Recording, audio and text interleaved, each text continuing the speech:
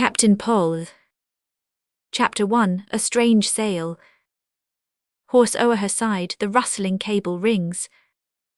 The sails are furled, and anchoring round she swings, and gathering loiterers on the land her boat descending from the ladder's stern. 'Tis manned, the oars keep concert to the strand, till grates her keel upon the shallow sand. Byron.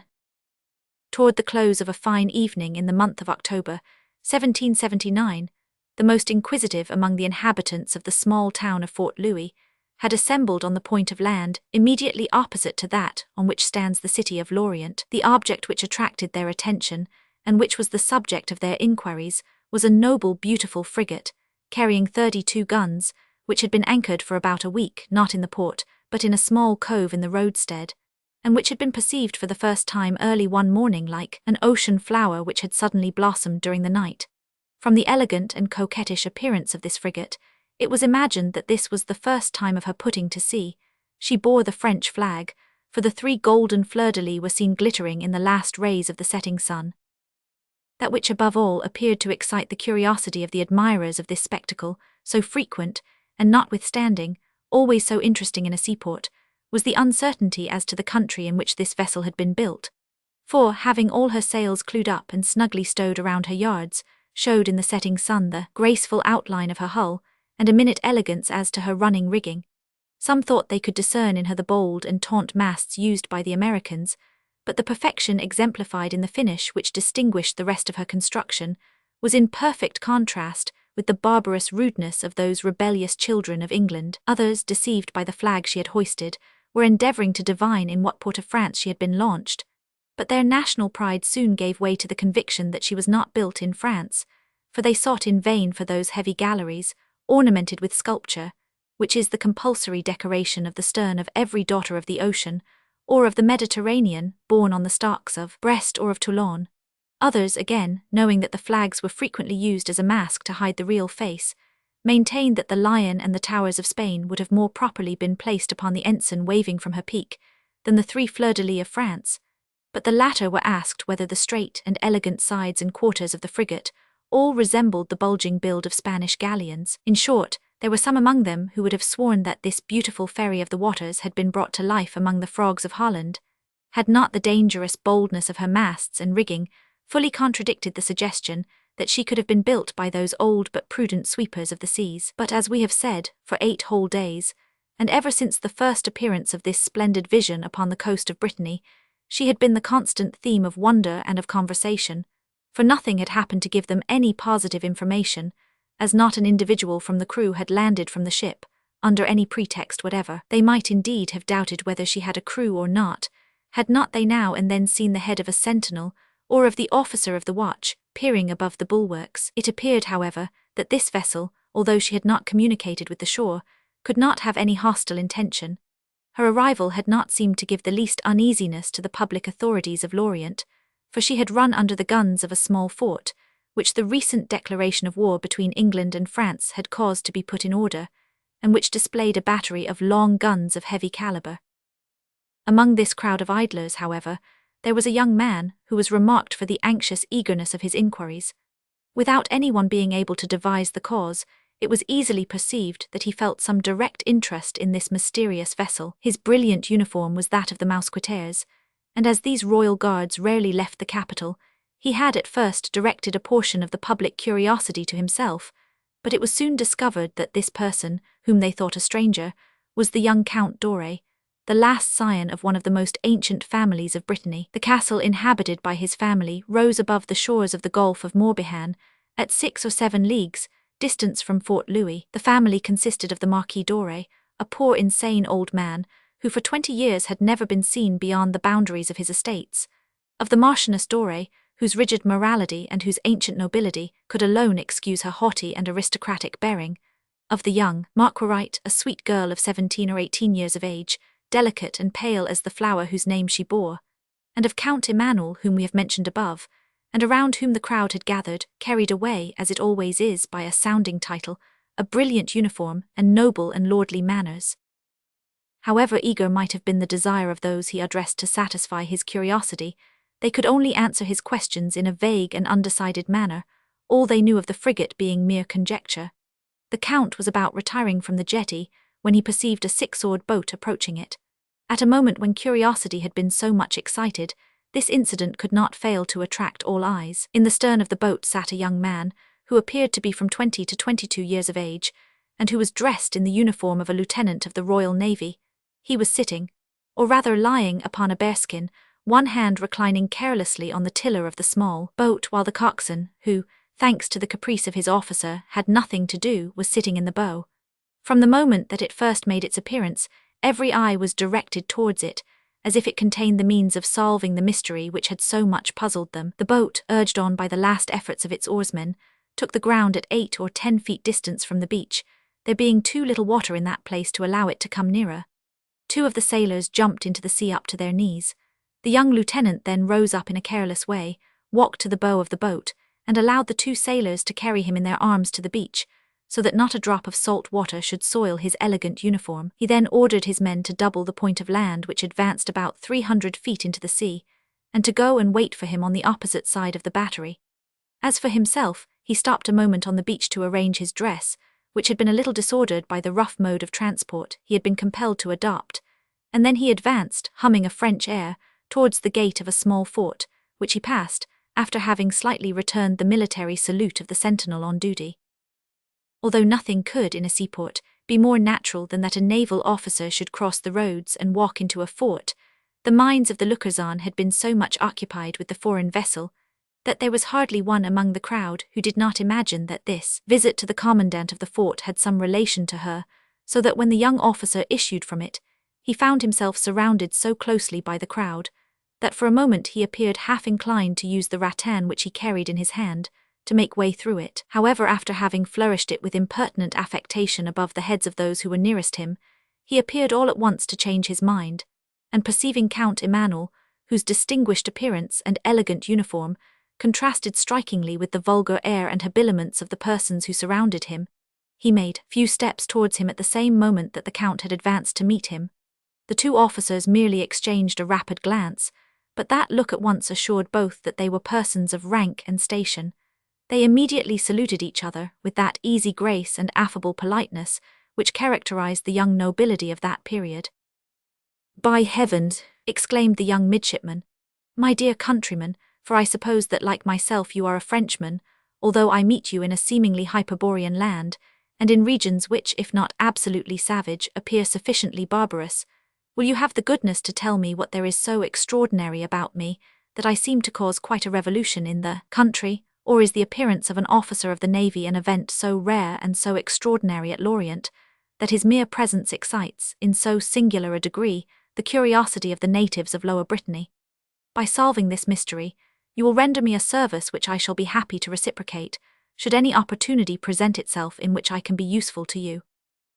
"This will be so much the more easy," replied Count Emmanuel, "as this curiosity is not founded in any feeling which you would consider offensive to your uniform or hostile to your person, and the proof of this is, my dear comrade, for I see by your epaulets that we are of equal rank in the service of His Majesty, that I participate with these honest Britons in the curiosity which they evince, although, perhaps, my motives are more weighty than theirs, in endeavouring to obtain a solution of the problem which has occupied us. If I can be of any assistance to you in the inquiries which you have undertaken, I place all the algebra I possess at your disposal. Only the position we are in is not a comfortable one to carry out mathematical demonstrations. Will it please you to remove to a small distance from these honest people, whose presence would only tend to confuse our calculations?" "Certainly," replied the Mousquetaire, "and the more readily, as, if I do not deceive myself, by walking this way I shall lead you nearer to your boat and your sailors." "Oh, that is not of the slightest consequence. Should this path not be convenient to you, we can take another. I have plenty of time, and my men are less eager to return on board than I am. Therefore we will about ship, if such is your good pleasure." "Not at all. On the contrary, let us go on. The nearer we are to the beach the better we can discuss the matter in question. Let us, therefore, walk upon this strip of land as far as we can." The young seaman, without replying a word, continued to walk on, like a man to whom the direction he was to take was perfectly indifferent, and these two young men who had thus met for the first time walked arm in arm as though they had been friends from infancy, towards the end of the promontory. When they had reached the extreme point, Count Emmanuel paused and pointed towards the frigate, saying, "Do you know what ship that is?" The young seaman threw a rapid and scrutinizing glance upon the mousquetaire, and then looked towards the ship. "Yes," replied he negligently, "it is a pretty frigate carrying 32 guns, with her sails bent and her starboard anchor atrip, ready to sail at the first signal given." "Excuse me," replied Emmanuel, smiling, "that is not what I ask of you. It signifies little to me how many guns she carries, or by what anchor she is holding. Is not that your technical mode of speaking?" The lieutenant smiled in turn. "But," continued Emmanuel, "what I wish to know is, to what nation she actually belongs, the port that she is bound to, and the name of her captain." "As to the nation she belongs to," replied the lieutenant, "she has taken care to give us that information herself, or she is an outrageous liar. Do you not see her flag flying from her peak? It is the flag without a stain, rather worn out from being too much used, that's all.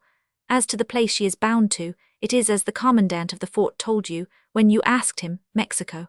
Emmanuel looked with astonishment at the young lieutenant. "And finally, as to her captain, that is a much more difficult matter. There are some people who would swear he is a young man about my own age or yours, for I believe we left the cradle pretty closely the one after the other. Although the professions we follow may place a long interval between our graves, there are others who pretend he is of the same age with my uncle the Count d'Estaing, who, as you doubtless know, has just been made an admiral, and who is at this moment affording every assistance to the rebels of America, as some people, even in France, still call them. But in short, as to his name, that is quite another thing. It is said he does not know it himself, and until some fortunate occurrence shall apprise him of it, he calls himself Paul." "Paul?"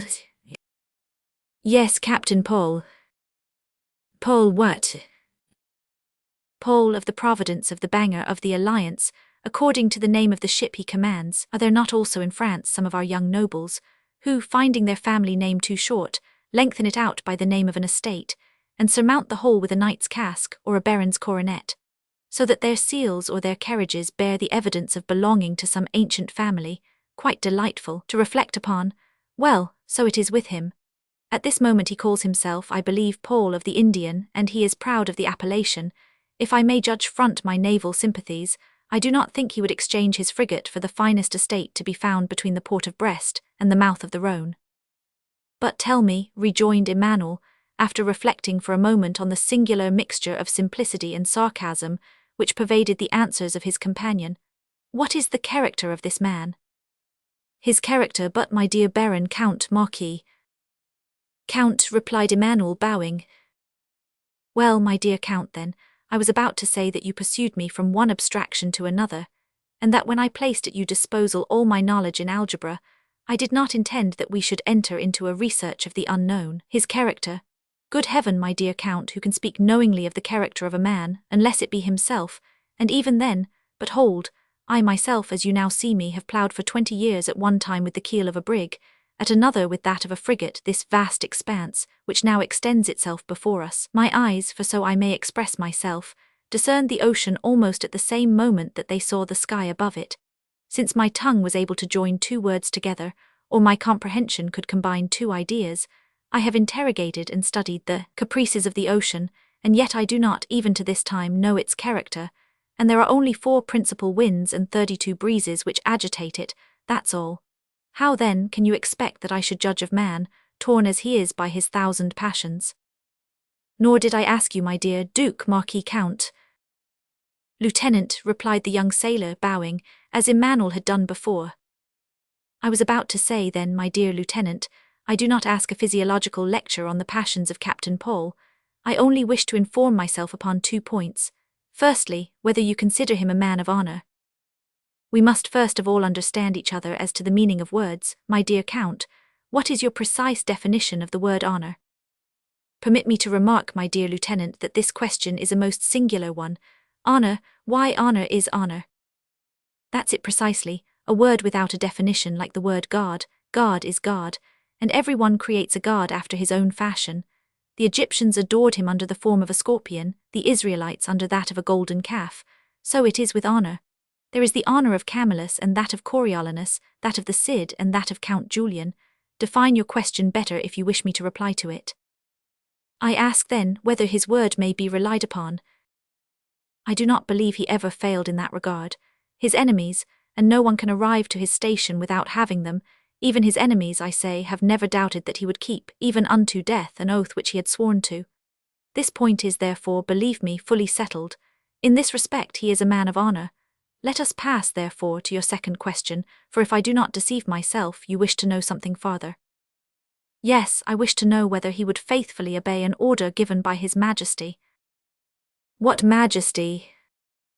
Really, my dear Lieutenant, you affect a difficulty of comprehension which would better suit the gown of a sophist than a naval uniform. Why so? You accuse me of cavilling because before replying I wish to know precisely what I have to answer.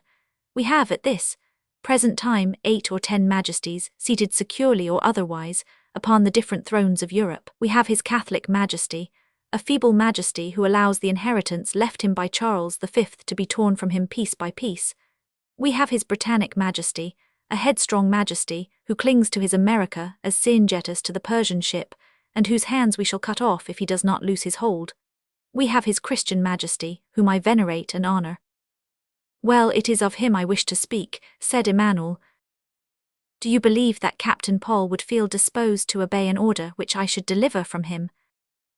Captain Paul, replied the lieutenant, would, as every captain ought to do, obey every order emanating from a power which has the right of commanding him, unless indeed he be an accursed pirate, or some damned privateersman, some buccaneer who owes no allegiance, and which I should doubt from the appearance of the frigate he commands and from the way she is fitted. He must have then in some drawer of his cabin a commission signed by some power or other. Well, should this commission bear the name of Louis and be sealed with the fleur-de-lis of France, there can be no doubt that he would obey any order sealed and signed by the same name. This is all then that I wish to be informed of, replied the young mousquetaire, who began to grow impatient at the strange and evasive answers given by his companion. I will only ask you one more question. I am ready to obey your wishes in that, as I have in the rest, Count, returned the lieutenant. Do you know any way of getting on board of that ship? There is one, replied the lieutenant, pointing towards his own boat, which lay rocked by the waves in a small creek close to them. That boat, why is it yours? Well, I will take you on board. You know this Captain Paul, then? I not in the least, but as nephew of an admiral I am naturally acquainted with every officer of a ship, from a boatswain who pipes the hands aloft, to the rear admiral who commands a squadron. Besides which we sailors have secret signs among us, a certain Masonic language, by which we know one another as brothers in whatever part of the ocean we may meet. You may therefore accept my proposal with the same frankness in which I offer it. My rowers and my boat are at your disposal. Do me this service then, said Emmanuel, and you will forgive me the annoyance I have caused by my tergiversations, will you not? Said the lieutenant. You cannot be surprised at it, continued he smiling. My dear Count, the solicitude of a seaman's life has given to us children of the sea the habit of soliloquizing. During a calm we invoke the winds, during the tempest we invoke the calm, and during the night we address ourselves to God. Emmanuel again looked doubtingly at his companion, who met his gaze with that apparent good-tempered simplicity, which had appeared to spread over his features every time he had become the object of investigation to the mousquetaire. The latter was surprised at this mixture of contempt for human things and of poetic feeling toward the works of God, but finding that this singular man was disposed to render him, although in a strange manner, the service he had asked of him, he accepted his proffered assistance. 5 minutes afterwards, the 2 young men were advancing towards the unknown vessel with as much rapidity as the vigor of 6 stout rowers could give to the light bark in which they were seated. Their oars rose and fell with so regular a movement that it appeared rather impelled by some powerful machine than by the combination of human strength. Chapter 2: The Frigate. And oh, the little warlike world within! The well-reeved guns, the netted canopy, the hoarse command, the busy humming din.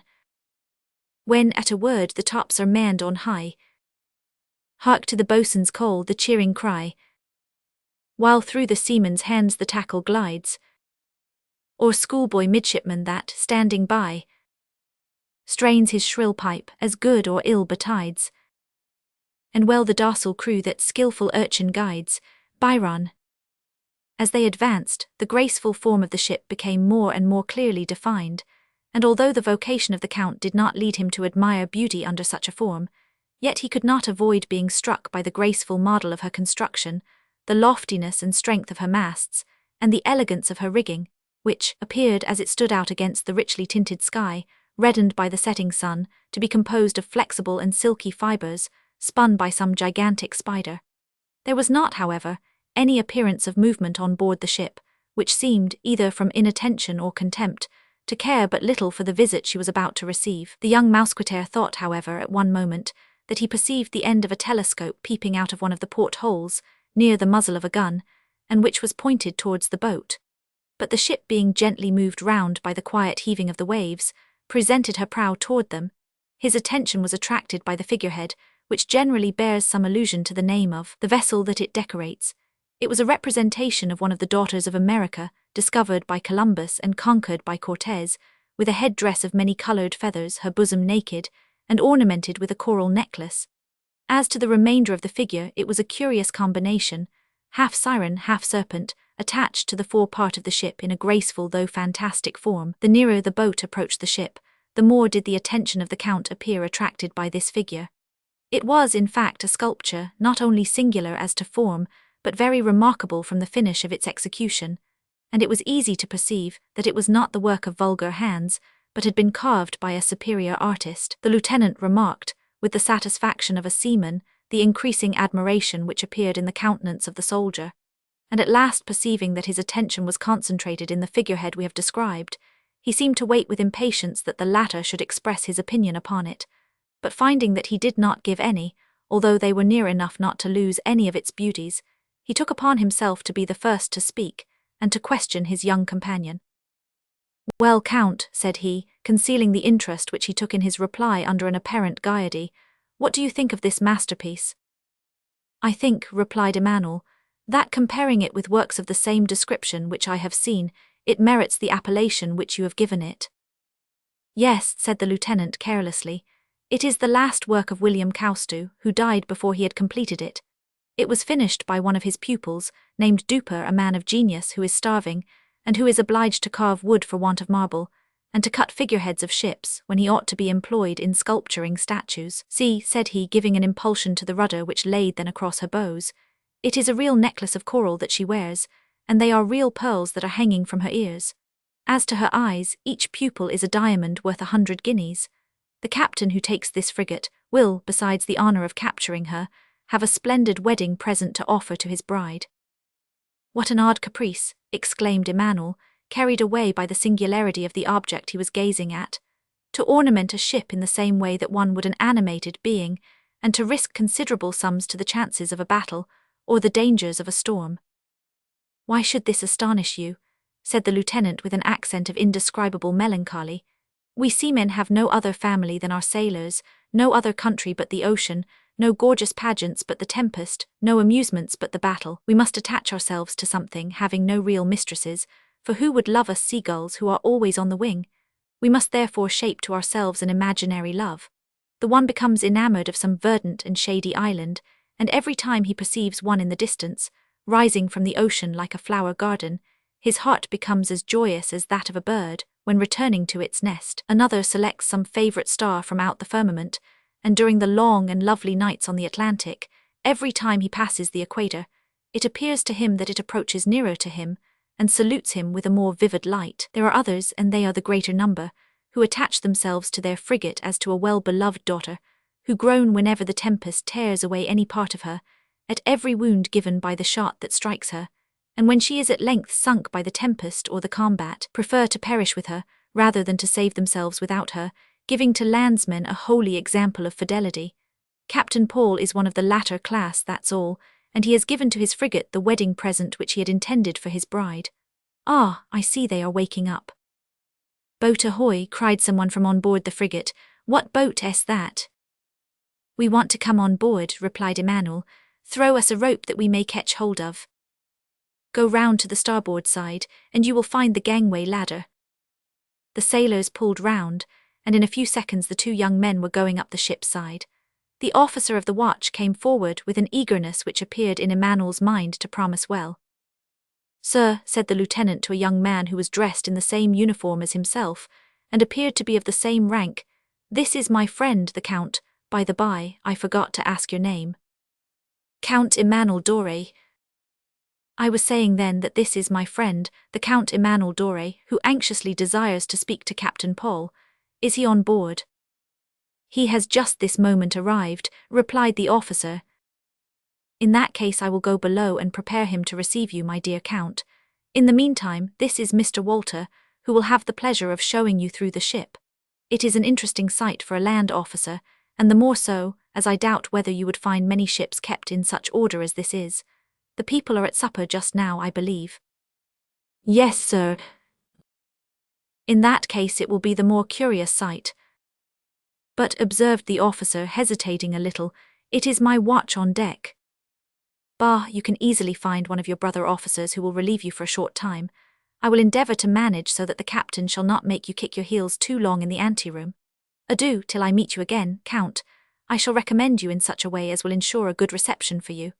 With these words, the young lieutenant disappeared down the companion ladder, while the one who remained with Emmanuel to show him over the ship took him into the 'tween decks.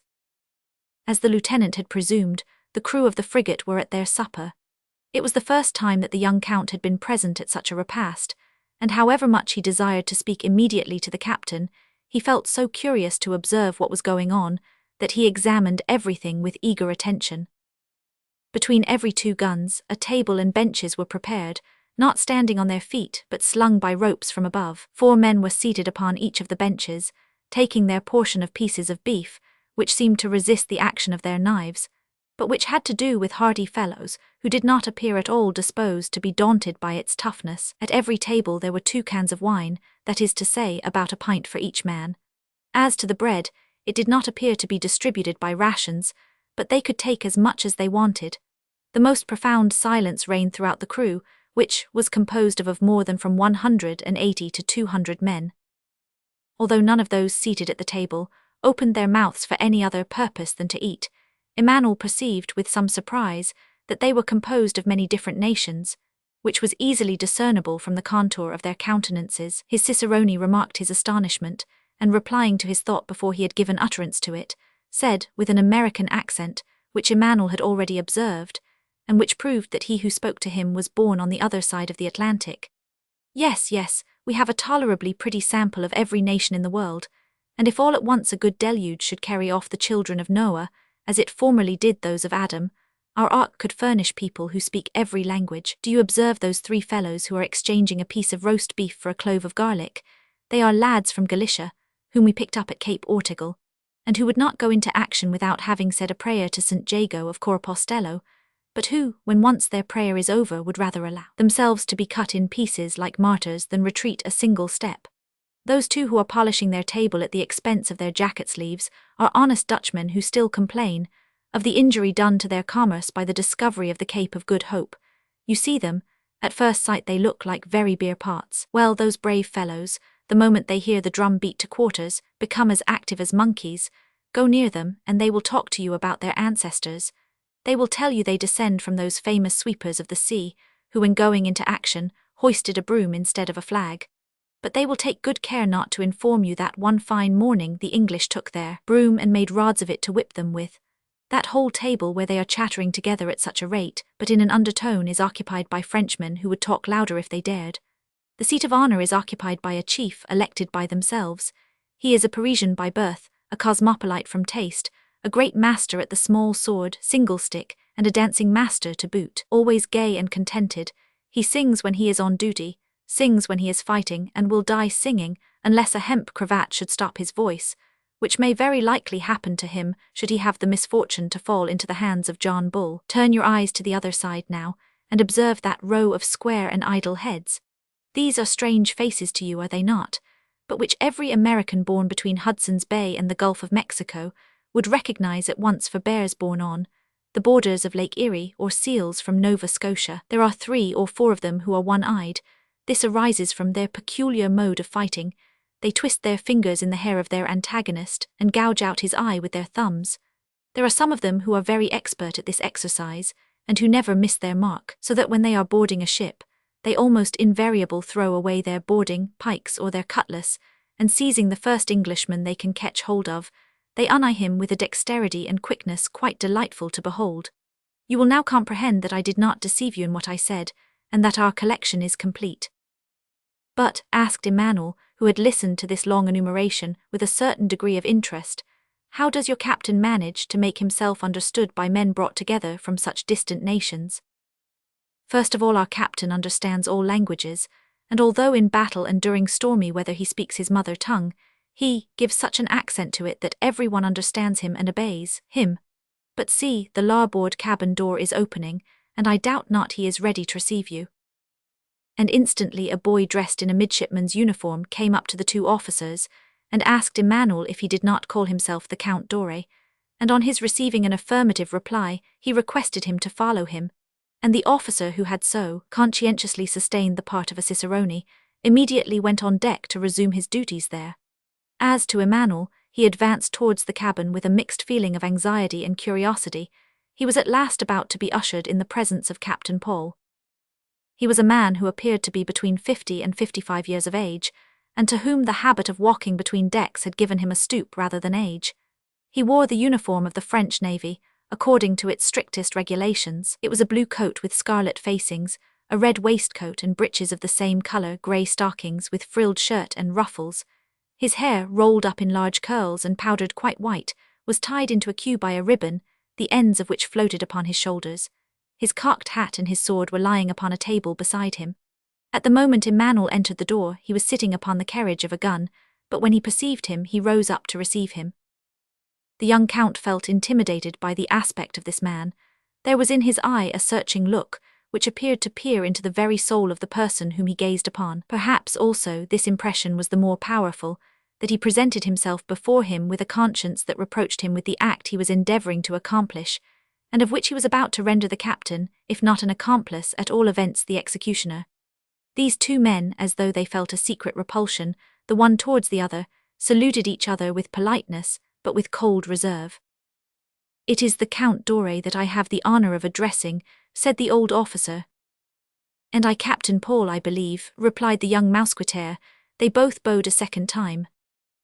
"May I know to what fortunate chance I owe the honour," rejoined the captain, "of the visit which is now paid to me by the heir of one of the oldest and greatest families in Brittany?" Emmanuel bowed again by way of thanks for this compliment, and then, after hesitating for a moment as if he found it difficult to open the conversation, he observed, "I am told, Captain Paul, that you are bound to the Gulf of Mexico." "And you have not been deceived, sir. I purpose sailing for New Orleans, calling on my way at Cayenne and at the Havana." "This falls out very fortunately, Captain, and you will not have to alter your course, in case you should be willing to undertake the execution of the order of which I am the bearer." "You have an order to communicate to me, sir, and from whom?" "From the Minister of Marine." "An order addressed to me personally," reiterated the captain doubtingly. "Not personally to you, sir, but to any captain of the Royal Navy who may be about to sail for South America." "Of what nature is it, Count?" "A state prisoner to be transported to Cayenne." "And you have the order with you?" "Here it is," replied Emmanuel, taking it from his pocket and presenting it to the captain. He took the paper, and going near the cabin window that he might avail himself of the last gleam of daylight, he read aloud. "The Ministers of Marine and of the Colonies orders any captain or lieutenant, commanding a government vessel, who may be about to sail for South America, or for the Gulf of Mexico, to take on board his ship and to land at Cayenne, the person named Lusignan, condemned to transportation for life. During the passage the convict shall take his meals in his own cabin, and shall not be allowed to have any communication with the ship's company." "Is the order in due form?" asked Emmanuel. "Perfectly, sir," replied the captain. "And are you disposed to execute it?" "Am I not under the orders of the Minister of Marine?" "The prisoner may then be sent to you." "Whenever you will, but it had better be this evening or as soon as possible, as I do not expect to be long in these roads." "I will take care that due diligence shall be used." "Is this all that you have to say to me?" "Nothing further excepting to add my thanks." "Do not add anything, sir. The minister orders and I obey, that's all. It is a duty which I fulfill and not a service that I am rendering."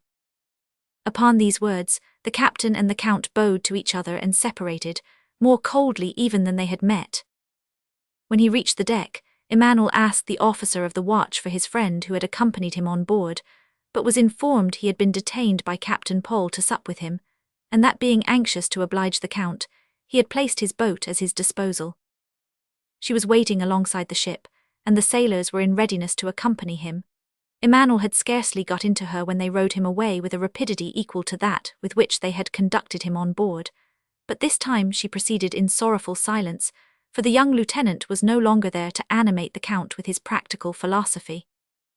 That same night the prisoner was conducted on board the Indian, and the next morning at daybreak, the inquisitive inhabitants of the coast no longer discerned the frigate which had given rise to so many conjectures, and whose unexpected arrival, her remaining there without any apparent object, and her spontaneous departure, remained an inexplicable mystery to the inhabitants of Fort Louis. Chapter 3: The Sea Fight. The gallant vessels side by side did lie, yardarm, and the murderous guns belched forth their flame and shot, till the white decks ran like a sea with blood, uncertain still. The Victory stood till Parry, waving his bright sword o'er his head, cried, "Follow me." 100 shouts responded to this call. Then with one spring he bounded on the deck of his determined foe, oxed play. As the motives which had induced Captain Paul to visit the coast of Brittany had no relation with our history, excepting as far as regards the events which we have related, we shall leave our readers in the same state of uncertainty as were the inhabitants of Fort Louis. And although our vocation and our sympathies naturally incline us to terra firma, we must follow our hero for a few days in his adventurous course upon the ocean. The weather was as beautiful as it generally is on the western coast of France at the commencement of autumn. The Indian sailed gaily on with as fair a wind as could blow for her. The ship's crew, excepting those actually employed in manoeuvring the vessel, were availing themselves of the fine weather and occupied in their own matters, as caprice directed them, or were idly lounging about the ship, when all at once a voice which appeared to descend from the sky called out, "Below there." "Hullo there," replied the quartermaster, who was standing near the helm. "Sail ho," cried the seaman who was on the lookout at the head mast. "Sail ho," repeated the quartermaster. "Officer of the deck, be so good as to inform the captain there is a sail in sight." A sail," re-echoed the crew from different parts of the deck, for at that moment a wave, having raised the vessel which appeared upon the horizon, had for an instant rendered her visible to the eyes of the ship's company.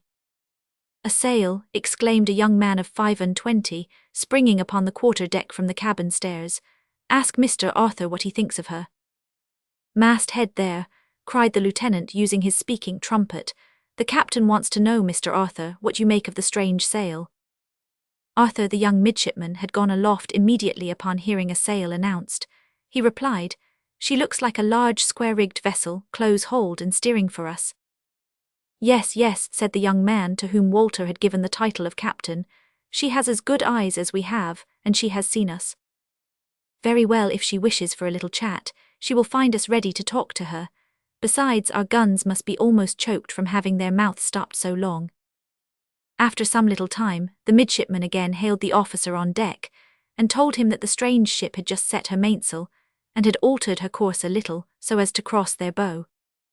"Sir," said the captain, addressing the lieutenant, "get ready to beat to quarters, we must prepare for this fellow, he looks rather suspicious." And then calling out to the midshipman, "How does the ship seem to sail, Mr. Arthur? What do you think of her?" "She seems to be a fast sailer, and is a man-o'-war, I should think, by the squareness of her yards, and although I cannot see her flag, I would wager that she bears King George's commission." "I should not wonder," observed the captain to the first lieutenant, "and that she has orders to give chase to a certain frigate called the Indian, and that her commander is promised good promotion should he succeed in capturing her. Ha, now she is loosing her top-gallant sails. The bloodhound has scented us and is decidedly about to give us chase. Set our top-gallant sails too, Mr. Walter, and let us keep our course without varying a point. We shall see whether they will dare to come athwart our hawse."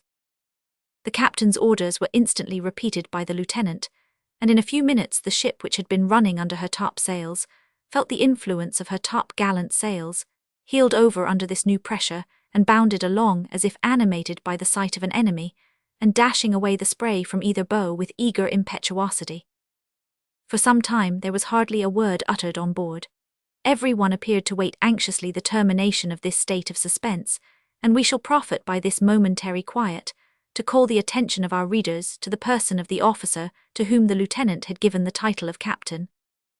It was no longer either the young and sceptical lieutenant whom we have seen accompanying the Count Dore on board the ship, nor the old sea-wolf with his stooping gait and harsh and snappish answers, who had received him in the cabin. He was a handsome young man, from 20 to 25 years of age, as we have said before, who, having thrown off all disguise, appeared at length in his own person, and dressed in the fanciful uniform which he always wore when upon the wide ocean. It was a sort of great coat of black velvet, with gold shoulder knots and fastened with hooks and eyes of the same metal.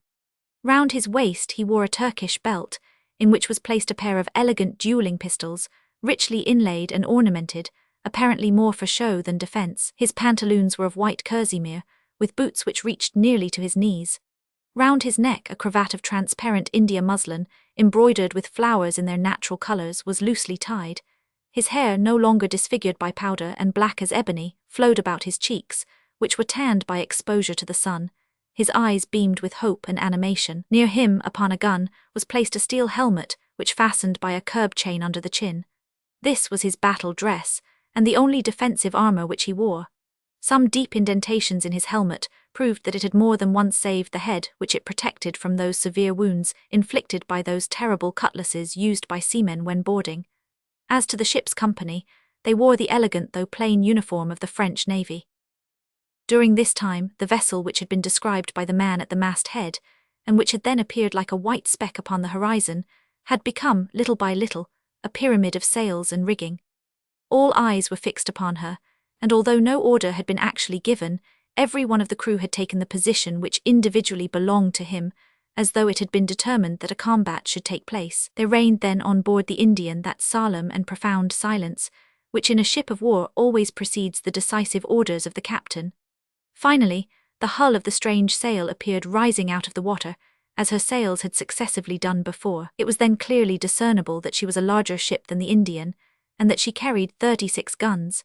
She, however, showed no colours, and as her crew were carefully and completely concealed behind her bulwarks, it was impossible to ascertain, unless by some particular indications, to what nation she belonged. These two observations were made almost at the same moment by Captain Paul. The last, however, seemed to strike him the most forcibly. "It appears," said he, addressing his lieutenant, "that we are going to have a scene of a masked ball. Order Arthur to bring us a few flags, and let us prove to this unknown that the Indian has several disguises at her disposal. And then, Mr. Walter, give orders that cutlasses and boarding pikes be distributed, for we can hardly expect in these seas to meet with any but enemies' ships." The two orders were executed as soon as given. In an instant the young midshipman had brought on deck a dozen flags of different nations, and Lieutenant Walter, having had the arm chest opened, had boarding pikes piled in different positions throughout the ship, and had distributed cutlasses and axes to the ship's company. He then returned to his place by the captain's side. Every man again resumed his post by instinct rather than by order, for they had not yet beat to quarters, so that the apparent confusion which had existed for a moment ceased at once, and the frigate became once more, as it were, silent and attentive. However, the two ships following their converging directions continued to approach each other. When they were about the distance of 3 gun-shots, "Mr. Walter," said the captain, "I think it is time we should begin to mystify our good friend here. Let us show him the old Scotch flag."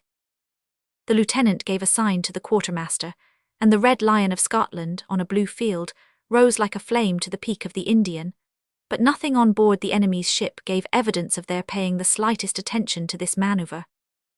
"Yes, yes," murmured the captain, "the 3 leopards of England have so well filed the teeth and pared the claws of the Scottish lion that they pay no attention to him, believing that he is tamed because he is defenceless. Show him some other colour, Mr. Walter, and perhaps we shall succeed in loosening his tongue."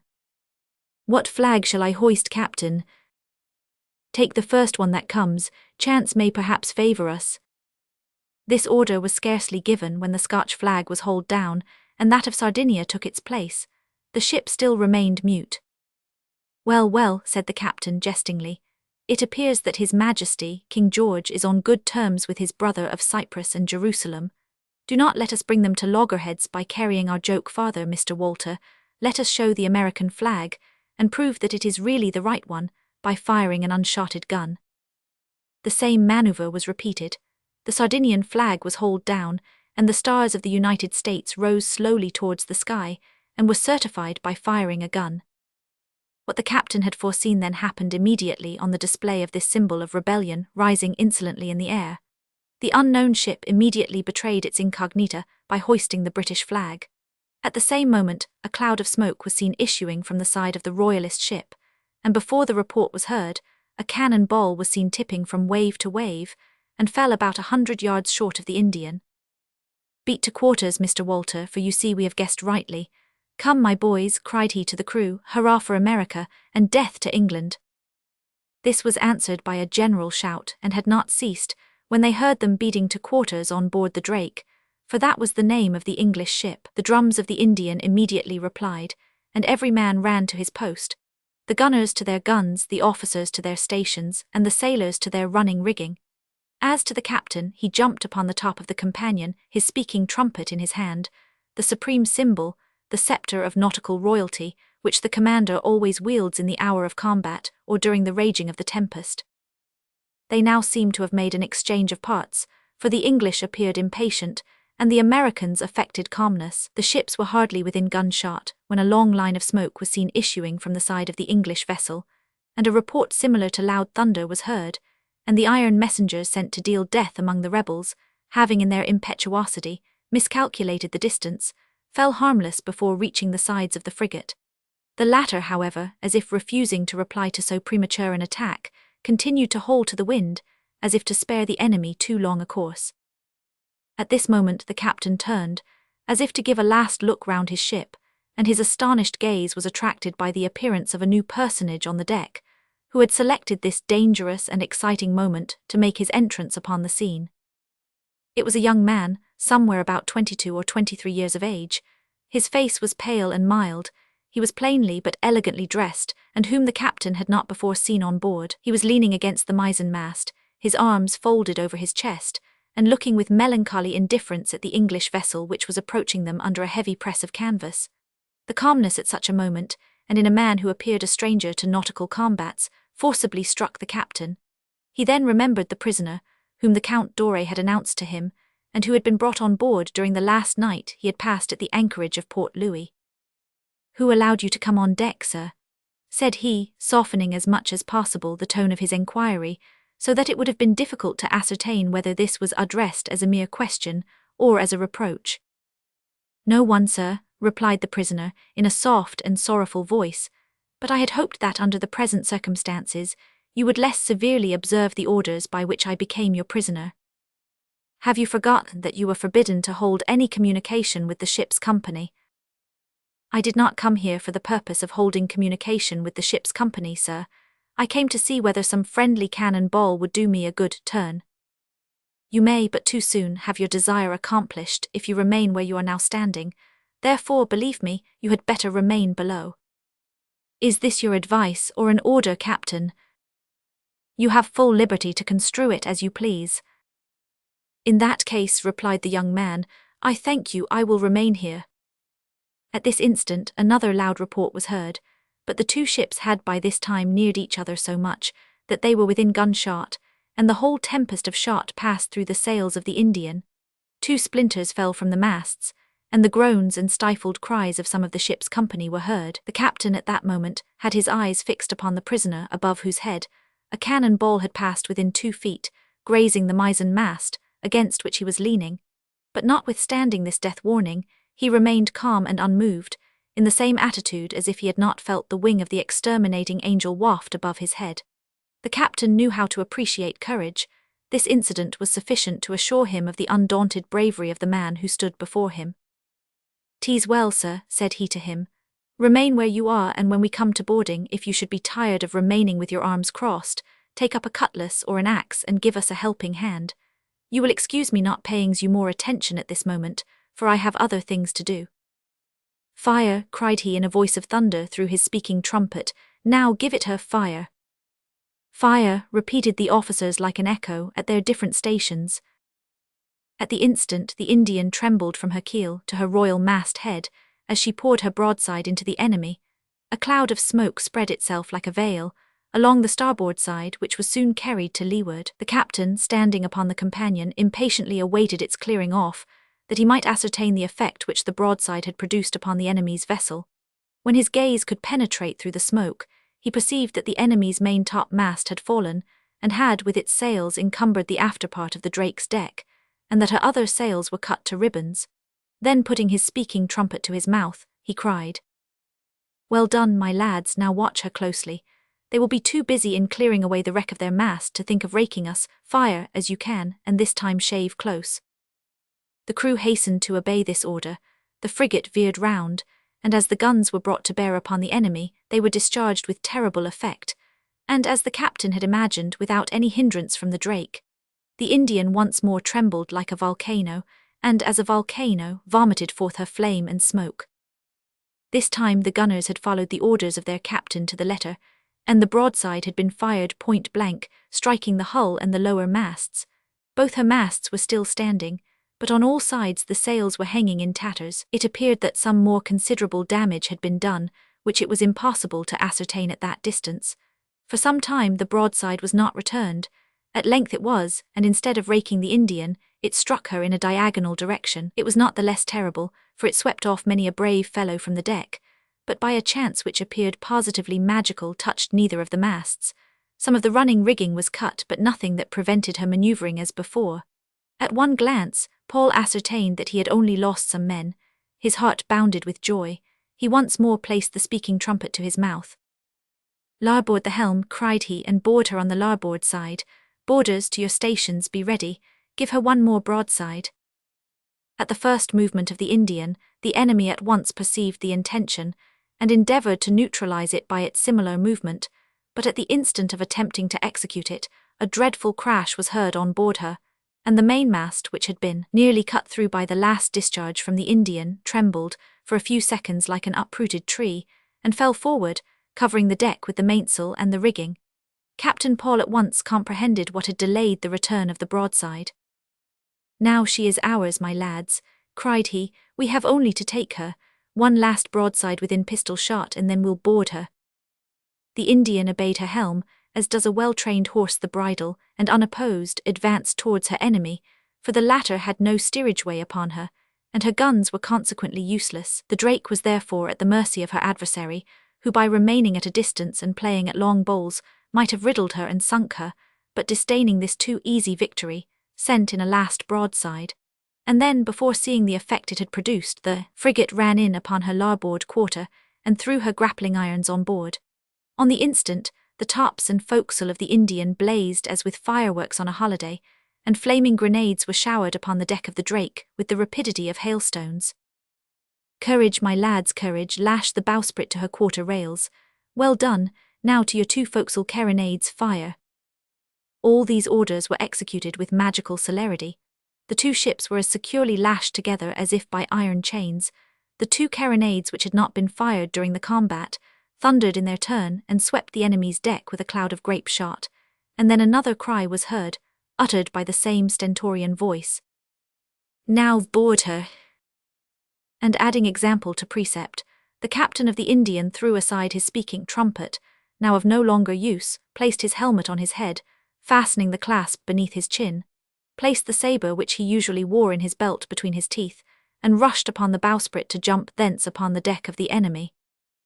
Although this movement followed the order he had given with as great rapidity as the thunder succeeds the lightning, he was only the second upon the English deck.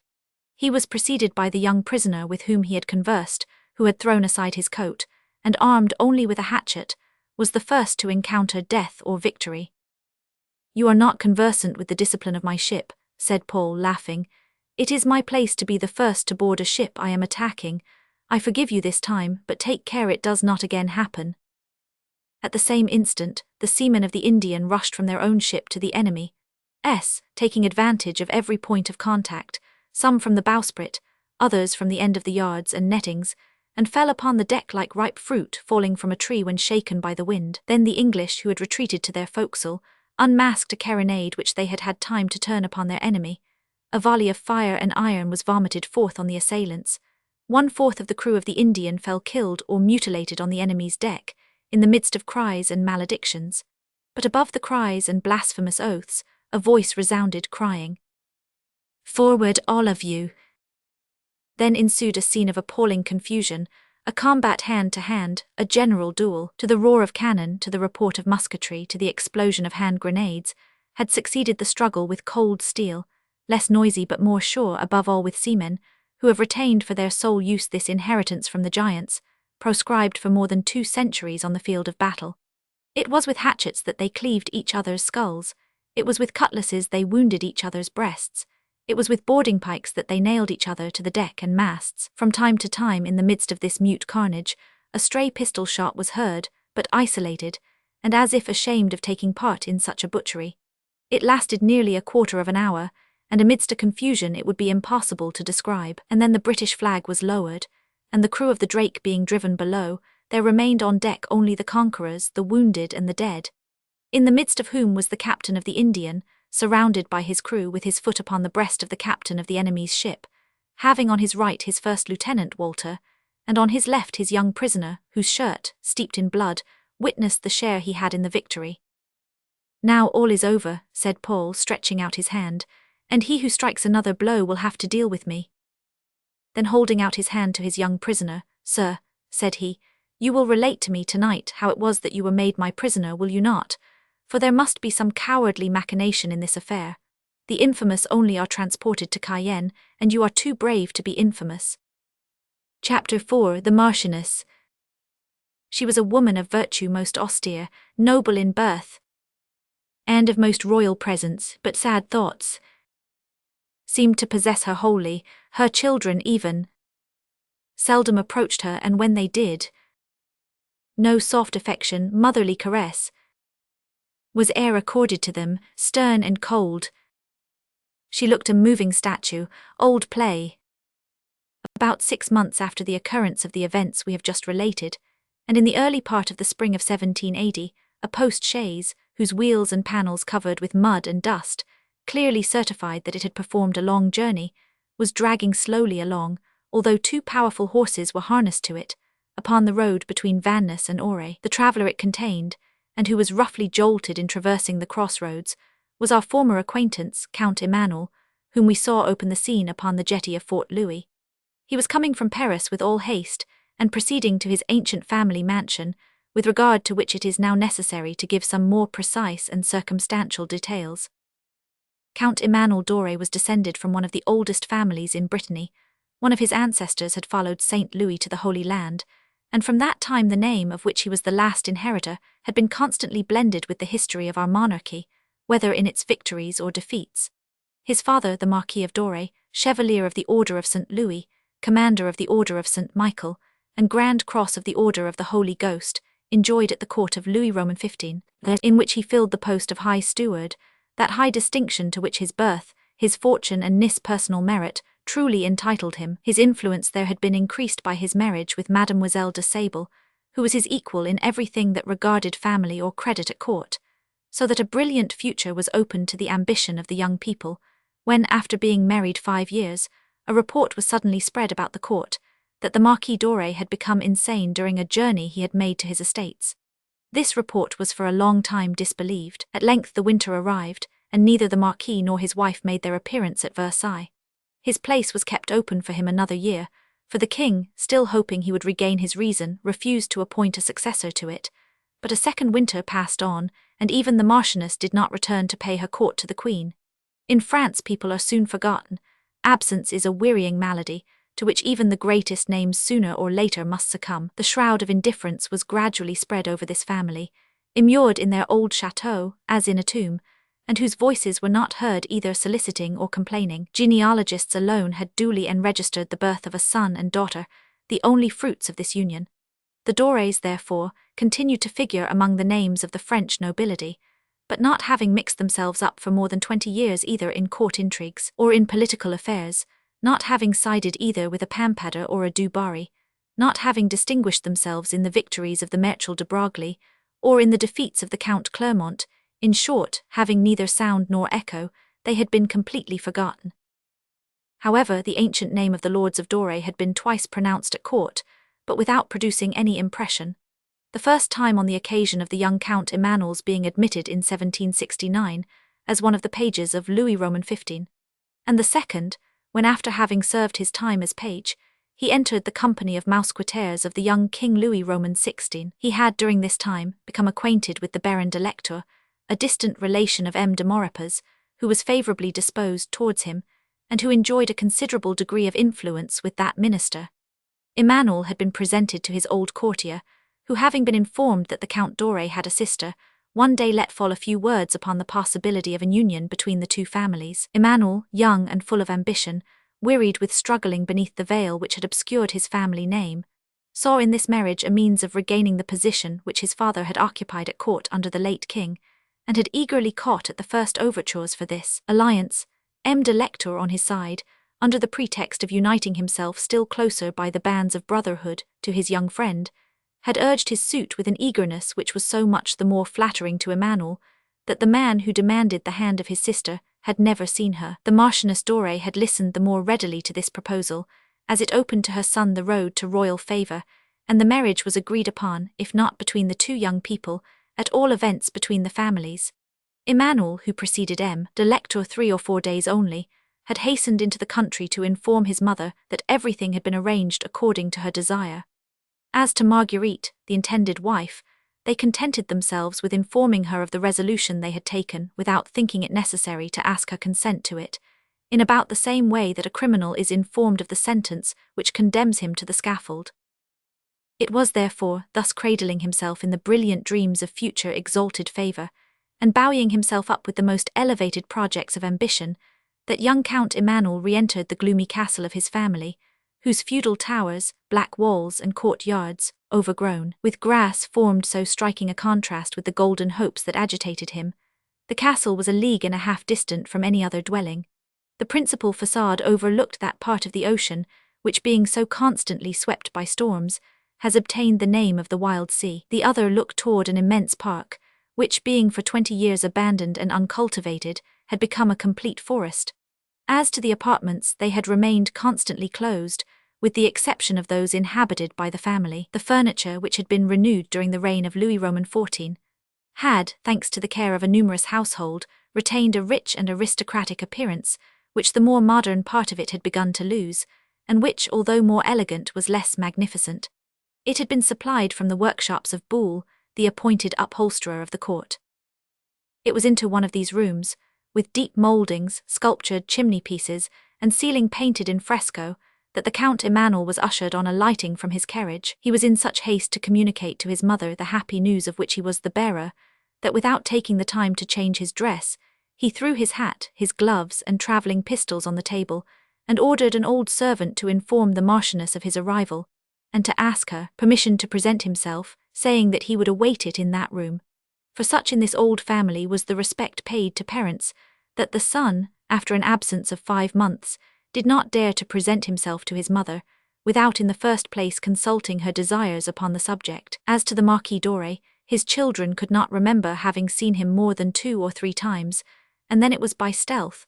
For his insanity was of a nature, it was said, that certain objects irritated, and they had been always kept from him with the greatest precaution. The Marchioness alone, a model of conjugal virtue, remained always with him, fulfilling towards the poor lunatic not only the duties of a wife, but also those of a servant. Consequently, her name was revered in the surrounding villages, as that of a saint, whose devotedness on earth has gained a place in heaven. In a few moments the old servant returned, and announced that the Marchioness Dore preferred coming down to him, and begged that the Count would wait for her in the room in which he then was. Almost immediately afterward the door of the room again opened, and Emmanuel's mother entered it. She was about 40 or 45 years of age, tall and pale, but still handsome, whose calm, austere and melancholy features had a singular appearance of haughtiness, energy and command. She was in costume of a widow as adopted in 1760, for since the time that her husband had lost his reason, she had never laid aside her mourning garments. Her long black gown gave to her movements, cold and slow as those of a shadow, a solemn appearance which shed around this extraordinary woman a feeling of awe, which even filial affection had never been able to surmount. Therefore, on seeing her, Emmanuel started as at the sight of an unexpected apparition, and instantly rising, he advanced 3 steps toward her, respectfully went down upon one knee, and kissed the hand she presented to him. "Rise, sir," said the Marchioness. "I am happy to see you again." And she pronounced these words with as little emotion as if her son, who had been absent 5 months, had left her but the day before. Emmanuel obeyed, conducted his mother to a large arm-chair, in which she seated herself, and he remained standing before her. "I received your letter, Count," she said, "and I congratulate you on your skill. You appear to me born for diplomacy, and even more so than for military life. You ought to request the Baron de Lector to obtain an embassy for you, rather than a regiment." "Lector is ready to solicit anything we may desire, madam, and what is more, he will obtain anything we may solicit, so great is his power with M. Maurepas, and so great is his love for my sister." "In love with a woman he has never seen."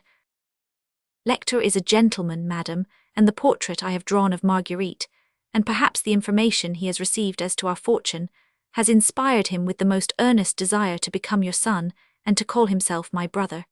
And therefore he has requested that all the preliminary ceremonies may be gone through in his absence. You have obtained the publication of the banns, madam?" "Yes." "The day after tomorrow, then, the marriage contract can be signed." "With the help of God, all will be ready." "Thanks, madam." "But tell me," continued the Marchioness, leaning on the arm of her chair and bending toward Emmanuel, "has he not questioned you regarding that young man, for whom he obtained from the minister an order of deportation?" "By no means, my mother. These are services which are asked without entering into any explanation, and which are granted in implicit confidence. It is well understood between people who know the world, that they are to be forgotten as soon as rendered." "Then he knows nothing." "No, but did he know all?" Well, madam, I believe he is so much of a philosopher, that the discovery would not in any way influence his determination." "I thought as much. He is a ruined spendthrift," replied the Marchioness with an indescribable expression of contempt, and as if speaking to herself. "But supposing it should be so," said Emmanuel anxiously, "your resolution would be still unchanged, I hope." "Are we not rich enough to repair his fortune if he can restore our former influence?" "Then there is only my sister." "Do you doubt that she will obey me when I inform her of my will?" "Can you believe, then, that she has forgotten Lusignan?" "For 7 months at least, she has not dared to remember him in my presence." "Reflect, my mother, that this marriage is the only means by which our family can be restored to influence, for there is one thing I must not conceal from you. My father has been ill for 15 years, and having been absent from court so long, was completely forgotten by the old king at his death, and by the young king on his accession to the throne. Your virtuous attention to the Marquis has not permitted you to leave him, even for a moment, since the hour in which he was deprived of reason. Your virtues, madam, are of that nature which God sees and recompenses, but of which the world remains ignorant. And while you are fulfilling in this old forgotten castle in Brittany the holy and consolatory mission which you call a duty, your former friends disappear, they die, or they forget you. This is a painful truth to people who, like us, can count 600 years of illustrious nobility. For when I reappeared at court, our name, the name of the family Dore, was hardly known to their majesties, but as an historical recollection. "Yes, I know full well that kings have but short memories," murmured the Marchioness, but instantly, and as if reproaching herself for such a blasphemy, she rejoined, "I hope that the blessing of God may always attend their majesties and France." "And what can in any way affect their happiness?" replied Emmanuel with that perfect confidence in the future, which in those days was the distinctive characteristic of the hare-brained and unthinking nobility. Louis Roman XVI is young and good, Marie Antoinette young and lovely, both of them beloved by a brave and loyal people. Fate has placed them, heaven be praised, beyond the reach of every evil. "No one, my son," replied the Marchioness, mournfully shaking her head, "believe me, is placed beyond the reach of human woes and human frailty. No heart, however confidently its owner may believe that he can master it, firm as it may be, is proof against the passions, and no head, were it even a crowned one, but may be blanched in a single night. The people, you say, are brave and loyal." The Marchioness arose and slowly advanced to the window, and with a solemn gesture pointing to the ocean. "Observe that sea. It is now calm and peaceful, And yet tomorrow, this night, in an hour perhaps, the breath of the tempest may bear us the cries of distress of unhappy beings it is about to engulf. Although I am separated from the world, strange reports sometimes reach my ears, borne as it were by invisible and prophetic spirits. Does there not exist a sect of philosophers which has led away men of high name, by the errors which it propagates? Do they not speak of a whole world, which is detaching itself from the mother country, whose children refuse to acknowledge their father? Is there not a people who style themselves a nation? Have I not heard it said that men of high birth have crossed the ocean, to offer to rebels swords which their ancestors never drew but at the call of their legitimate sovereigns? And have I not been told, moreover, or is it but the dream of my solitude, that King Louis Roman XVI and the Queen Marie Antoinette herself, forgetting that sovereigns are a family of brothers, have authorized these armed emigrations, and have given letters of marque to I know not what foreign pirate? All this is true, said Emmanuel, much astonished. May God then watch over their majesties, the King and Queen of France, rejoined the Marchioness as she slowly retired from the room, leaving Emmanuel so astounded at these painful forebodings, that he saw her withdraw without uttering a word, or even making a gesture to retain her. Emmanuel remained for some time pensive and serious, but soon his buoyant character surmounted these gloomy presages, and as if thinking to change his ideas by changing the view he had been gazing at, he left the window which opened towards the sea, and crossed the room to another, whence he could discern the whole of the plain which extends itself between Doré and Vannes. He had been there but a few minutes when he perceived two persons on horseback, following the same road he had just travelled over, and who appeared to be approaching the castle. As they drew nearer he could distinguish that they were a gentleman and his servant. The first, dressed in the costume of young men of fashion of that day, that is to say, in a short green riding coat with gold frogs, stocking-knit breeches and top boots, wearing a round hat with a broad brim, and his hair tied with a large bow of ribbons. He was mounted on an English horse of rare beauty and great value, which he managed with a grace that proved he had made equestrian exercises a profound study. He was followed at a short distance by a servant, whose aristocratic livery was in perfect harmony with the lordly air of the person whom he served. Emmanuel imagined for a moment, on seeing them proceed so directly towards the castle, that it was the Baron de Lectoure, who, having hastened his departure from Paris, intended to surprise him. But he soon found that he was mistaken, and although it appeared to him that it was not the first time he had seen the horseman, he could not recollect where or under what circumstances he had met him. While he was racking his memory to discover the event in his life with which this vague remembrance was connected, the strangers had disappeared behind an angle of the castle wall. 5 minutes afterwards Emmanuel heard the sound of their horses' feet in the courtyard, and almost immediately the door was opened. A servant announced, "Mr. Paul." Chapter 5. Devoted Loves. Woman's love, once given, may break the heart that holds, but never melts into air save with her latest sigh. Bulwer, the sea captain.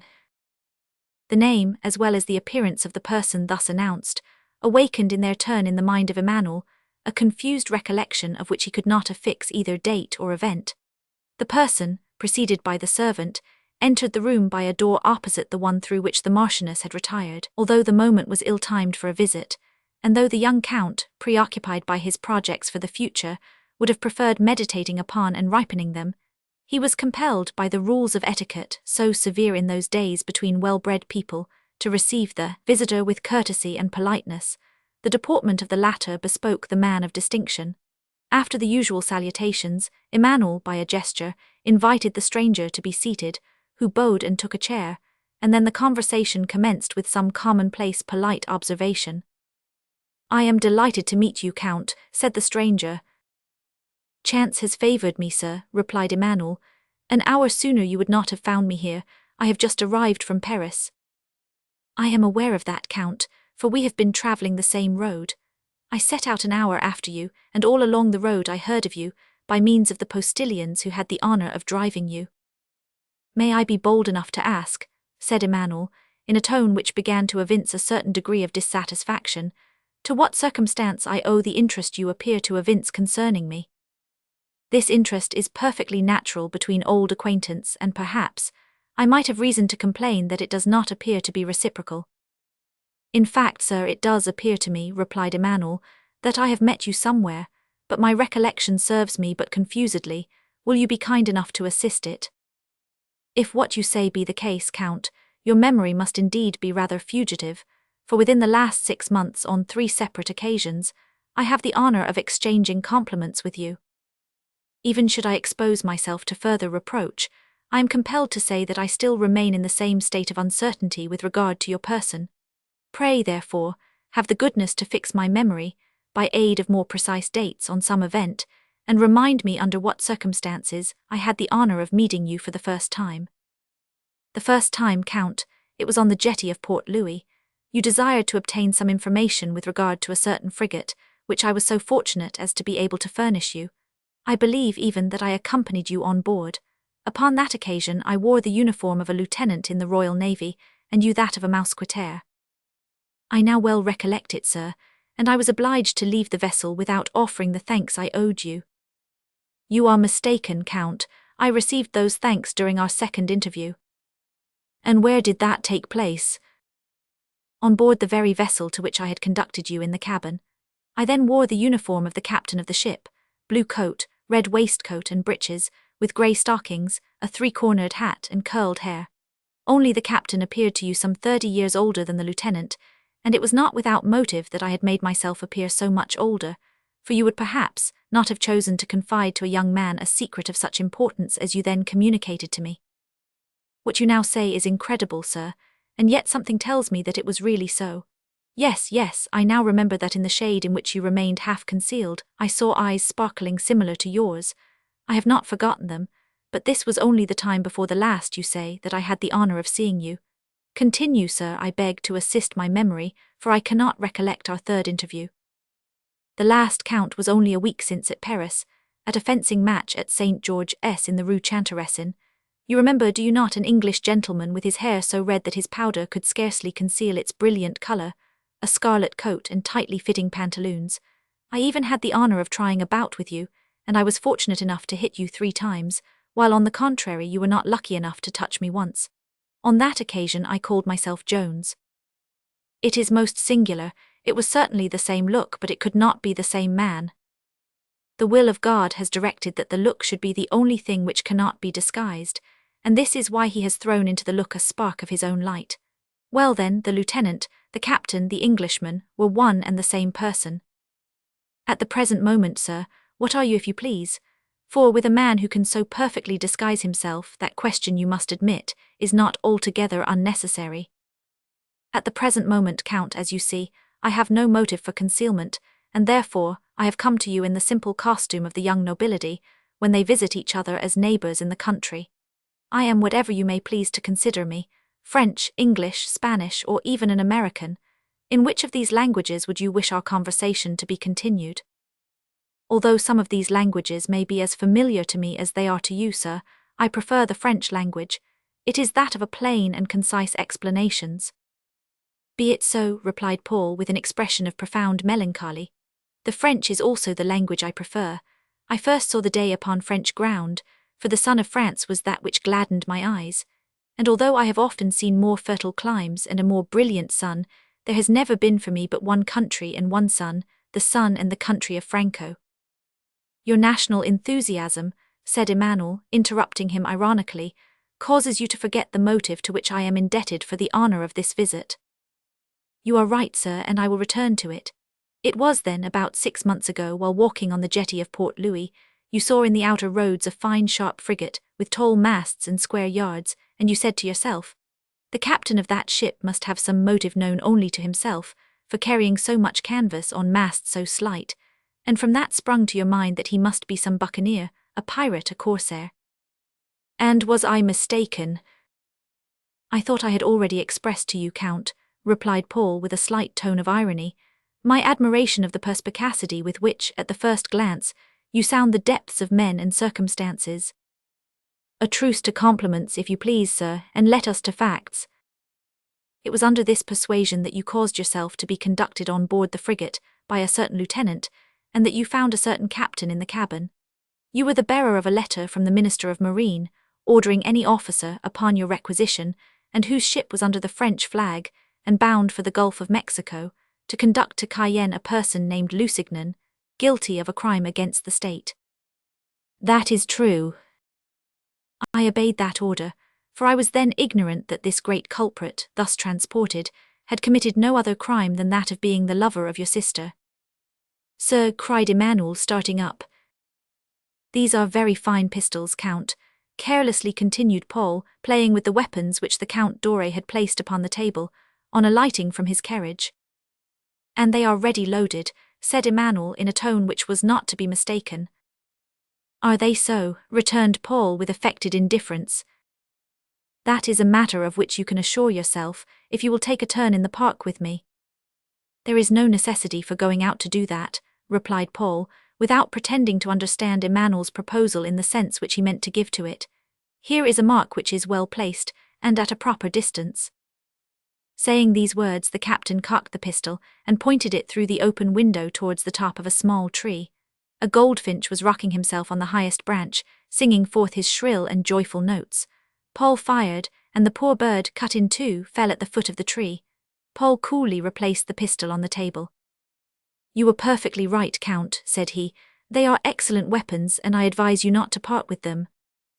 You have just given me an extraordinary proof of it, replied Emmanuel, and I feel bound to acknowledge that you have a steady hand. There is nothing extraordinary in that, rejoined Paul, in that melancholy tone which was peculiar to him. During those long days, when not a breath passes over that mirror of the Supreme Being, which is called the ocean, we seamen are compelled to seek for amusements to which you landsmen are daily accustomed. Then we try our skill upon the seagulls, which hover over the crest of a wave, or the fish-hawks, which dart down upon the imprudent tenant of the deep that rise to its surface, or again upon the swallows which, fatigued with a long flight, alight upon the royal masthead, or on the yards or rigging. It is thus, Count, that we acquire some dexterity in exercises which may appear so incompatible with our profession. Go on, sir, and if it be possible, let us return to the subject of our conversation. He was a handsome, brave young man, this Lusignan. He related his whole history to me. That being the son of an old friend of your father's who had died poor, he had been adopted by him some 2 years before the unknown accident occurred which deprived him of his reason, that having been brought up with you, he had inspired you with hatred, your sister with affection. He told me that, during the long years they passed together in the same solitude, they never perceived the isolation from the world in which they lived, excepting when they were absent from each other. He recounted to me all the details of their youthful love, and how Marguerite had one day said to him, in the words of the tender maiden of Verona, I will be thine, or else I'll be the tomb. She has but too truly kept her word. Yes, has she not? And you virtuous people call that shame and dishonor, when a poor child, lost through her own innocence, is carried away by love, your mother whose duties estranged her from her daughter, and perpetually confined her to your father's room.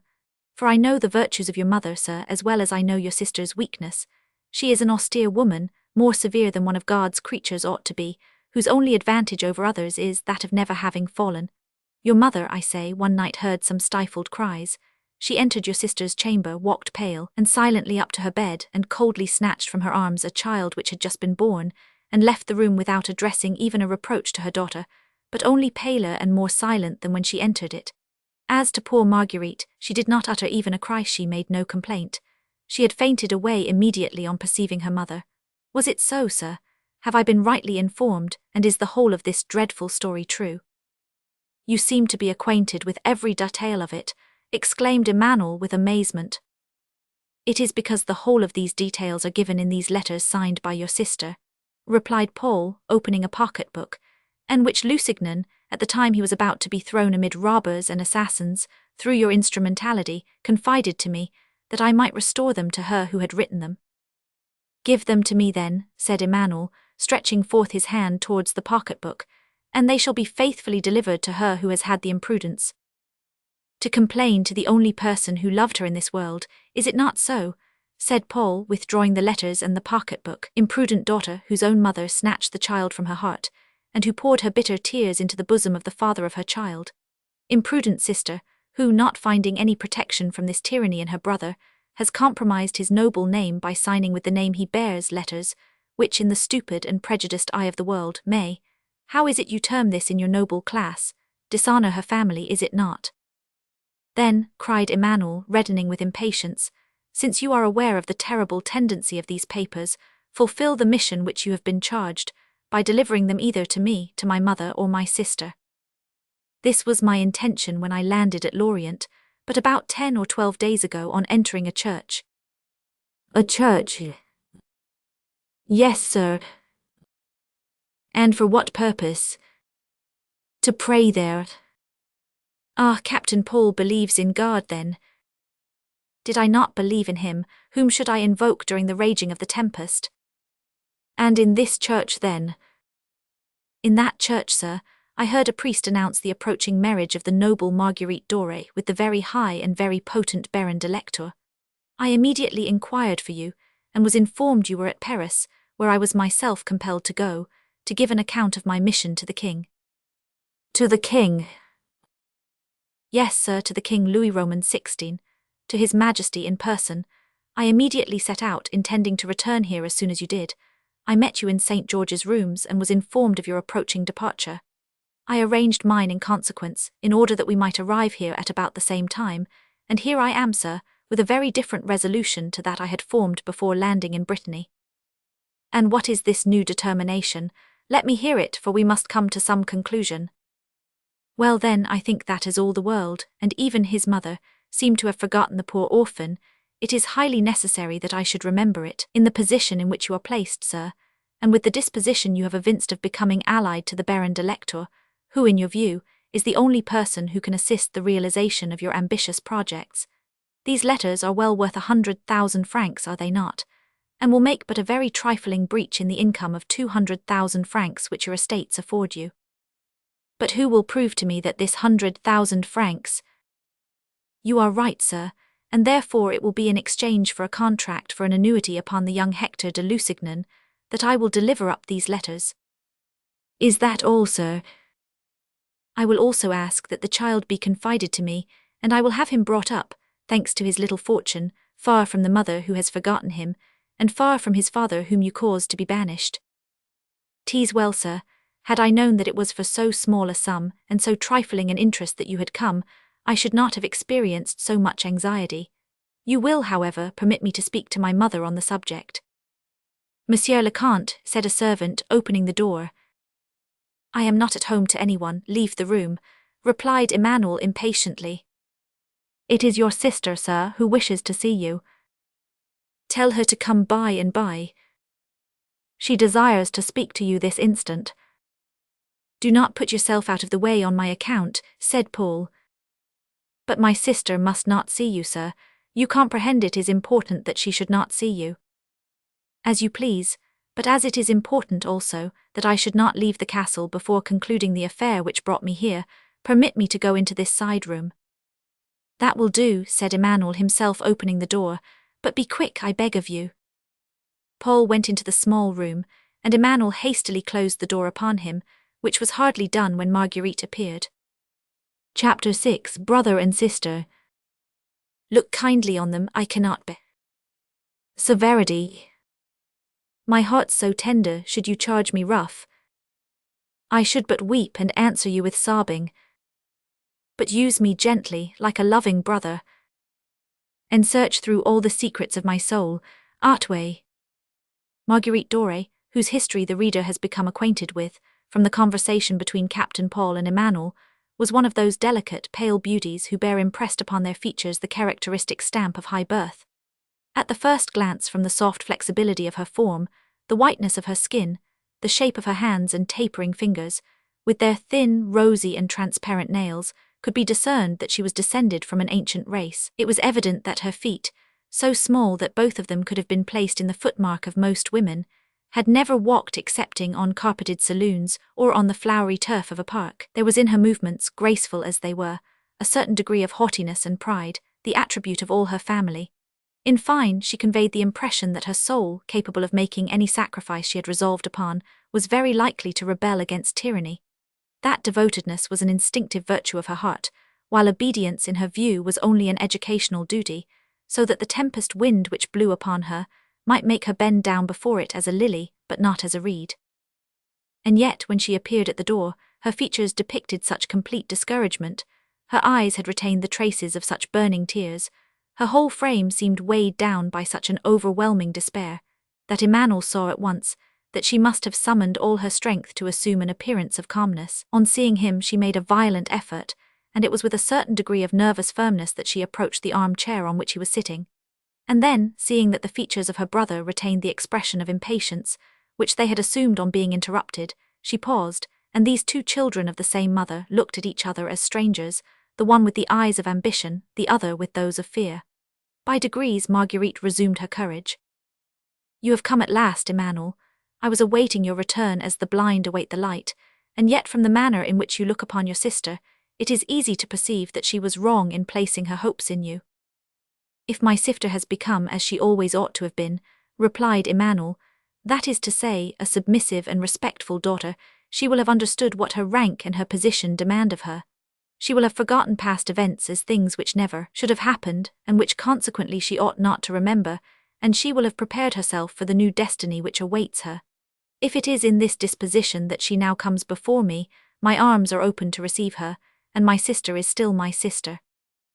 "Listen attentively to what I am about to say," said Marguerite, "and above all, consider it as a justification of myself, and not intended as a reproach to others. If my mother, and God forbid that I should accuse her, for a holy duty keeps her apart from us, if my mother had been, I was about to say, toward me as other mothers are towards their daughters, I should constantly have opened my heart to her as a book. At the first word traced upon it by any stranger hand, she would have warned me of my danger, and I should have avoided it. Had I been educated in the world, instead of being brought up like a poor wild flower beneath the shade of this old castle, I should have learned from infancy the value of the rank and position which you speak of today, and I should, perhaps, not have infringed the decorum they prescribe, or the duties they impose. In short, had I been tutored amidst women of the world, with their sparkling wit and frivolous hearts, whom I have so often heard you praise, but whom I never knew, had I been guilty of some faults from levity, which love has caused me to commit, yes, I can well understand I might then have forgotten the past, have sown upon the surface new recollections as flowers are planted upon tombs, and then, forgetting the place where they had grown, have formed of them a bouquet for a ball or a bridal wreath. But unfortunately it is not so, Emmanuel. I was told to beware when it was too late to avoid the danger. They spoke to me of my rank and position in society when I had already forfeited them, and I am now called upon to look forward to joy in the future, when my heart is drowned in the tears and misery of the past." "And the conclusion of all this," bitterly rejoined Emmanuel. "The conclusion depends on you alone, Emmanuel. It is in your power to render it, if not happy, at all events becoming. I cannot have recourse to my father. Alas, I know not even if he could recognize his daughter. I have no hope in my mother. Her glance freezes me, her words are death to me. You alone, Emmanuel, were left to me to whom I could say, brother, you are now the head of the family. It is to you alone that we are answerable for our honor. I have fallen from ignorance, and I have been punished for my fault as if it had been a willful crime." "Well, well," murmured Emmanuel impatiently, "what is it that you ask?" "Brother, I demand, since a union with the only being I could have loved is said to be impossible, I demand that my punishment be regulated according to my strength to bear it. My mother, may heaven pardon her, tore my child from me as if she had never herself been a mother, and my child will be brought up far from me, neglected and in obscurity. You, Emmanuel, removed the father as my mother did the child, and you were more cruel to him than the case required. I will not say as man to man, but even as a judge towards a guilty person. As to myself, you have both united to impose upon me a martyrdom more painful still. Well then, Emmanuel, I demand in the name of our childhood spent in the same cradle, of our youth passed under the same roof, in the name of the tender appellations of brother and sister, which nature bestowed upon us, I demand that a convent be opened to me, and that its gates should close upon me forever. And in that convent, I swear to you, Emmanuel, that every day upon my knees before God, my forehead bent down to the stone pavement, weighed down by my fault, I will entreat the Lord as a recompense for all my sufferings, to restore my father to reason, my mother to happiness, and to pour on you, Emmanuel, honor and glory and fortune. I swear to you I will do this. Yes, and the world will say that I had a sister whom I sacrificed to my fortune, whose property I inherited while she still lived. Why, this is sheer madness." "Listen to me, Emmanuel," rejoined Marguerite, supporting herself on the back of a chair near which she was standing. "Well," replied Emmanuel, "when you have pledged your word you keep it, do you not?" "I am a gentleman." "Well then, look at this bracelet."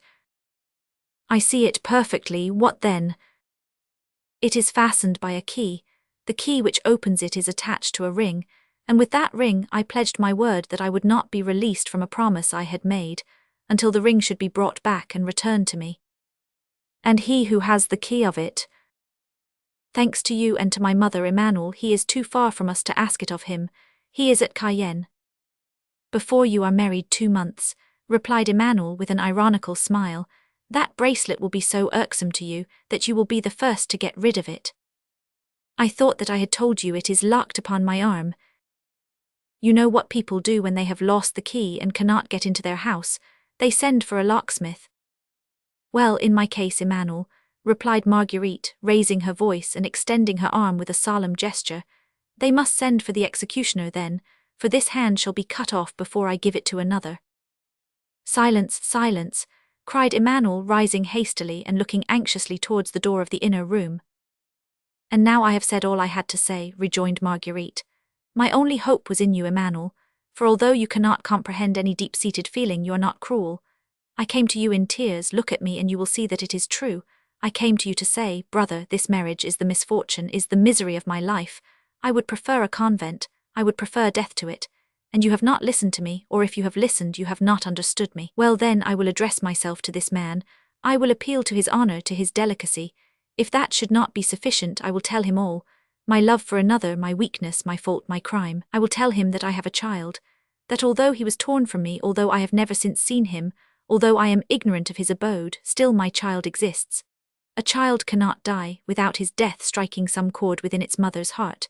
In short, I will tell him, should it be necessary, that I still love another, that I cannot love him, and that I never will. Well, tell him all this, cried Emmanuel, irritated by her persistence, and that evening we will sign the contract, and the next day you will be Baroness de Lectoure. And then, replied Marguerite, then I shall be truly the most miserable woman in existence, for I should then have a brother whom I should no longer love, and a husband for whom I should have no esteem. Farewell, Emmanuel, believe me, this contract is not yet signed. And after saying these words, Marguerite withdrew with that deep and settled despair upon her features, which could not for a moment be mistaken. And Emmanuel, convinced that he had not, as he had anticipated, obtained a victory, but that the struggle was still to be continued, gazed after her with an anxiety which was not devoid of tenderness. After a few moments of silence, in which he sat pensive and motionless, he turned round and saw Captain Paul, whom he had completely forgotten, standing at the door of the study, and then, considering the vital importance it was to him to get possession of the papers which the captain had offered him, he hurriedly sat down at the table, took a pen and paper, and turning towards him said, And now, sir, we are again alone, and there is nothing to prevent our at once concluding this affair. In what terms do you wish the promise to be drawn up? Dictate them, I am ready to write them down. It is now useless, coldly replied the captain. And why so? I have changed my mind. How is that? Said Emmanuel, rising, alarmed at the consequences which he perceived might arise from words which he was far from expecting. I will give, replied Paul with the calmness of a fixed determination, the 100,000 livres to the child, and I will find a husband for your sister. Who are you then? Said Emmanuel, advancing a step towards him. Who are you, sir, who thus disposes of a young girl who is my sister, who has never seen you, and who does not even know that you exist? Who am I? Replied Paul, smiling. Upon my honor, I know no more upon that subject than you do, for my birth is a secret which is only to be revealed to me when I have attained my 25th year. And you will attain that age? This evening, sir. I place myself at your disposal from tomorrow morning to give you all the information you may require of me, and saying these words, Paul bowed. I allow you to depart, sir, but you will understand it is upon the condition that we meet again. I was about to propose that condition, Count, and I thank you for having anticipated me. He then bowed to Emmanuel a second time and left the room. At the castle gate, Paul found his horse and servant and resumed the route to Port Louis. When he had got out of sight of the castle, he alighted from his horse and directed his steps towards a fisherman's hut, built upon the beach. At the door of this house, seated upon a bench, and in a sailor's dress, was a young man so deeply absorbed in thought that he did not observe Paul's approach. The captain placed his hand upon the young man's shoulder, the other started, looked at him, and became frightfully pale, although the open and joyful countenance of Paul indicated that he was far from being the bearer of bad news. Well, said Paul to him, I have seen her. Who? Demanded the young man. Marguerite, by heaven. And she is charming. I did not ask you that. She loves you still. Gracious heaven, exclaimed the young man, throwing himself into Paul's arms and bursting into tears. Chapter 7. The Faithful Servant. O good old man, how well in thee appears the constant service of the antique world, when service sweat for duty, not for need. Thou art not for the fashion of these times, where none will sweat but for promotion, and having that do choice their service up. Even with the having, it is not so with thee. Shakespeare. Although our readers must readily comprehend, after that which we have just related to them, all that had passed in the 6 months during which we had lost sight of our heroes, some details are, however, necessary, in order that they should fully understand the new events about to be accomplished. On the evening after the combat between the Indian and the Drake, and which, notwithstanding our ignorance in naval matters, we have attempted to describe to our readers, Lusignan had related to Paul the history of his whole life. It was a very simple one, and contained but few incidents. Love had formed the principal event in it, and after having been its only joy, it had become its greatest grief. The adventurous and independent life of Paul, his station which had placed him beyond the trammels of society, his caprice which was superior to all laws, his habit of supreme command on board his own ship, had inspired him with too just a sense of natural rights to obey the order he had received with regard to Lusignan. Moreover, although he had anchored under the French flag, Paul, as we have seen, belonged to the Navy of America, whose cause he had enthusiastically espoused. He continued, therefore, his cruise along the shores of England, but finding there was nothing to be done on the sea, he landed at Whitehaven, a small port in Cumberland, at the head of 20 men, among whom was Lusignan, took the fort, spiked the guns, and put to sea again after having burnt the merchant vessels in the roads. Thence he sailed for the coast of Scotland, with the intention of carrying off the Earl of Selkirk and taking him as a hostage to the United States. But this project had miscarried from an unforeseen circumstance, that nobleman having unexpectedly gone to London. In this enterprise, as in the other, Lusignan had seconded him with the courage we have seen him exhibit in the battle between the Indian and the Drake, so that Paul congratulated himself more than ever upon the chance which had enabled him to oppose an injustice. But it was not enough that he had saved Lusignan from transportation, it was necessary to restore his honour, and to our young adventurer, in whom our readers will doubtless have recognized the celebrated privateersman Paul Jones, it was a more easy matter than to any other person, for having letters of marque from Louis Roman XVI against the English, he had to repair to Versailles to give an account of his cruise.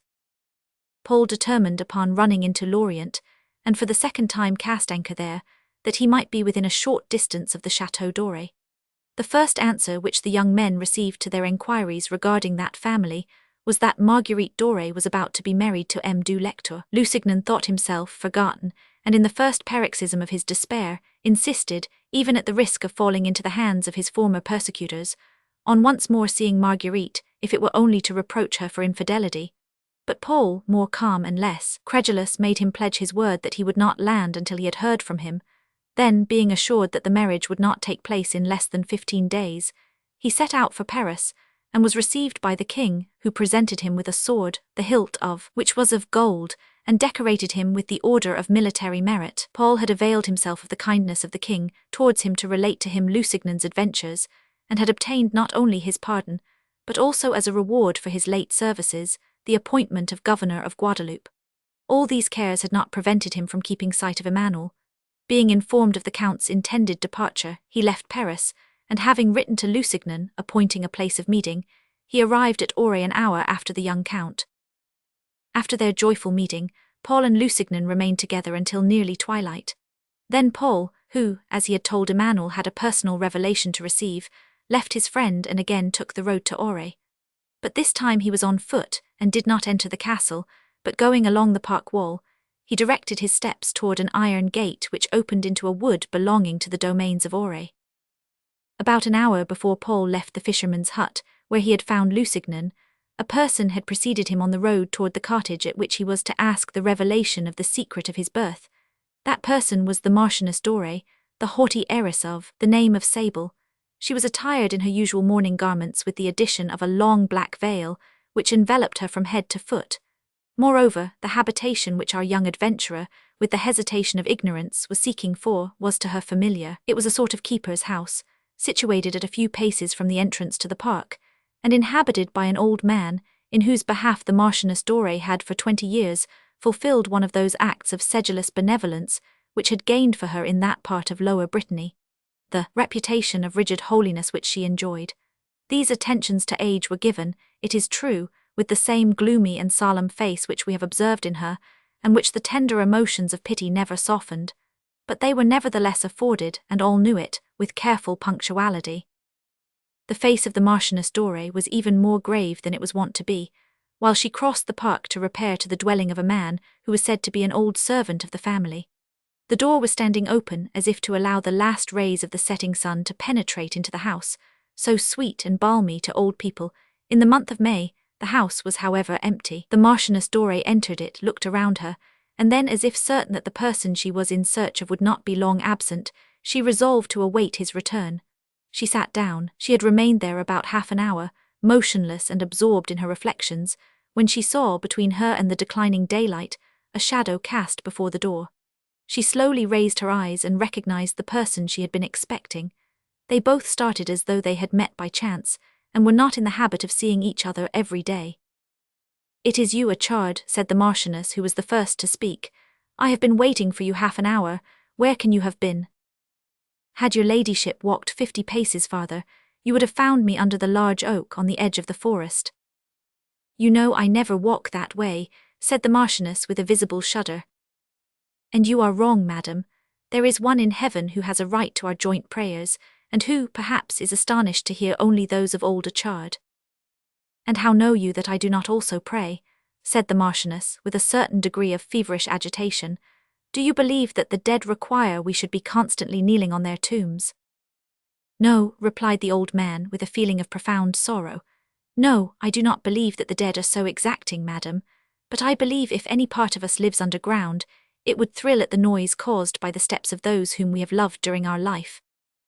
"But," said the Marchioness in a low and hollow tone, "if that love were a guilty passion—" "However guilty it may have been, madam," replied the old man, also lowering his voice, "do you not believe that blood and tears have expiated it? God was then, believe me, too severe a judge not to have now become an indulgent father." "Yes, God has perhaps pardoned it," murmured the Marchioness, "but did the world know that which God knows, would it pardon as God has done?" "The world," exclaimed the old man, "the world, yes, there is the great word which has again escaped your lips. The world, it is to it, to that phantom you have sacrificed everything, madam, your feelings as a lover, your feelings as a wife, your feelings as a mother, your own happiness, the happiness of others. The world, it is the fear of the world which has clothed you in perpetual mourning, beneath which you hope to conceal remorse. And in that you are right, for you have succeeded in deceiving it, for it has taken your remorse for virtue." The Marchioness raised her head with some degree of agitation, and putting aside her veil that she might look upon the person who addressed her in such extraordinary language.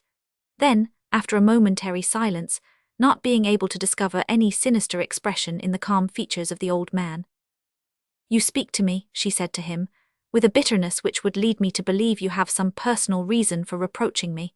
Have I failed in any promise I have made? The persons who attend on you by my orders, are they wanting in that respect which I have desired them to observe?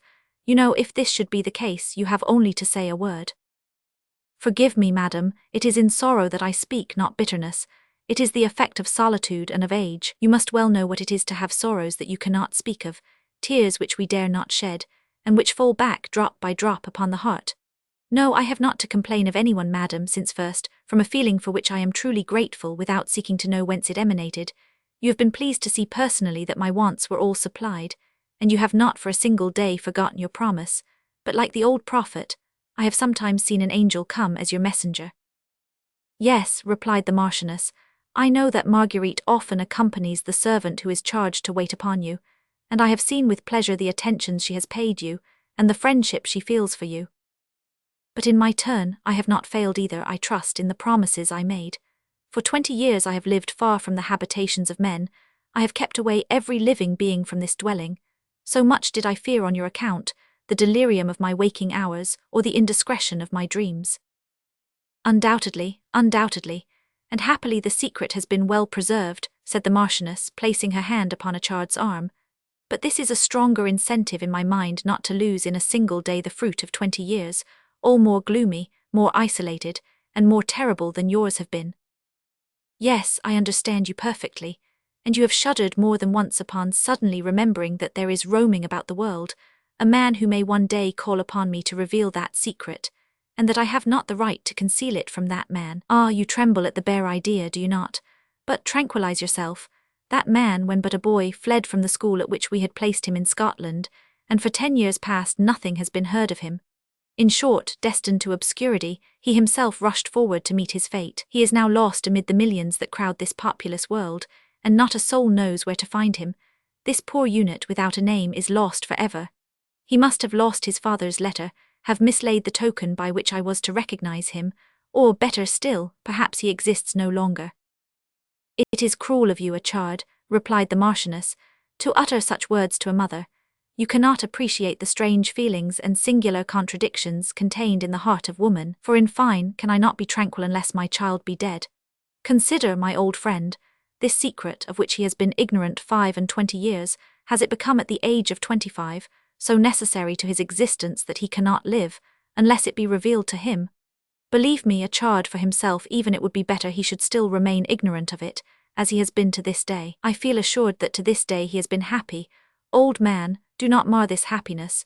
Do not inspire his mind with thoughts which may induce him to commit an evil action. No, tell him, in lieu of the dreadful tale you were desired to communicate, that his mother has gone to rejoin his father in heaven, and would to God that it were so. But that when dying, for I must see him whatever you may say to the contrary, I will even if it be but once press him to my heart. When dying, as I said, his mother had bequeathed him to her friend the Marchioness Dore, in whom he will find a second mother.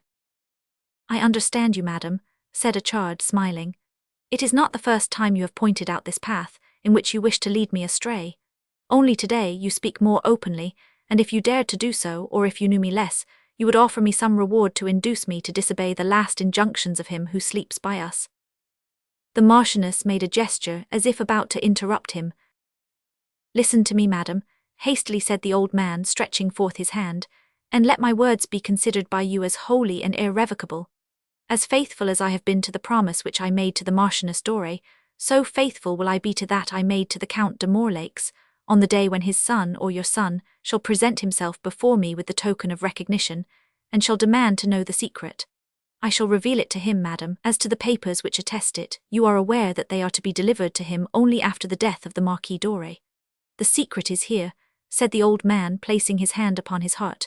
No human power could have extracted it before the time. No human power, that time having arrived, can prevent me from revealing it.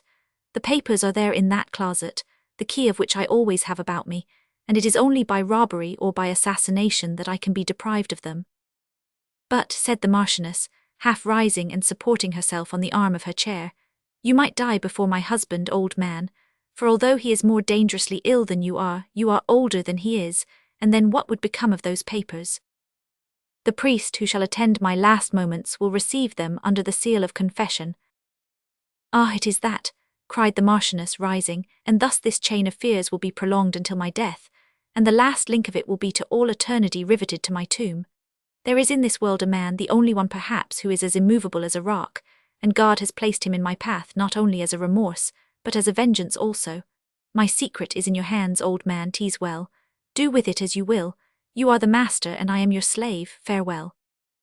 So saying, the Marchioness left the cottage, and returned towards the chateau. Chapter 8. The Secret. More than 10 years have passed since I beheld him. The noble boy, now time annuls my oath, and cancels all his wrongs. I took a solemn oath to veil the secret, conceal thy rights while lived her lord, and thus allowed thy youth to quit my roof. Bulwer the sea captain. Yes, said the old man, gazing after the Marchioness as she withdrew. Yes, I know you have a heart of adamant, madam, insensible to every sort of fear, with the exception of that which God has placed within your breast to supply the place of remorse, but that suffices, and it is dearly buying that reputation you have obtained for virtue, to pay the price of such eternal terrors. It is true that the virtue of the Marchioness Dore is so firmly established, that if truth herself were to rise from the earth or to descend from heaven to arraign her, she would be treated as a calumniator. But God orders all things according to his will, and what he does ordain, his wisdom has long before matured. Rightly reasoned, cried a youthful and sonorous voice, replying to the religious axiom which the resignation of the old man had led him to utter. Upon my word, good father, you speak like Ecclesiastes. Achard turned round and perceived Paul, who had arrived just as the Marchioness left him, but who was so absorbed by the scene we have just described, that she had not observed the young captain. The latter, seeing the old man alone, approached him, and not hearing the last words he had uttered, had spoken with his usual good humour. Achard, who was surprised by his unexpected appearance, looked at him as if he wished him to repeat that which he had said. I say, resumed Paul, that there is more grandeur in resignation that humbly bows itself, than in philosophy that doubts. That is a maxim of our Quakers which, for my eternal welfare, I wish I had less often on my tongue, and more frequently in my heart. I beg your pardon, sir, said the old man on seeing our adventurer, who was fixedly gazing at him, while standing with one foot on the threshold of his door. May I know who you are? For the moment, replied Paul, giving, as usual, free course to his poetical and heedless gaiety, I am a child of the Republic of Plato, having all humankind for brothers, the world for a country, and possessing upon this earth only the station I have worked out for myself. And what are you in search of? Continued the old man, smiling in spite of himself at the air of jovial good nature which was spread over the features of the young man. I am seeking, replied Paul, at 3 leagues distance from Lorient, at 500 paces from resembles this one, and in which I am to find an old man, whom it is very likely is yourself. And what is the name of this old man? Louis Achard. That is my name. Then may the blessing of heaven descend on your white hairs, said Paul, in a voice which at once changing its tone, assumed that of deep feeling and respect. For here is a letter which I believe was written by my father, in which he says that you are an honest man. Does not that letter enclose something? Cried Dore, and advancing a step nearer to the young captain. It does, replied the latter, opening the letter and taking out of it one half of a Venetian sequin, which had been broken in 2. It seems to be part of a gold coin, of which I have one half, and you ought to be in possession of the other. Achard mechanically held out his hand, while gazing with intense interest at the young man. Yes, yes, said the old man, and eyes gradually became more and more suffused with tears. Yes, this is the true token, and more than that, the extraordinary resemblance, and opening his arms he cried, Child, oh my God, my God. What is it? Cried Paul, extending his arms to support the old man, who was quite overcome by his emotions. Oh, can you not comprehend? Replied the latter, can you not comprehend that you are the living portrait of your father, and that I loved your father, loved him so much that I would have shed my blood, have given my life to serve him, as I would now for you, young man, were you to demand it. Embrace me then, my old friend, said Paul, throwing his arms around the old man, for the chain of feeling, believe me, is not broken, which extended from the tomb of the father to the cradle of the son, whatever my father may have been, if in order to resemble him it be only necessary to have a conscience without reproach, undaunted courage, and a memory which never forgets a benefit conferred, although it may sometimes forget an injury. If this be so, then am I, as you have said, my father's living portrait, and more so in soul than in form. Yes, he possessed all these, replied the old man with solemnity, and clasping Paul to his breast, looking at him with affectionate though tearful tenderness. Yes, he had the same commanding voice, the same flashing eyes, the same nobleness of heart. But why was it that I have not seen you sooner, young man? I have during my life passed many gloomy hours, which your presence would have brightened. Why, because this letter told me to seek you out only when I should have attained the age of 25, and because it is not long since I attained that age, not more than an hour ago. The old man bowed down his head with a pensive air, and remained silent for some time, seemingly absorbed by recollections of the past. Can it be so? At length he said, raising his head, can it be 25 years ago? Good heaven, it appears to me only yesterday that you were born in this house, that you first saw the light in that very room. And the old man raised his head and pointed to a door which led into another room. Paul in his turn appeared to reflect, and then, looking around him, to strengthen by the aid of objects which presented themselves to his view, the recollections which crowded on his memory. "In this cottage, in that room," he repeated, "and I lived here till I was 5 years old, did I not?" "Yes," murmured the old man, as if fearful to disturb the feelings which were taking possession of the young man's mind. "Well," continued Paul, leaning his head on both his hands as if to concentrate his thoughts, "allow me for one moment to look back in my turn to the past, for I am recollecting a room which I had thought I had seen in a dream. It may be that one. Listen to me. Oh, how strange it is, remembrances now rush upon me." "Speak, my child, speak," said the old man. It be that room. There ought to be on the right, as you go in at the end of the room, a bed with green hangings." "Yes." "A crucifix at the head of the bed." "Yes." "A closet opposite in which were books, among the rest a large Bible with numerous engravings." "There it is," said the old man, pointing to the sacred book which was lying open on a desk for prayer. "Oh, it is that," cried Paul, pressing his lips against the leaves.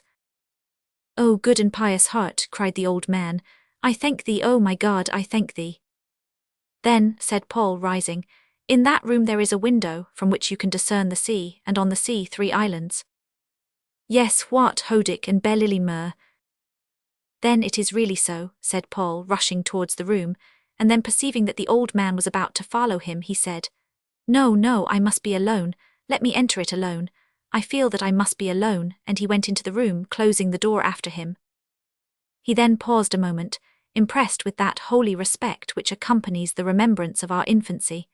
The room was as he had described it, for the religious devotedness of the old servant had preserved it from any change. Paul, feeling doubtless that the eye of a stranger would have interrupted the expression of the feelings he experienced, and now certain of being alone, abandoned himself to them, he slowly advanced, and with clasped hands towards the ivory crucifix, and falling on his knees, which formerly he had the habit of doing morning and evening, he endeavored to remember one of those simple prayers in which a child, still on the threshold of this life, prays to God for those who have opened its gates to him. What events had succeeded each other in the lapse of time which had passed between these genuflections?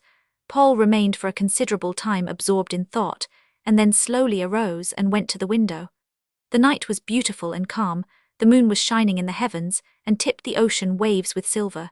The 3 islands appeared on the horizon, like blue vapor floating on the ocean. He remembered how often in his infancy he had leaned against that window, gazing upon that same scene, following with his eyes some bark, with its snowy sails, which glided silently over the sea, like the wing of a night bird. Then his heart swelled with sweet and tender recollection, his head fell upon his chest, and silent tears ran down his cheeks. At that moment he felt that someone pressed his hands. It was the old man. He wished to conceal his emotions, but instantly repenting this vain feeling, he turned toward Achard and frankly let him see his face, down which the tears were streaming. "You weep, my child," said the old man. "Yes, I weep," replied Paul, "and why should I conceal it? Yea, look at me. And yet I have during my life witnessed dreadful scenes. I have seen the tempest bear my vessel to the summit of a mountain wave, and then sink her into an abyss, from which I thought she would never rise again. And I felt that she weighed no more upon the wings of the storm than does a dried leaf on the evening breeze. I have seen men fall around me like the ripe ears of corn before the sickle of the reaper. I have heard the cries of distress, and the dying groans of those whose meal I had shared but the day before. In order to receive their last sigh, I have walked amid a shower of bullets and grape-shot upon a plank slippery with blood. And yet amid all this my soul was calm, my eyes remained unmoistened. But this room, see you, this room of which I had retained so holy a remembrance, this room in which I had received the first caresses of a father whom I shall never see again, and the last kisses of a mother who perhaps desires no more to see me. This room is sacred as a cradle and as a tomb. I cannot thus revisit it without giving vent to my emotions. I must weep or I shall suffocate." The old man clasped him in his arms. Paul leaned his head upon his shoulder, and during some time nothing was heard but his sobs. At length the old servant rejoined, "Yes, you are right, this room is at once a cradle and a tomb. It was there that you were born." He pointed to one corner with his hand. "And it was there that you received the last blessing of your father," continued he, pointing to the opposite side of the room. "He is then dead," said Paul. "He is dead." "You must tell me how he died." "I will tell you all." Defer it for a moment, added Paul as he reached a chair and seated himself, for I am now too weak to listen to you. Let me recover myself. He placed his elbow on the windowsill, leaned his head upon his hand, and once more cast his eyes upon the sea. What a magnificent spectacle is the ocean when the moon shines upon it as brightly as it does now, continued he, with that accent of soft melancholy which was habitual to him. It is as calm as God himself, and vast as eternity. I do not believe that a man accustomed to study such a scene can be afraid of death. My father met death bravely, did he not? Assuredly, proudly replied Achard. It could not be otherwise, continued Paul, for I remember my father, although I was only 4 years old when I last saw him. He was a handsome young man as you yourself are, said Achard, looking sorrowfully at Paul, and just as old as you are. What was his name? The Count de Moraix. Then I also am of an old and noble family. I also have arms and an escutcheon as well as those young and insolent nobles who ask me for my parchments when I show them my wounds. Wait, young man, wait. Do not allow pride to carry you thus away, for I have not yet told you the name of her who gave you being, and you are still ignorant of the dreadful secret of your birth. Well, be it so. I shall not with the less respect and veneration hear the name of my mother. What was my mother's name? The Marchioness Dore, slowly replied the old man, as if regretting that he was compelled to mention her name. What is it that you tell me? Cried Paul, starting from his chair and seizing the hands of the old man. The truth, replied Achard sorrowfully. Then Emmanuel is my brother, Marguerite is my sister. Do you then already know them? Exclaimed the old servant, much astounded. Oh, you were right, old man, said Paul, throwing himself into his chair. God orders all things according to his will, and what he does ordain, his wisdom has long before matured. They both remained silent for a time, when at length Paul raised his head, and resolutely fixing his eyes on the old man's face, said, Now I am ready to hear all you have to communicate. You may go on. Chapter 9, Fatal Love. I shall a tale unfold. Will harrow up thy soul, freeze thy young blood. Make thy 2 eyes like stars, start from their spheres. Thy knotted and combined locks to part, and each particular hair to stand on end, like quills upon the fretful porcupine. Shakespeare. The old man seemed to be summoning up his recollections for a time, and then began. They were affianced to each other. I know not what mortal hatred it was that arose between the families and separated them. The Count de Morlaix, broken-hearted, could not remain in France. He sailed for St. Domingo, where his father possessed a large estate. I accompanied him, for the Count de Morlaix reposed much confidence in me. I was the son of her who had nursed him. I had received the same education as himself. He used to call me his brother, and I alone remembered the distance which nature had placed between us. The Marquis de Morlaix confided to me the charge of watching over his son, for I loved him with all the love of a father. We remained 2 years under a tropical sun. During that 2 years your father, lost amid the solitude of that magnificent island, a traveller without an object and without an aim, an ardent and indefatigable sportsman, endeavouring to cure the griefs of the mind by the fatigues of the body, but so far from succeeding, one would have thought that his heart became still more inflamed under that ardent sun. At length, after 2 years of trial and incessant struggles, his love conquered. He must either see her again or die. I yielded, and we set sail for France. Never was a voyage more beautiful or more prosperous. The sea and sky seemed to smile upon us. So favourable were they that it would have induced one to believe in lucky omens. 6 weeks after our departure from Port-au-Prince, we landed at Havre. Mademoiselle de Sable was married. The Marquis d'Ore was at Versailles, fulfilling at the court of Louis Roman XV. The duties of his charge, and his wife, who was too much indisposed to follow him, was at the old Chateau d'Ore, the turrets of which you see from this place. Yes, yes, said Paul, I know it, pray go on. As to myself, rejoined the old map, during our voyage, one of my uncles, an old servant of the house of Ore, had died, and left me this small house with a small quantity of land surrounding it. I took possession of it. Your father had left me at Vannes, telling me he was going to Paris, and for the whole of the first year that I inherited this house I did not see him. One night, it is exactly 25 years ago, someone knocked at my door. I went to open it and found your father there, carrying in his arms a woman whose face was veiled. He brought her into this room and laid her on that bed, and then returning to me in the adjoining room, where I was waiting mute and motionless with astonishment, he placed his hand upon my shoulder, and looking at me in a supplicating manner, although he had the right to command me, said, "Louis, you can do more than save my life and honor. You can save the life and honor of her I love. Get on horseback, gallop to the next town, and return here in an hour with a doctor." He spoke to me in that short and hasty tone, which indicated that there was not a moment to be lost. I immediately obeyed. The day was beginning to break when we returned. The doctor was introduced by the Count de Morlaix into this room, the door of which was immediately closed. He remained there during the whole day. Towards 5 in the afternoon, the doctor left the house, and at nightfall your father also left the house carrying in his arms the mysterious veiled lady whom he had brought the previous night. When they had gone, I came into this room and found you here. You had just been born. And how did you learn that this woman was the Marchioness Dore? Oh, exclaimed the old man, in a way which was as terrible as it was unexpected. I had offered the Count de Morlaix to keep you here, and he accepted my proposal. From time to time he would come to spend an hour with you. Alone? Demanded Paul with much anxiety. Yes, always, but as he had given me permission to walk with you in the park, it would sometimes happen that at the corner of one of the avenues I would meet the Marchioness, whom chance appeared to have conducted in that direction.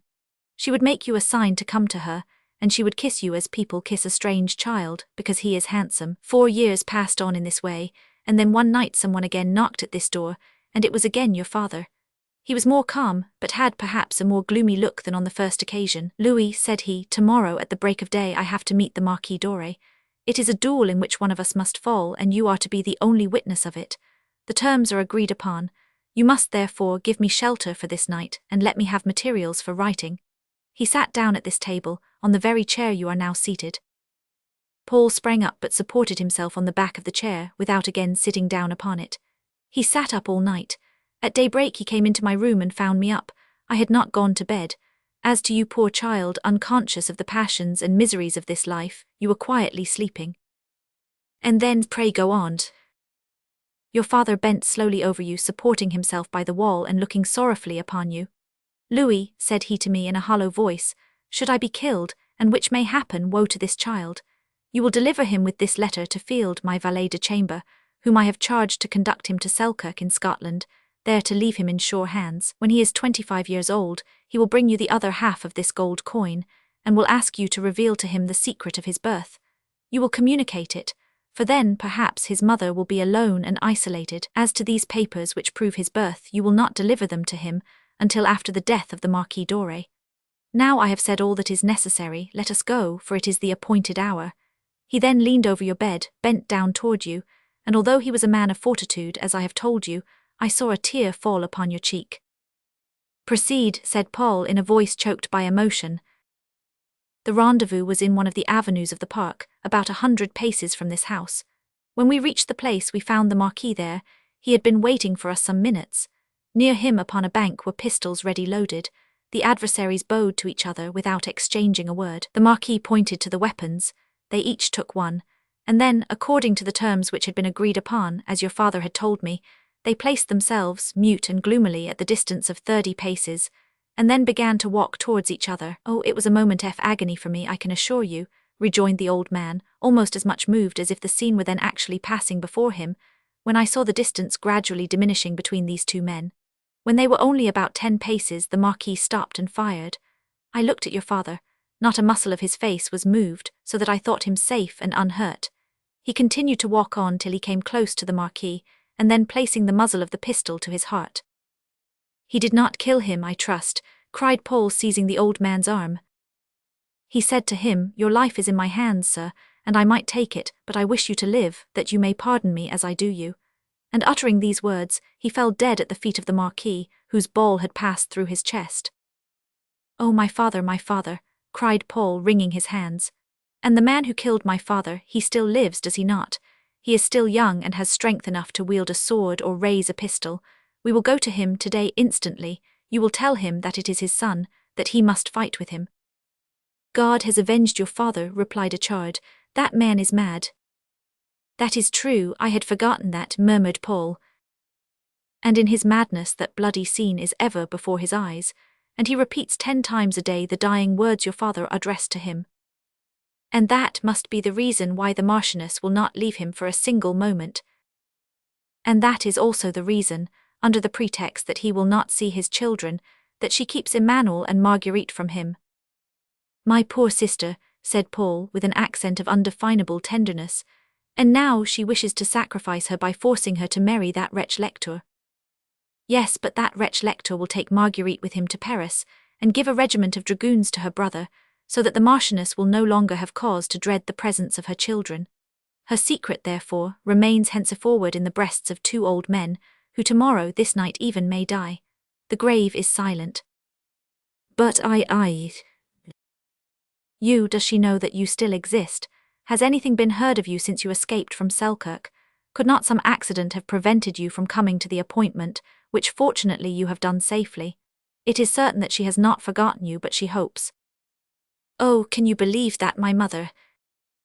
I beg your pardon, that is true, I do not believe it, cried Achard. I was wrong, forget what I have said. Yes, yes, let us speak of you, my friend, let us speak of my father. Is it necessary that I should tell you that his last wishes were fulfilled?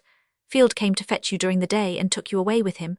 21 years have passed since then, and since then not a single day has passed without my putting up a prayer that I might see you at the appointed time. My prayers have been granted, continued the old man, and thanks be to God you are here. Your father lives again in you, I once more see him, I am speaking to him, I weep no longer, I am now consoled. And he died thus, instantly, without a struggle, without a sigh. Yes, I brought him here. I placed him on the bed in which you were born. I closed the door that no one might enter the house, and I went alone and dug his grave. I passed the whole day in this painful duty, for according to the request of your father, to no one was to be confided this dreadful secret. In the evening I returned for the body.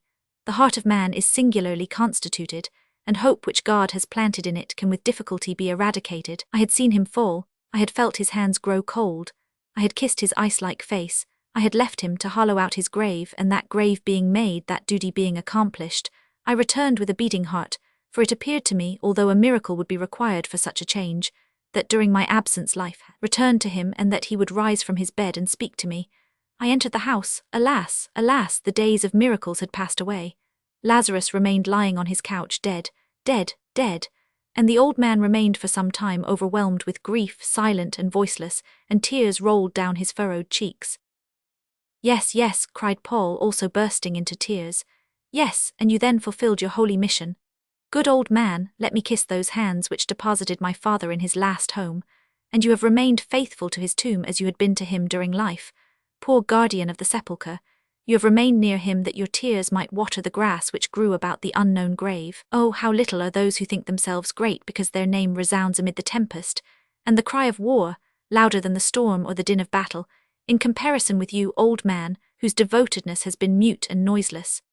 Oh, give me your blessings, lay those hallowed hands upon my head, since my father is not here to bless me, continued Paul, throwing himself on his knees before him. Rise to my arms, let me clasp you to my heart, my child, for you exaggerate these actions, in themselves so simple and so natural. And then, believe me, that which you term my piety has not been a useless lesson to me. I have seen how little space a man occupies beneath the ground, and how soon he is lost amid the world, should God turn his face from him. Your father was young, full of courage, with a brilliant career opening before him. Your father was the last descendant of an ancient line. He bore a noble name, his path seemed marked with honors and distinction. He had a family and powerful friends. Well, he suddenly disappeared, as if the earth had opened beneath his feet. I know not if some tearful eyes sought for him till they lost all trace of him. But this I know, that for 21 years no one has sought out his tomb. No one knows that he lies beneath that spot, where the grass is greener and grows more luxuriantly than elsewhere. And yet, vain, glorious, and miserable as he is, man considers himself of some value. Oh, and my mother, has she not visited his grave? The old man did not answer. Well then, there will be 2 of us who henceforward will know the spot where he reposes. Come and show it to me, for I will return to it, I promise solemnly, every time my ship returns to the coast of France. Saying this, he drew Achard into the outer room, but as they opened the door they heard a slight noise in the park. It was a servant from the castle, who had accompanied Marguerite. Paul hurriedly returned into the bedroom. It is my sister, said he to Achard. Leave me alone with her a moment. It is necessary that I should speak to her. I have something to communicate which will make her pass a happy night. We must have compassion for those who watch and weep. Reflect, said Achard, that the secret I have revealed to you is your mother S. Fear not, I will speak to her but of that which concerns herself. At that moment Marguerite entered the room. Chapter 10, Confidence. This ring I gave him when he parted from me, to bind him to remember my good will. The more shame for him that he sends it to me. Shakespeare.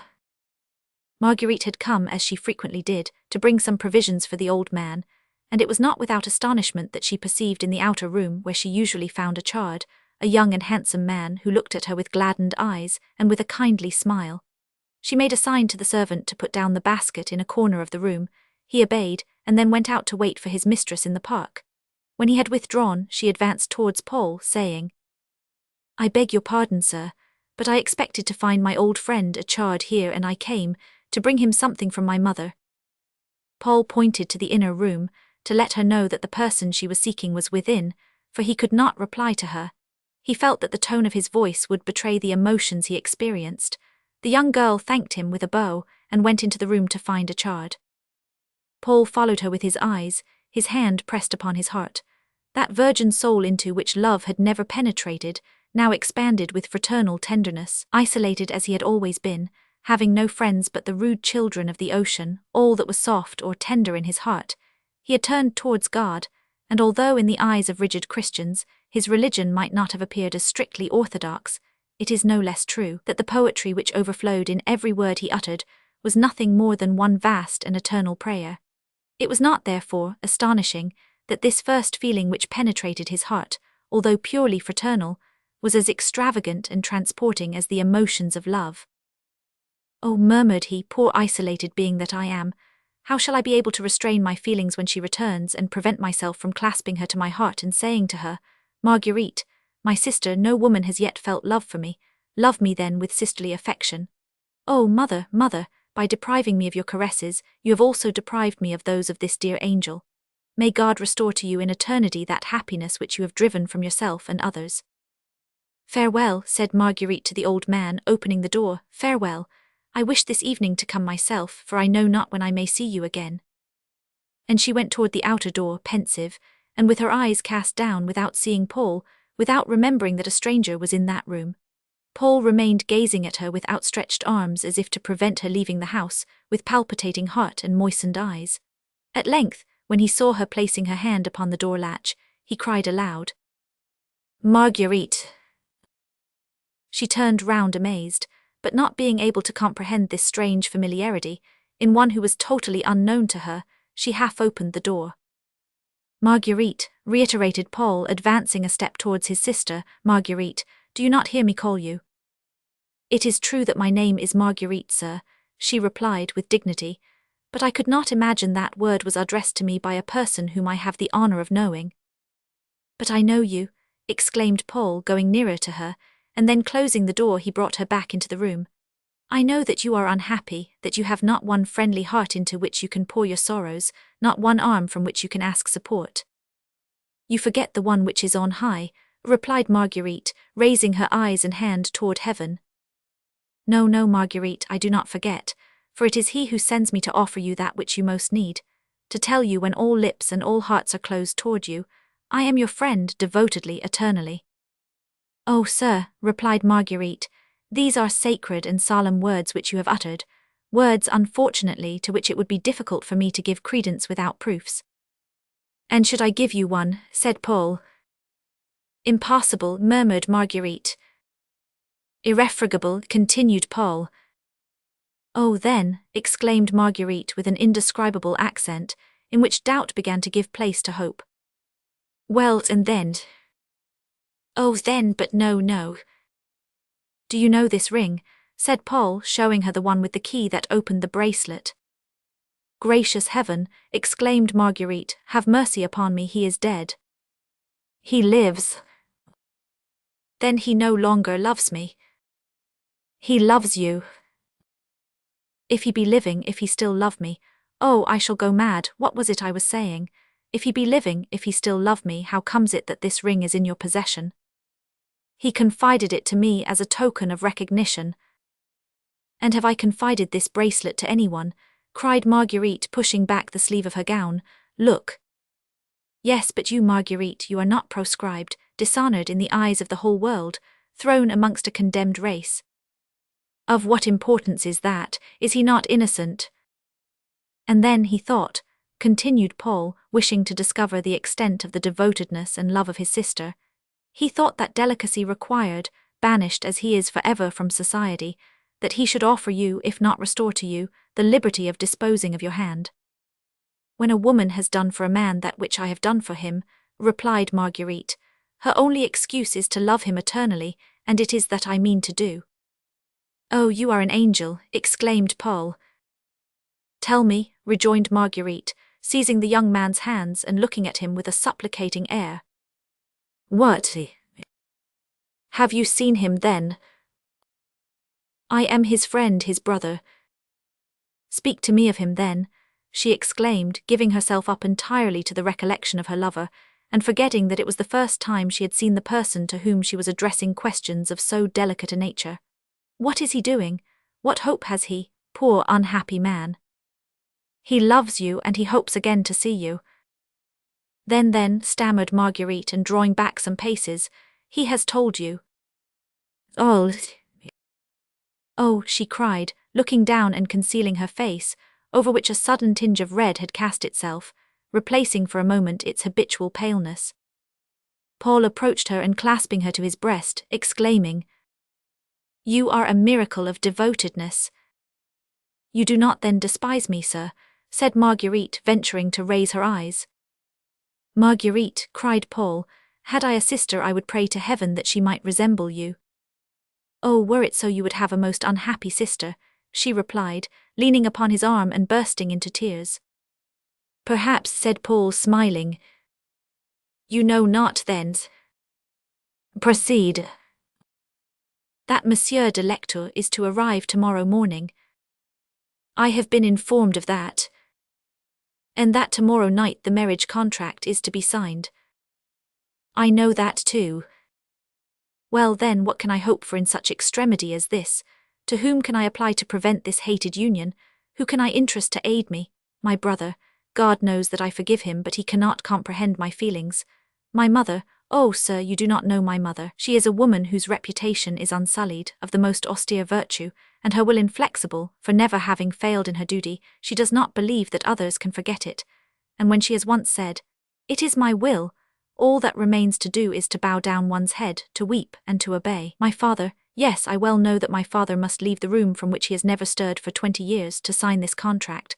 My father, for anyone less unhappy and less culpable than I might prove a resource, but you know not that he is insane, that he has lost his reason, and with it every feeling of paternal affection. And besides, it is 10 years since I last saw him. For the last 10 years I have not pressed his trembling hands, nor kissed his snow-white hairs. He knows not that he has still a daughter. He knows not even whether he has a heart, and will not be able even to recognize me. And were he but to know me and took compassion on me, my mother would place a pen in his hand and would say, Sign that, it is my will. And he would sign it, the poor feeble old man, and his daughter would be condemned. Yes, I know all this as well as you do, my poor child, but be pacified, that contract never will be signed. And who can prevent it? I will. You. Do not despair. Tomorrow I shall be present at the family council. Who will present you there? I have the means. My brother is violent and passionate. Oh, good heaven, beware, while striving to save me, that you do not sink me still deeper in misery. Your brother's person is in my eyes as sacred as your own, Marguerite. Fear nothing, and rely confidently upon me. Oh, I believe you, sir, and I implicitly confide in you, said Marguerite, as if overwhelmed by the contending feelings of confidence and mistrust which she had till then laboured under. For what advantage could you derive from endeavouring to deceive me? What interest could you have to betray me? None, undoubtedly, but let us talk of other matters. What line of conduct do you intend to pursue with regard to the Baron de Lectoure? I will tell him all. Oh, cried Paul, bowing profoundly, allow me to adore you. Sir, murmured Marguerite, sir. As a sister, as a sister. Yes, you are indeed kind and good, cried Marguerite, and I believe it is God who sent you to my aid. Believe it, replied Paul, then tomorrow evening. Do not be astonished, nor alarmed at anything that may occur, only contrive to let me know by letter, by a word, a sign, the result of your interview with Lector. I will endeavour to do so. It is now late, and your servant may be surprised at the length of this interview. Return to the castle and say not a word of me to anyone. Farewell. Farewell, reiterated Marguerite, you to whom I know not what name to give. Call me your brother. Farewell then, brother. Oh, my sister, cried Paul, clasping her convulsively in his arms, your lips are the first from which I have heard so sweet a word. God will reward you for it. The young girl drew back amazed, and then returning to Paul she held out her hand to him. Paul again pressed it, and Marguerite left the cottage. The young man then went to the door of the inner room, and opened it. And now, good old man, said he, conduct me to my father's grave. Chapter 11, The Courtier. Hamlet, dost thou know this waterfly? Horatio, no, my good lord. Hamlet, thy state is the more gracious, for 'tis a vice to know him. Shakespeare. Here on my knees by heaven's blessed knower I swear. If you persist, I ne'er henceforth will see you, but rather wander through the world a beggar, and live on sordid scraps at poor men's doors. For though to fortune lost I'll still inherit my mother's virtues and my father's honour, Otway. The day following that on which Paul had been made acquainted with the secret of his birth, the inhabitants of the castle of Auray awoke more than ever absorbed in the fears and hopes which their several interests had created, for that day must necessarily prove a decisive one to the whole of them. The Marchioness, whom our readers have ere this discovered was neither perverse or wicked, but a haughty and inflexible woman, saw in it the termination of those heartrending apprehensions which for so many years had been her daily companions, for it was above all in the eyes of her children that she wished to preserve that unsullied reputation, the usurpation of which had been purchased at such cost. To her, Lector was not only a fitting son-in-law, being the bearer of a name as noble as her own, but more than this, a man, or rather a good genius, who at the same moment would bear away not only her daughter, whom he would take with him as his wife, but her son also, to whom the minister, thanks to this alliance, had promised to give a regiment. Both her children gone, her firstborn might come, and the secret revealed to him would find no echo. Moreover, there were 1,000 methods by which to close his lips. The fortune of the Marchioness was immense, and gold was one of those resources which in such a case she deemed infallible.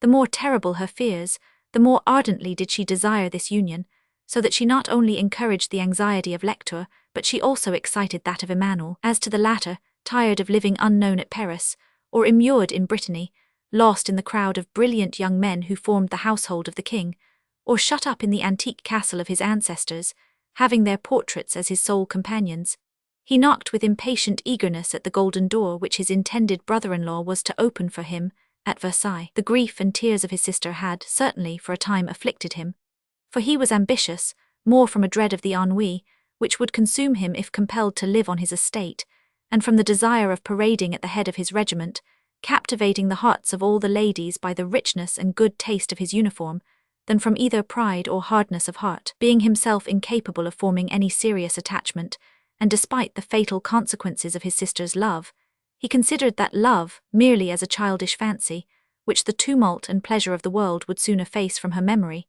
and he really believed that before a year had elapsed, she would be the first to thank him for having thus done violence to her feelings. As to Marguerite, poor victim, so irrevocably condemned to be immolated to the fear of the one, and to the ambition of the other, the scene of the preceding day had made a profound impression on her mind. She could not at all account to herself for the extraordinary feelings which the young man who had transmitted to her the words of Lusignan had awakened in her heart, who had tranquilized her as to the fate of the unhappy exile, and had concluded by pressing her to his heart, and calling her his sister. A vague and instinctive hope whispered to her heart that this man, as he had told her, had received from heaven the mission to protect her. But as she was ignorant of the tie which bound him to her, of the secret which made him master of his mother's will, of the influence he might exercise over her future life, She did not dare allow herself to dream of happiness, habituated as she had been for 6 months, to consider death as the only term to her misfortunes. The Marquis alone, amid the various emotions which agitated all around him, had remained coldly and impassibly indifferent, for to him the world had ceased to move since the dreadful day on which reason had abandoned him, continually absorbed by one fixed idea, that of his mortal combat without seconds. The only words he ever uttered were those pronounced by the Count de Morlaix when he forgave him his death. He was an old man, weak as an infant, and whom his wife could overawe by a gesture, and who received from her cold and continuous will every impulsion which for 20 years the vegetating instinct had received, and which on him had usurped the place of reason and free will. On this day, however, a great change had taken place in his monotonous mode of life. A valet de chambre had entered his apartment, and had succeeded to the Marchioness in the cares of his toilette. He had dressed him in his uniform of steward of the household, had decorated his breast with the several orders that had been conferred upon him, and then the Marchioness, placing a pen in his hand, had ordered him to try to sign his name, and he had obeyed, passively and negligently, without imagining that he was studying the part of an executioner. About 3 in the afternoon, a post-chaise, the sound of whose wheels had very differently impressed the hearts of the 3 persons who were expecting it, entered the courtyard of the castle. Emmanuel had eagerly run down to the vestibule to receive his future brother-in-law, for it was he who had arrived. Lector sprang lightly from his carriage.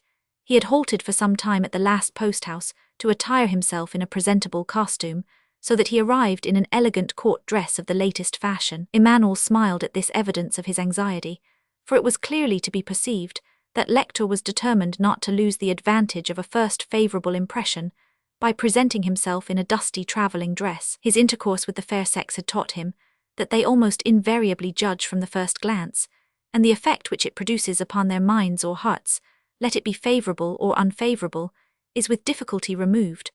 Moreover, it is but rendering justice to the Baron to acknowledge that his person was graceful and elegant, and might have been dangerous to any woman whose heart was not already occupied by another.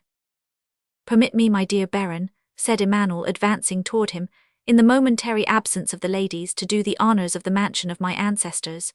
See," continued he when they had reached the top of the stone steps leading into the hall, and pointing to the turrets and the bastions, "these date from the time of Philip Augustus as to architecture, and from Henry Roman IV, in point of ornament." "Upon my honour," replied the Baron, in the affected tone which the young men of that day had adopted, "it is a most charming fortress, and throws around it, to a distance of at least 3 leagues, a baronial odour, which would perfume even an army contractor. If ever," continued he, as they passed through the hall and entered a gallery ornamented on each side with long lines of family portraits, "I should take a fancy to enter into a rebellion against his most Christian Majesty, I shall entreat you to lend me this jewel of a place. And," added he, casting his eyes on the long rows of ancestors which offered themselves to his view, "the garrison with it." 33 quarters, I will not say in flesh and blood," replied Emmanuel, "for they are long since turned to dust, but in painting, as you see. They begin with a certain Chevalier Hugues Doré who accompanied King Louis Roman VII to the Crusades. That one, it is pretended, is my Aunt Deborah, whom you see decked out as Judith, and all this eventually ends in the male line in the last member of this illustrious family, your very humble and very obedient servant, Emmanuel Doré. It is perfectly respectable, and nothing can be more authentic." "Yes, but as I do not feel that I have as yet become sufficiently a patriarch," rejoined Emmanuel, passing before the Baron to show him the way to the apartment which had been prepared for him, "to spend my days in such formidable society. I hope, Baron, that you have thought of the means by which I can withdraw from it." "Undoubtedly, my dear Count," said Lector, following him. "I wished even to have been myself the bearer of your commission as my wedding gift to you. I knew of a vacancy in the Queen's Dragoon, and called yesterday on M. de Maurepas to solicit it for you, when I heard that it had been granted, at the request of I know not what mysterious admiral, a sort of corsair, pirate, or fantastic being, whom the Queen has made the fashion by giving him her hand to kiss, and whom the King has taken a great affection to because he beat the English I know not where, so that his Majesty has conferred upon him the Order of Military Merit, and presented him a sword with a gold hilt, just as he would have done to one of the nobility. In short, the game is lost on that side, but do not be alarmed, we will turn round to another." "Very well," replied Emmanuel, "I care not what regiment it may be in. What I desire is that it should be a rank suitable to my name, and a position which would be becoming to our wealth. Precisely, you shall have them. But how, said Emmanuel, wishing to change the subject of conversation, how did you manage to get rid of the 1,000 engagements you must have had on your hands? Why, said the Baron with that perfectly free and easy air which belonged only to that distinguished class, and stretching himself upon a couch, for they had at length reached the apartment destined for him, why, by frankly stating the fact to them. I announced at the Queen's card table I was going to be married.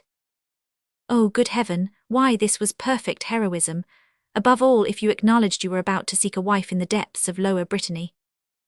I did acknowledge it. And then, said Emmanuel smiling, compassion stifled every angry feeling. Gad, you will readily comprehend, my dear Count, said Lector, putting one knee over the other and balancing his leg with a motion as regular as that of a pendulum.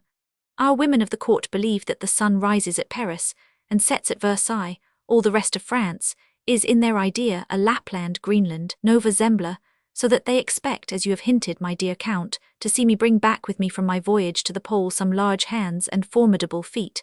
Fortunately they are mistaken, he added with an accent half timorous, half interrogatory. Is it not so, Emmanuel? For you told me that your sister— You will see her, replied Emmanuel.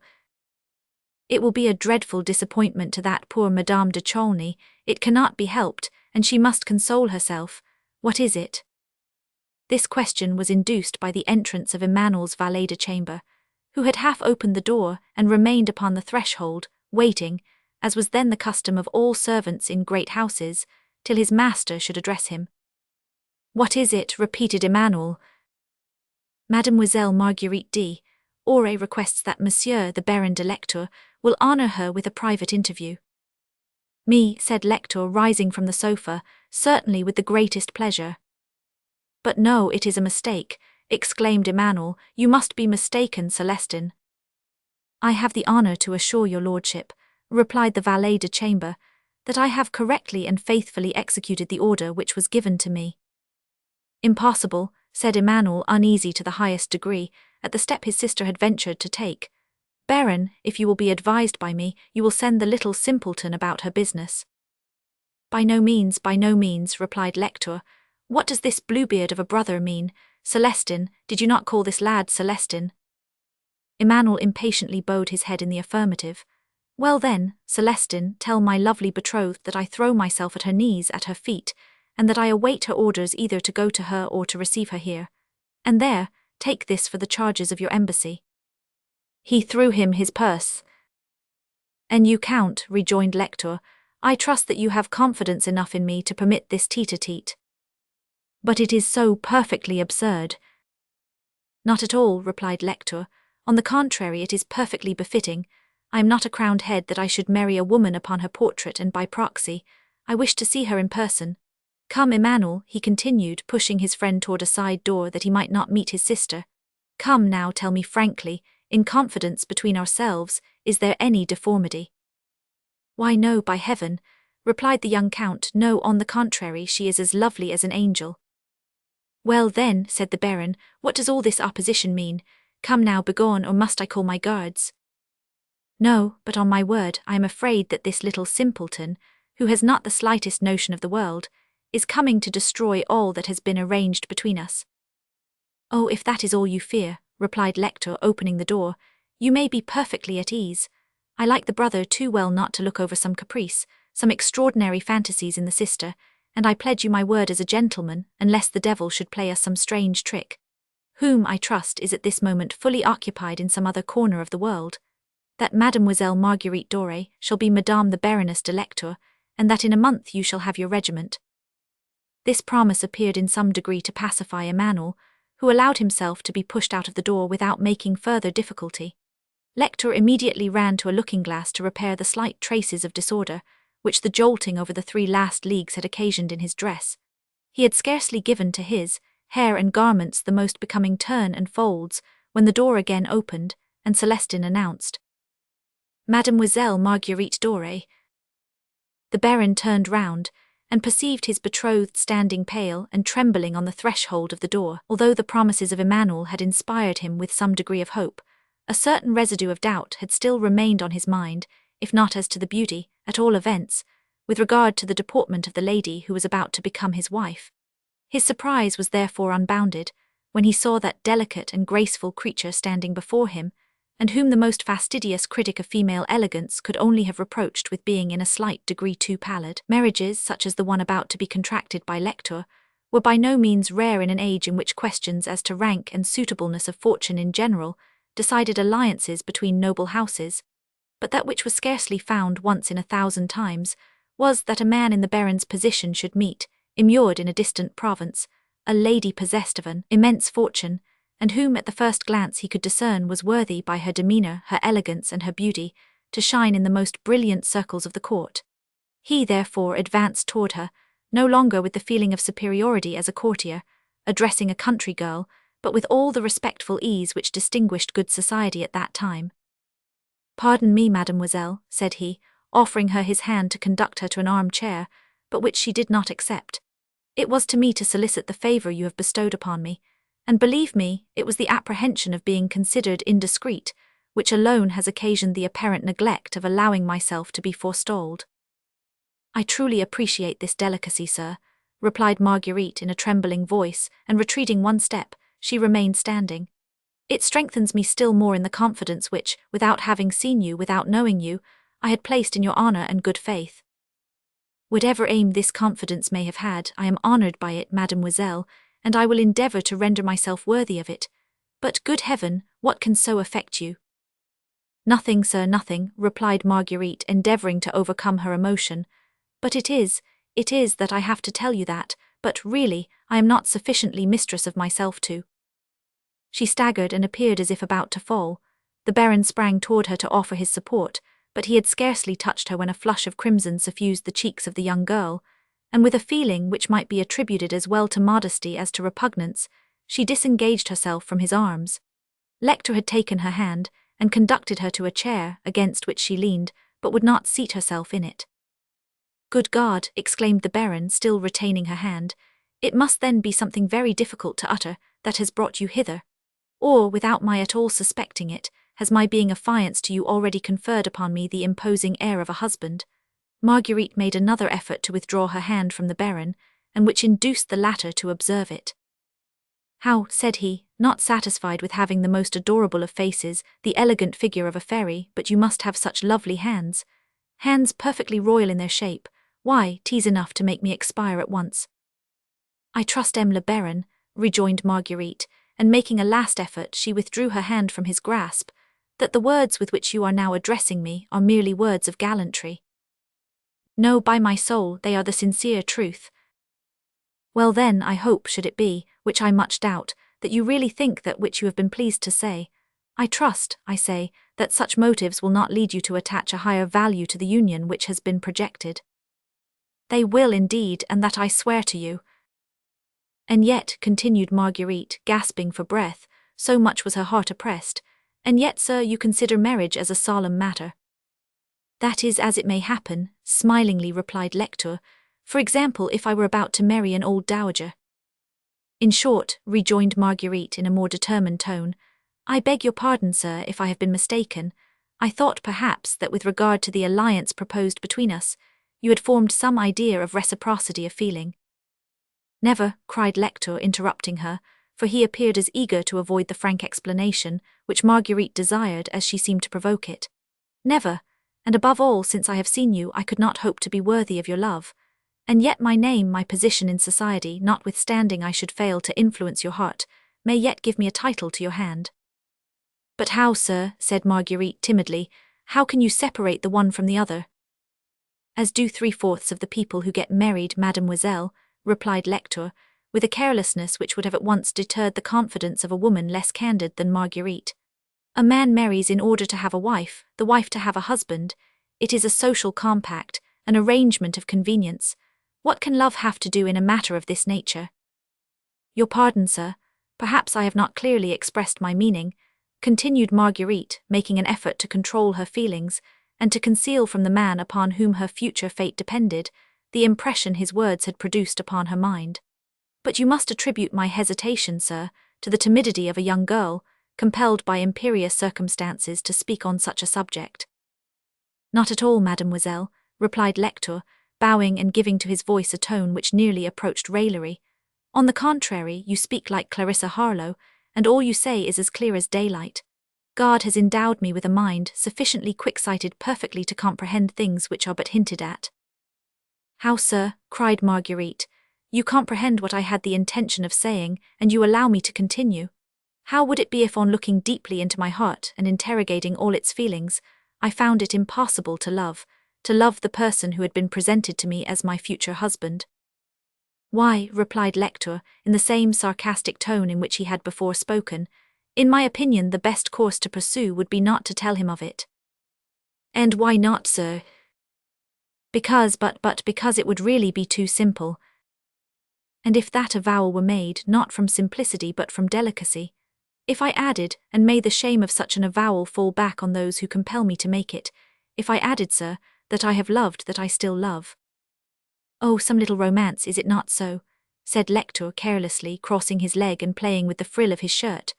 Upon my honour, the race of little cousins is an accursed race, but fortunately we know what these ephemeral attachments are, and there is not a schoolgirl who, after the holidays, does not return to her convent but with a passion in her little heart. Unfortunately for me, replied Marguerite, with a voice as sorrowful and grave as that of the Baron was sarcastic and light, unfortunately, I am no longer a schoolgirl, sir, and although still young, I have long ago passed the age of childish games and infantine attachments when I speak to the man who does me the honour to solicit my hand, and to offer me his name of my love for another. He ought to understand that I am speaking of a serious, profound, and eternal love, of one of those passions, in fine, which leave their traces in the heart, and imprint them there forever. The devil, exclaimed Lector, as if beginning to attach some importance to Marguerite's confession, why, this is perfectly pastoral. But let us see, is it a young man whom one can receive at one's house? Oh, sir, cried Marguerite, catching at the hope which these words seemed to inspire. Oh, believe me, he is the most estimable being, the most devoted soul. Why, I am not asking you to tell me this. I was not speaking of the qualities of his heart. He has all these, of course, that's perfectly understood. I ask you whether he is noble, if he is of good race. In short, whether a woman of quality could acknowledge him, and that without degrading her husband. His father, whom he lost when very young, and who was my father's friend from infancy, was a counsellor at the Court of Rents. Nobility of the bar, exclaimed Lector, dropping his nether lip with a contemptuous shrug. I would rather it were otherwise. Is he a knight of Malta at least? He was educated for a military life. Oh, then we must get a regiment for him to give him rank and standing in society. Well, that's all arranged, and it is well. Now listen to me. He will absent himself for 6 months merely for decency's sake, will obtain leave of absence, no difficult matter now as we are not at war. He will get himself presented to you for form's sake by some mutual friend, and then all will go on rightly. I do not understand you, sir, replied Marguerite, looking at the Baron with an expression of profound astonishment. What I have said to you is, notwithstanding, perfectly pellucid, rejoined the latter with some show of impatience. You have engagements on your side, I have on mine, but that is no reason for preventing an union which is perfectly suitable in every respect, and once accomplished, why, I think, we are bound to render it as bearable as we can. Do you comprehend me now?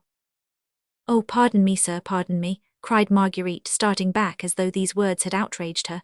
I have been very imprudent, very culpable perhaps, but whatever I may have been, I did not dream I could have merited so gross an insult. Oh, sir, the blush of shame is now scorching my cheek, but more for you than for myself. Yes, I understand you, an apparent love and a concealed one, the face of vice and the mask of virtue, and it is to me, the daughter of the Marquis d'Ore, that so shameful, so humiliating, so infamous a bargain is proposed. Oh, continued she, falling into an armchair and hiding her face with both her hands, I must then be a most unfortunate, most contemptible lost creature. Oh, my God, my God. Emmanuel, Emmanuel, cried the Baron, opening the door at which he rightly suspected Marguerite's brother had remained. Come in, my dear friend, your sister is attacked with spasms. These things ought to be attended to or they may become chronic. Madame Dumoulin died of them. Here, take my scent bottle and let her smell at it. As to myself, I am going down into the park. If you have nothing else to do, you can rejoin me there and bring me, if you please, news of your sister. Saying these words, the Baron de Lector left the room with miraculous calmness, leaving Marguerite and Emmanuel together. Chapter 12. The Challenge.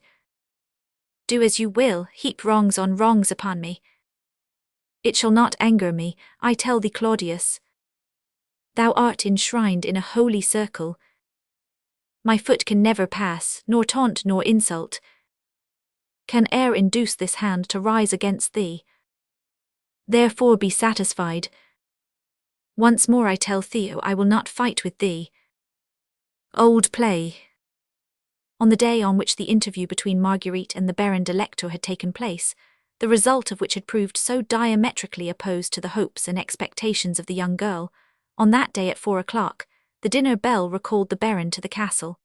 Emmanuel did the honours of the table, for the Marchioness could not leave her husband, and Marguerite had requested permission not to come downstairs. The other guests were the notary, the relations of the family, and the witnesses. The repast was a gloomy one, notwithstanding the imperturbable gaiety of Lector, but it was evident that by his joyous humour, so stirring that it appeared feverish, he strove to stun his own feelings. From time to time, indeed, his boisterous liveliness failed all at once, like a lamp, the oil of which is nearly extinguished, and then it suddenly burst forth again, as doth the flame when it devours its last aliment. At 7 o'clock they rose from table, and went into the drawing-room. It would be difficult to form an idea of the strange aspect which the old castle then presented, the vast apartments of which were hung with damask draperies, with Gothic designs, and ornamented with furniture of the times of Louis Roman XIII and Louis Roman XIV.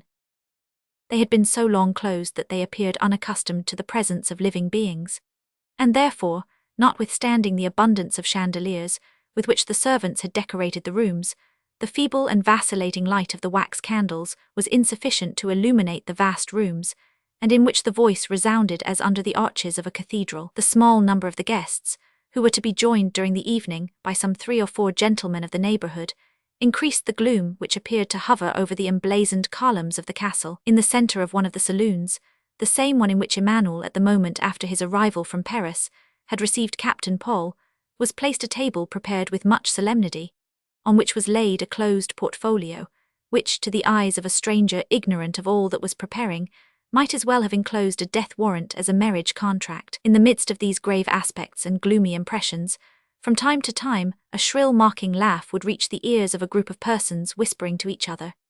It proceeded from Lector, who was amusing himself at the expense of some good country gentlemen, without any respect for the feelings of Emmanuel, upon whom a portion of his raillery necessarily recoiled. He would, however, every now and then cast an anxious glance around the room, and then a gloomy cloud would pervade his features, for he saw not either his father-in-law, or the Marchioness, or Marguerite enter the room, as we have already stated, that neither of them had been present at the dinner table, and his interview with the latter had not, however careless he endeavoured to appear, left him without some uneasiness with regard to the signing of the contract, which was to take place during the evening. Neither was Emmanuel exempt from all anxiety, and he had just determined to go up to his sister's apartment, when in passing through one of the rooms he saw Lector, who made a sign to him to draw near.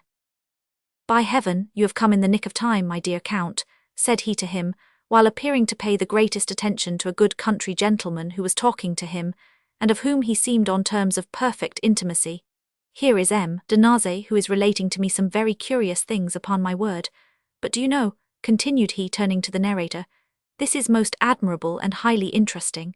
I also have marshes and ponds, and I must ask my steward as soon as I get to Paris to tell me where they are situated. And do you catch many wild ducks in this way?" "An immense quantity," replied the gentleman, and with the accent of perfect simplicity, which proved that Lector could, without fear of detection, for some time longer sustain the conversation in the same tone. "What then is this miraculous mode of sporting?" inquired Emmanuel. "Only imagine, my dear friend," replied Lector with the most complete sang-froid, "that this gentleman gets into the water up to his neck. At what time of the year, may I ask, without being indiscreet?" "In the month of December and January." "It is impossible that anything can be more picturesque. I was saying then that he gets into the water up to his neck, puts a large toadstool over his head, and conceals himself among the bulrushes. This so completely metamorphoses him that the ducks do not recognize him and allow him to come close to them. Did you not say so?" "As near as I am to you." "Bah, really," exclaimed Emmanuel. "And this gentleman kills just as many as he pleases." "I kill them by dozens," said he proudly, being enchanted by the attention which the two young men were paying to the recital of his exploits. "It must be a delightful thing for your good lady, if she be fond of ducks," said Emmanuel. "She adores them," said M. de Naze. "I hope you will do me the honor to introduce me to so interesting a person," said Lector, bowing. "Undoubtedly, Barons." "I swear to you," said Lector, "that instantly on my return to Paris I will speak of this sport in the king's dressing-room, and I am persuaded that His Majesty himself will make a trial of it in one of his large ponds of Versailles." "I beg your pardon, dear Marquis," said Emmanuel, taking Lector's arm and whispering in his ear. "This is one of our country neighbours, whom we could not do otherwise than invite on so solemn an occasion." "It requires no apology, my dear friend," said Lector, using the same precaution not to be heard by the party in question.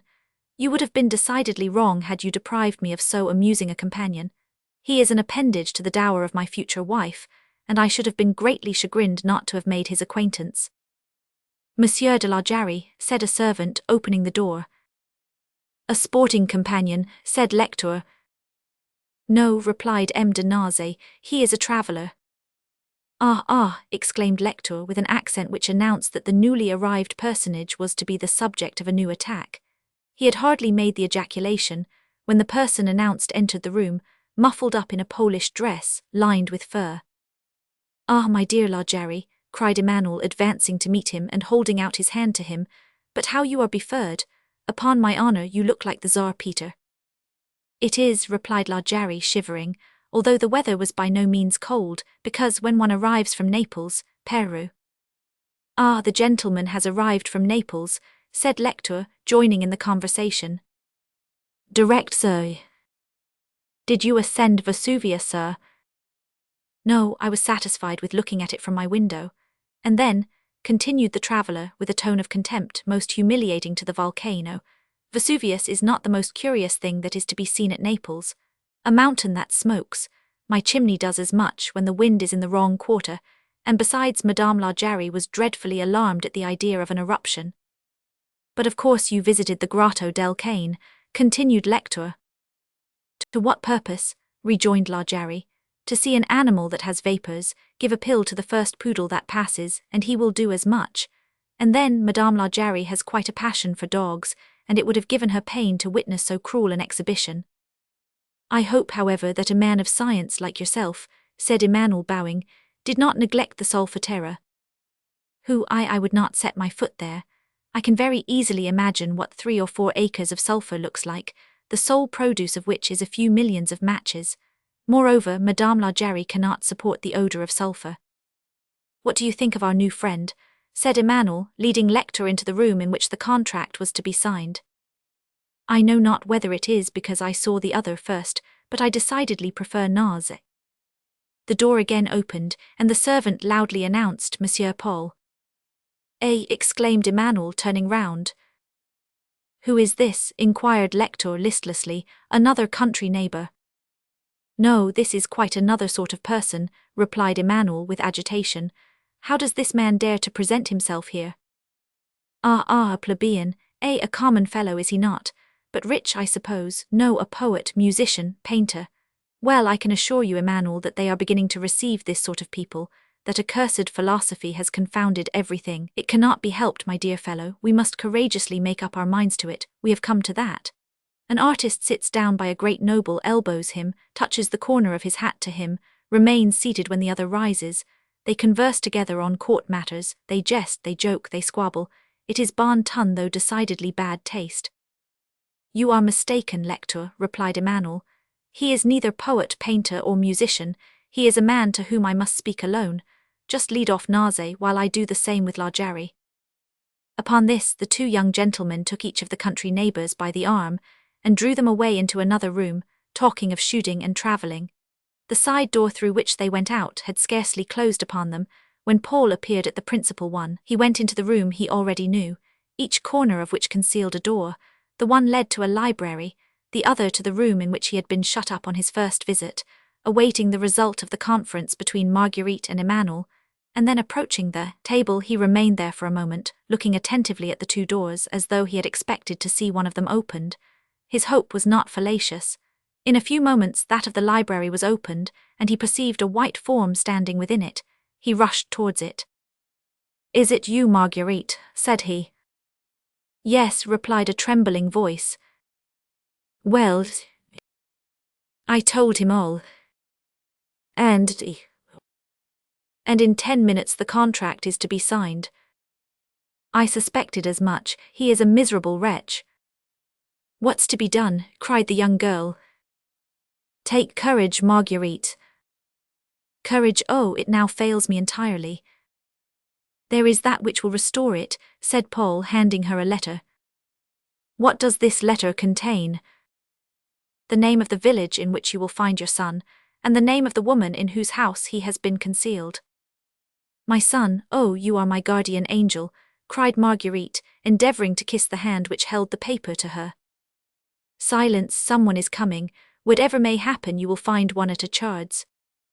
Marguerite suddenly closed the door without replying to him, for she had heard the sound of her brother's footsteps. Paul turned round and went to meet him, which he did near the table. "I expected you at another time, sir, and in less numerous company," said Emmanuel, who was the first to speak. "It appears to me that we are alone at this moment," said Paul, glancing around the room. "Yes, but it is here that the contract is to be signed, and in an instant this room will be full."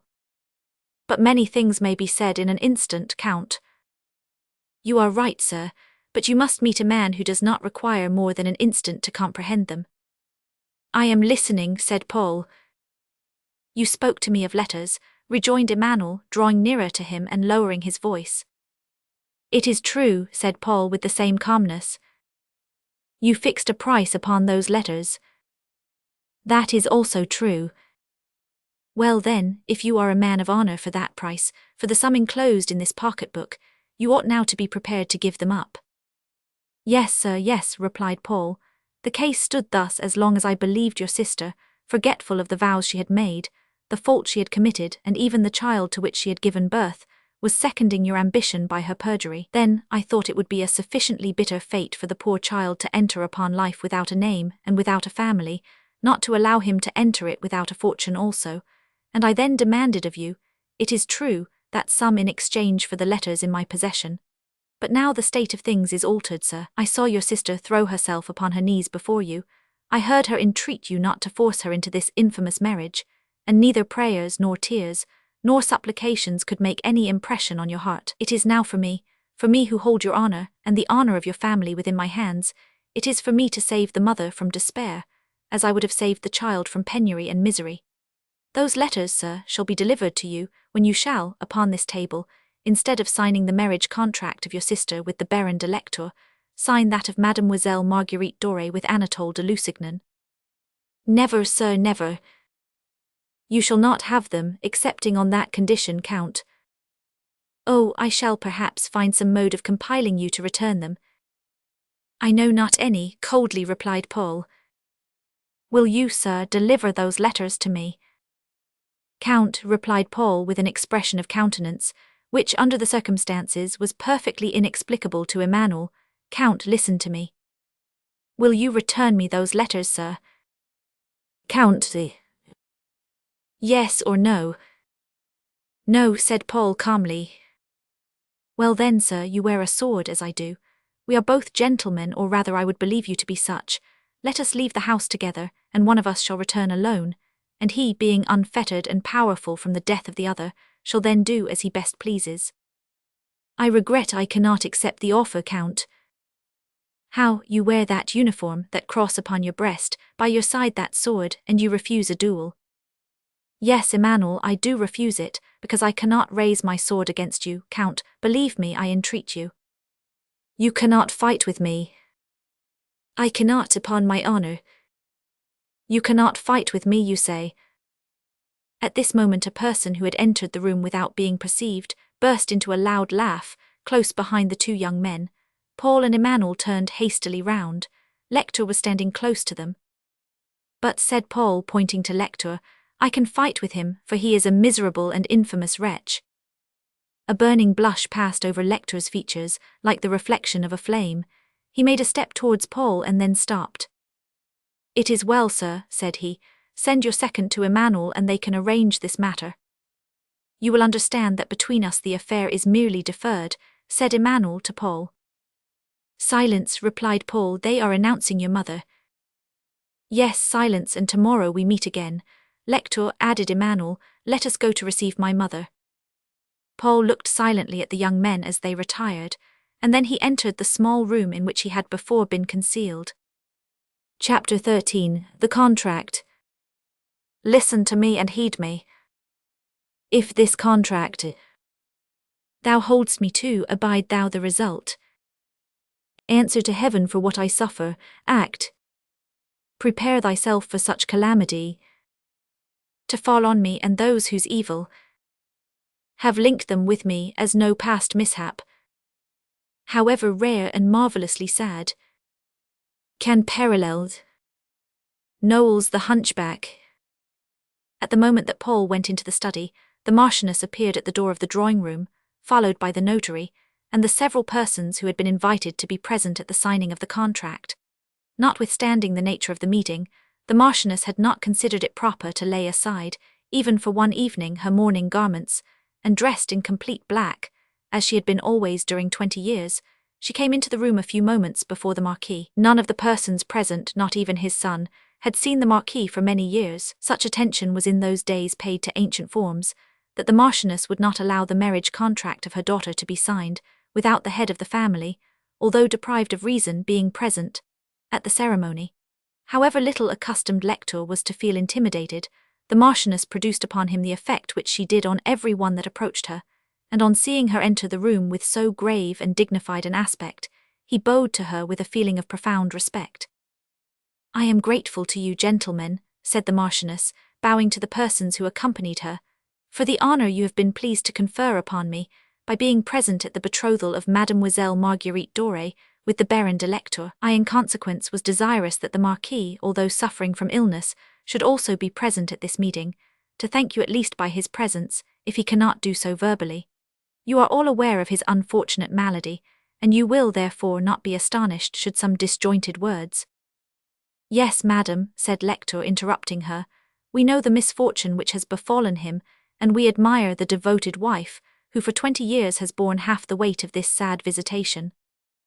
You see, madam, said Emmanuel, addressing in his turn, and kissing the hand of his mother, all the world bows down in admiration of your conjugal piety. Where is Marguerite? Murmured the Marchioness in a hair whisper. She was here not a moment ago, said Emmanuel. Let her know that we are all assembled, rejoined the Marchioness in the same tone. A servant then announced the Marquis Doré. All present drew to one side, so as to leave free passage from the door, and all eyes were directed to the spot at which this new personage was to appear. It was not long before their curiosity was satisfied. The Marquis came in almost immediately, supported by 2 servants. He was an old man, whose countenance, notwithstanding that the traces of suffering had deeply furrowed it, still retained that noble and dignified appearance which had rendered him one of the most distinguished men of the court of Louis Roman XV. His large, hollow, and feverish eyes glanced around the assembly with a strange expression of astonishment. He was dressed in his costume of steward of the household, wore the Order of the Holy Ghost suspended from his neck, and that of St. Louis at his buttonhole. He advanced slowly and without uttering a word. The 2 servants led him forward amid the most profound silence to an armchair in which he seated himself, and the servants left the room. The Marchioness then placed herself at his right hand. The notary opened the portfolio, drew from it the marriage contract and read it aloud. The Marquis and the Marchioness made over the sum of 500,000 francs to Lector, and gave a like sum to Marguerite as her dowry. During the whole of the time occupied by the reading of the contract, the Marchioness, notwithstanding her great self-command, had betrayed some symptoms of uneasiness. But just at the moment when the notary had placed the contract open on the table, Emmanuel returned and approached his mother. And Marguerite, said the Marchioness. She will be here instantly. Madam, murmured Marguerite, half opening the door and clasping her hands. The Marchioness pretended not to hear her, and pointed with her finger at the pen. Baron, it is you who are first to sign. Lector immediately approached the table and signed the contract. Madam, cried Marguerite in a tone of supplication, and advancing one step toward her mother. Pass the pen to your betrothed, Baron, said the Marchioness. The Baron walked round the table and drew near to Marguerite. Madam, again cried the latter with an accent so melancholy that it struck to the heart of every person present, and even the Marquis himself raised his head. Sign, said the Marchioness, pointing to the marriage contract. Oh, my father, exclaimed Marguerite, throwing herself at the feet of the Marquis. What does this mean? Said the Marchioness, leaning upon the arm of the Marquis' chair and bending over him. Are you mad, mademoiselle?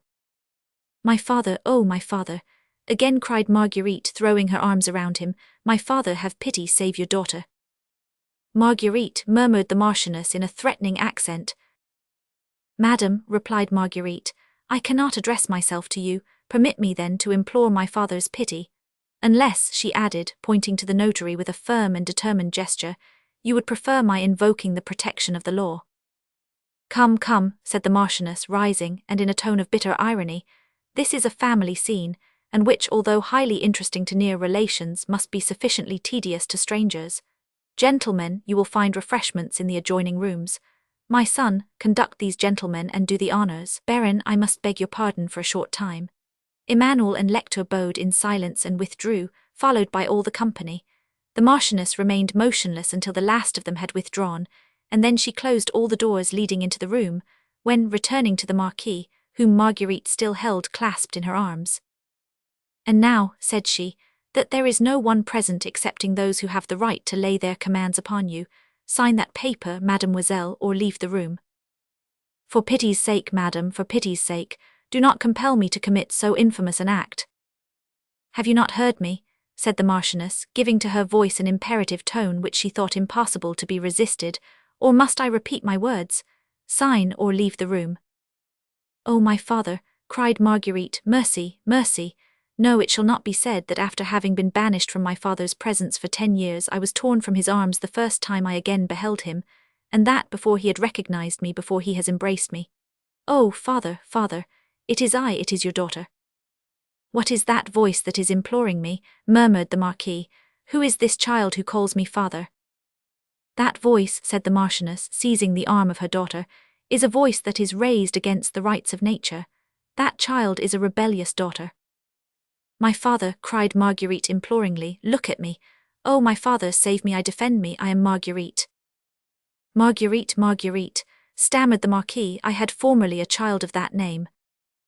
It is I, rejoined Marguerite. I am your child, I am your daughter. There are no children but those who obey. Obey, and you will then have the right to call yourself our daughter, rejoined the Marchioness. To you, my father, yes, to you I am ready to obey, but you do not command this sacrifice, you do not wish that I should be unhappy, unhappy even to despair, unhappy even to death. Come, come, said the Marquis, holding her in his turn and pressing her to his heart. Oh, this is a delicious and unknown feeling to me, and now, wait, he pressed his hand to his forehead. It seems to me that I recollect.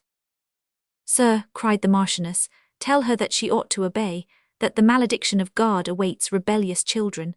Tell her that rather than to encourage her in her impiety. The Marquis slowly raised his head and fixed his piercing eyes upon his wife, and then slowly pronounced the following words. Take care, madam, take care. Have I not told you that I begin to remember? And then again bending down his head to that of Marguerite, so that his grey hairs mingled with the dark tresses of his daughter. Speak, speak, said he, what is it that disturbs you, my child? Tell me all. Oh, I am most unhappy. Everybody then is unhappy here, exclaimed the Marquis, whether their hair be grey or black, an old man or a child. Oh, and I also, I am unhappy, be assured. Sir, go upstairs into your room again.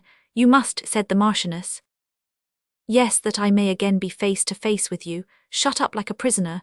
That may be very well when I am mad. Yes, my father, you are right. My mother has devoted herself to you long enough. It is now time that your daughter should perform that duty. Take me with you, father. I will not leave you day or night. You will only have to make a sign, to utter a word, and I will serve you on my knees. Oh, you would not have the strength to do it. Yes, my father, I will, as truly as I am your daughter. The Marchioness wrung her hands with impatience. If you are my daughter, how is it that I have not seen you for 10 years? Because I was told that you would not see me, my father. because they told me that you did not love me. You were told that I would not see you, not see that angel face, said he, taking her head between his hands and looking at her with intense auction. They told you that a poor condemned soul did not wish for heaven. Who was it then that told you a father would not see his child? Who has dared to say, child, your father loves you not? I, said the Marchioness, again endeavouring to take Marguerite from her father's arms. You, exclaimed the Marquis, interrupting her. It was you. To you then has been confided the fatal mission of deceiving me in all my affections. All my griefs then must find their source in you. You wish then now to break the father's heart, as 20 years ago you did that of the husband. You are delirious, sir, said the Marchioness, loosing the arm of her daughter, and going to the right of the Marquis she whispered, Be silent. No, madam, no, I am not now delirious, replied the Marquis. No, no, say that, and it will be the truth. Say that I am now between an angel who would recall me to reason and a demon who wishes me again to become insane. No, no, I am not mad. Do you wish that I should prove it to you? He rose, supporting himself on the arms of his chair. Must I speak to you of letters, of adultery, of a duel? I say, said the Marchioness, grasping his arm, I tell you that you are more forsaken by heaven than ever, when you utter such things without reflecting as to whose ears are listening. Cast down your eyes, sir. Look who is standing yonder, and then dare assert that you are not mad. You are right, said the Marquis, falling back in his chair. Your mother is right, continued he, addressing Marguerite. I am mad, and you must not believe what I say but what she says. Your mother is devotedness, virtue itself, and therefore she has not sleepless nights, nor remorse, nor madness. What does your mother wish? My misery, father, my everlasting misery. And how can I prevent this misery? Said the unhappy old man with a most heart-rending anguish. How can I, a poor, insane old man, prevent it, who thinks he always sees the blood issuing from a wound, who thinks he constantly hears a voice proceeding from a tomb? Oh, you can do all, say but one word and I am saved. They wish me to marry. The Marquis listlessly reclined his head on the back of his chair. Listen to me, they wish to marry me to a man whom I do not love, do you understand me? To a wretch. And you have been brought here, placed in that armchair before the table, you my father, to sign this infamous contract, this contract which I now hand to you. Without consulting me, said the Marquis, taking the contract, without asking me whether I will or I will not, do they believe me dead? And if they think me dead, do they fear me less than they would a spectre? This marriage would cause your misery, you say. My eternal misery, exclaimed Marguerite, the marriage then shall not take place. I have pledged your word and mine, said the Marchioness, and with the more energy that she felt her influence over her husband about to escape her. This marriage, I tell you, shall not take place, replied the Marquis in a tone louder than that of his wife. It is too dreadful a thing, continued he in a gloomy sepulchral tone, to be permitted. A marriage in which a wife loves not her husband, why, it causes madness. As to myself, the Marchioness has always loved me and loved me faithfully. That which drove me mad, oh, that was a different matter. A flash of diabolical joy shot from the eyes of the Marchioness, for she at once saw from the violence of the expressions used by her husband, and the terror depicted on his features, that his insanity was about to return. This contract, said the Marquis, and he raised it in his hands as if about to tear it. The Marchioness eagerly caught his hand. Marguerite appeared to be hanging by a thread between heaven and hell. That which drives me mad, reiterated the Marquis, is a tomb which widely opens, a spectre that issues from the earth. It is a phantom that speaks to me and says, Your life is in my hands, murmured the Marchioness in his ear, repeating the last words of the dying Morlake's. I could take it. Do you hear that? Cried the Marquis, rising, and as if about to rush from the room. My father, oh my father, recall your senses. There is no tomb, there is no spectre, there is no phantom. Those words were uttered by the Marchioness. But I wish you to live, continued the latter, concluding the sentence she had begun, to forgive me as I forgive you. Pardon, Morlake's pardon, cried the Marquis, falling back in his armchair, his hair standing on end with terror, and the perspiration streaming from his forehead. Oh, father's father!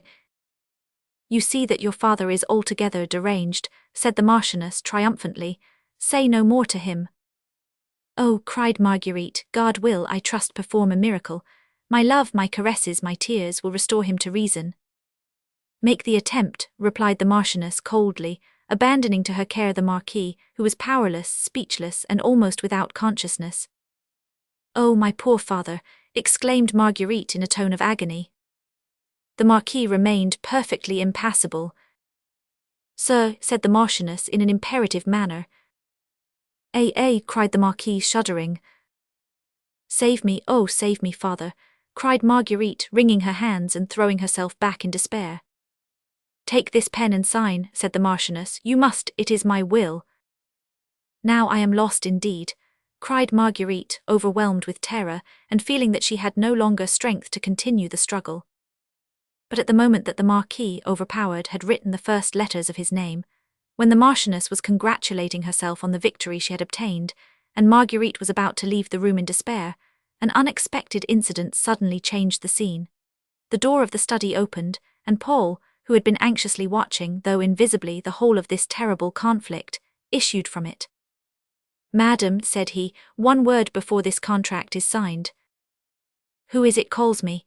said the Marchioness, endeavouring to distinguish in the distance that separated them the person who had thus spoken and who stood in a dark corner of the room. "I know that voice," exclaimed the Marquis, shuddering as if seared by a red-hot iron.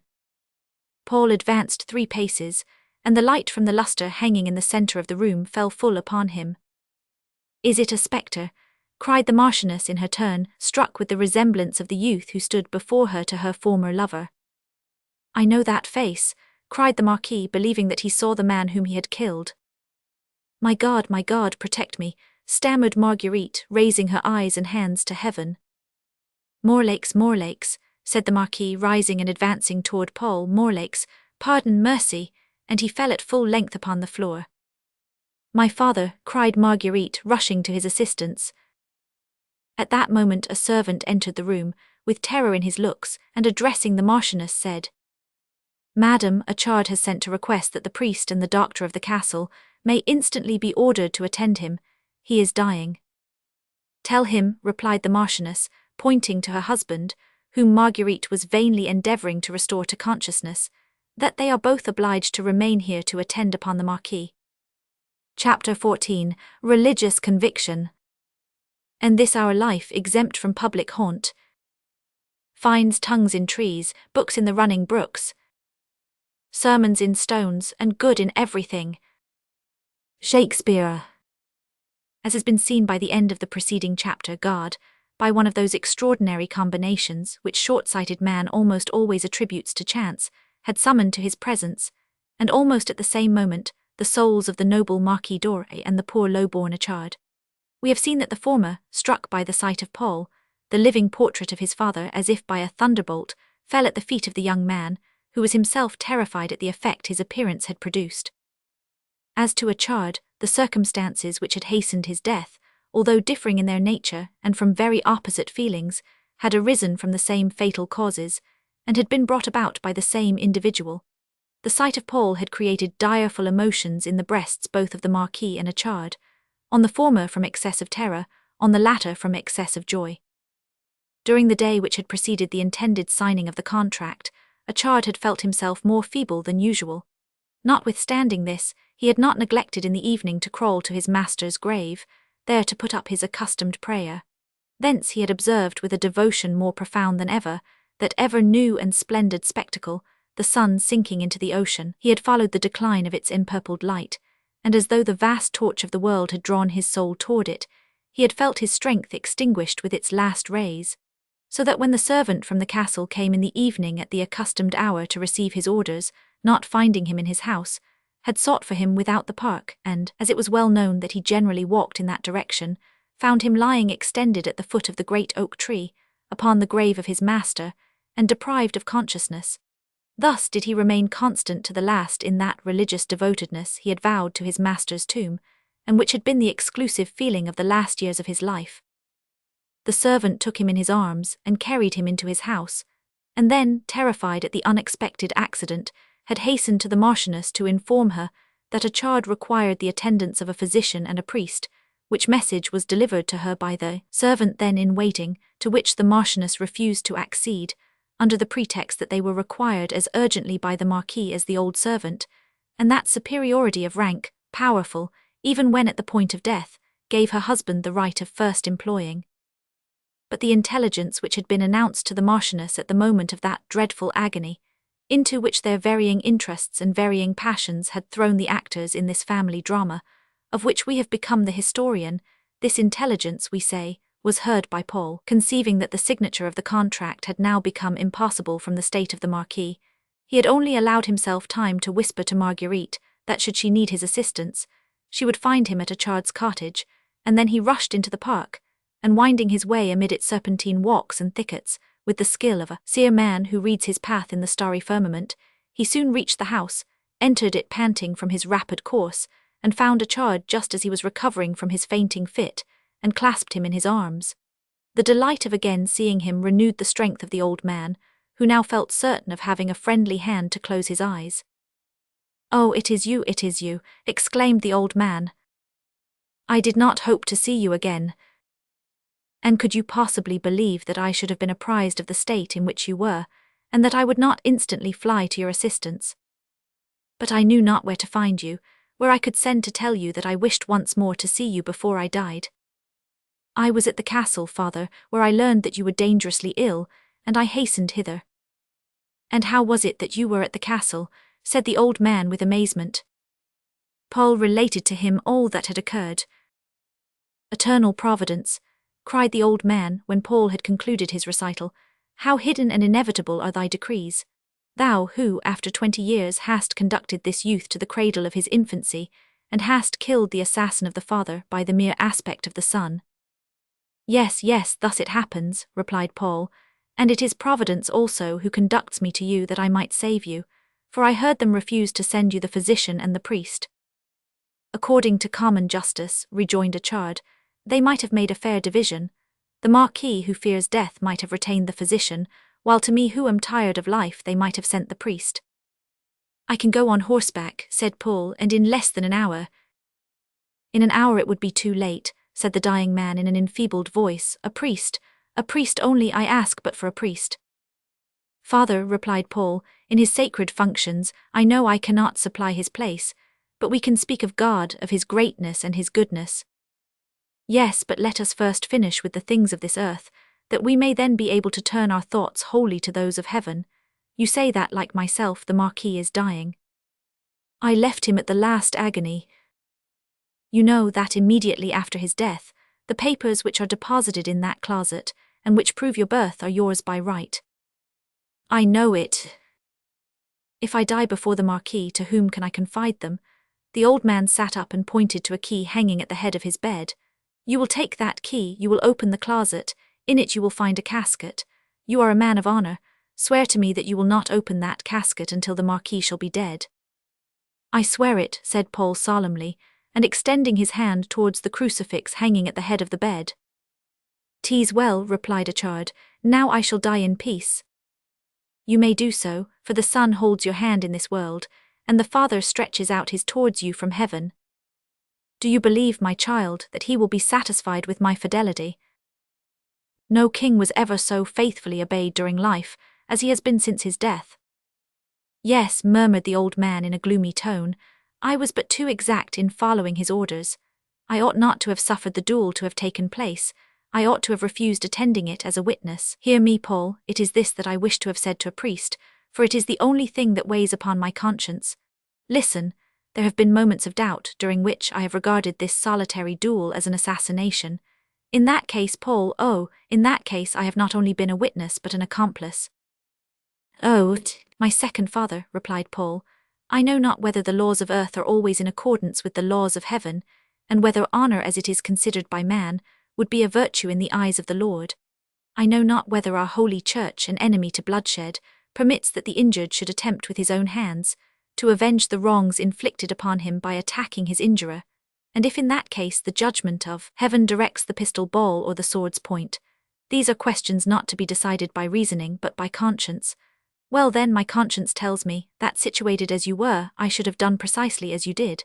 Should conscience in this case mislead me, it also misled you, and in this view of the matter I have a greater right than a priest to absolve you, and in my name and in that of my father I pardon you."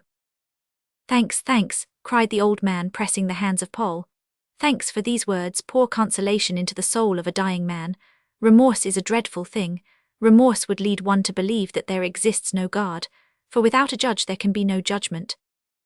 Listen to me, said Paul in that poetic and solemn accent which was peculiar to him. I also have often doubted in the existence of a God.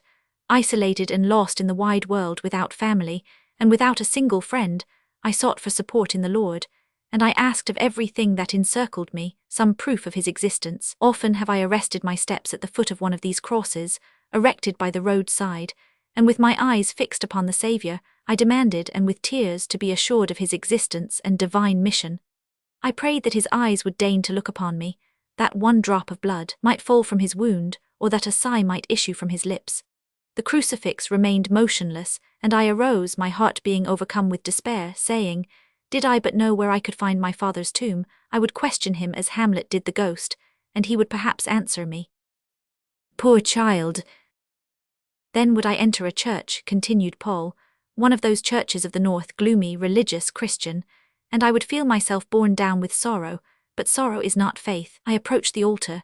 I threw myself upon my knees before the tabernacle, in which God dwells. I bowed my head till it touched the marble of the steps, and when I had thus remained prostrated for hours and lost in doubt, I raised my head, hoping that the God I was seeking would at length manifest his presence to me by a ray of his glory, or by some dazzling proof of his power. But the church remained gloomy as the cross had remained motionless, and I would then rush from its porches with insensate haste, crying, Lord, Lord, didst thou exist, thou would reveal thyself to man. It is thy will then that men should doubt, since thou canst reveal thyself to them, but dost not. Beware of what you are saying, Paul, cried the old man. Beware that the doubt thy heart contains do not attaint mine. Thou hast time left to thee to believe, whereas I am about to die. Wait, Father, wait, continued Paul with softened voice and placid features. I have not told you all. It was then that I said to myself, the crucifix by the roadside, the churches of the cities are but the work of man. Let us seek God in God's own works. From that moment, my father, began that wandering life, which will remain an eternal mystery, known only to the heavens, the ocean, and myself. It led me into the solitary wilds of America, for I thought the newer a world was, the more freshly would it retain the impress of God's hand. I did not deceive myself. There, often in those virgin forests, into which I was perhaps the first who had ever penetrated, with no shelter but the heavens, no couch, but the earth, absorbed by one sole thought, I have listened to the thousand noises of a world about to sleep, and nature when awakening. For a long time did I still remain without comprehending that unknown tongue, formed by the mingling of the murmur of rivers, the vapor of the lakes, the rustling of the forest, and the perfume of flowers. Finally, the veil which had obscured my eyes and the weight which had oppressed my heart was little by little removed, and from that time I began to believe that these noises of evening and of approaching day were but one universal hymn, by which created things expressed their gratitude to the Creator.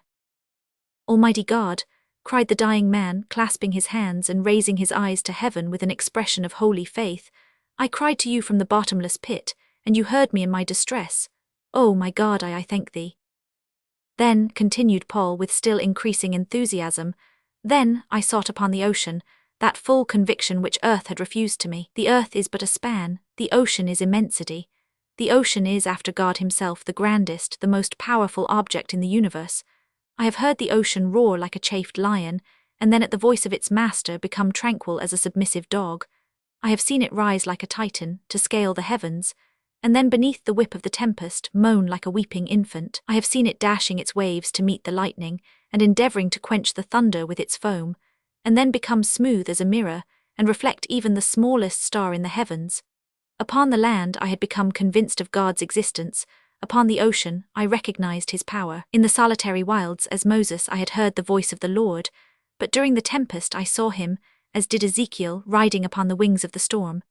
Thenceforward, my father, thenceforward, all doubt was driven from my mind, and from the evening on which I witnessed the first hurricane, I believed and prayed. I believe in God, the Father Almighty, maker of heaven and earth, said the dying man with ardent faith, and he continued thus, the symbol of the apostles to the last word. Paul listened to him in silence, with his eyes raised to heaven, and when he had concluded said, It is not thus that a priest would have spoken to you, my father, for I have spoken to you as a seaman, and with a voice more accustomed to pronounce words of death than consolation. Forgive me, Father, forgive me for it. You have made me pray and believe as you do, said the old man. Tell me then, what more could a priest have done? What you have said is plain and grand. Let me reflect on what you have said. Listen, said Paul, shuddering. What is it? Did you not hear? No. I thought that a voice of someone in distress called to me. There again, do you not hear it? Now again, it is the voice of Marguerite. Go to her instantly, replied the old man. I need to be alone. Paul rushed into the adjoining room, and as he entered it he heard his name again repeated, and close to the door of the cottage. Then, running to the door, he anxiously opened it, and found Marguerite upon the threshold, her strength having failed her, and she had fallen upon her knees. Save me, she cried, with an expression of profound terror on perceiving Paul, and clasped his knees.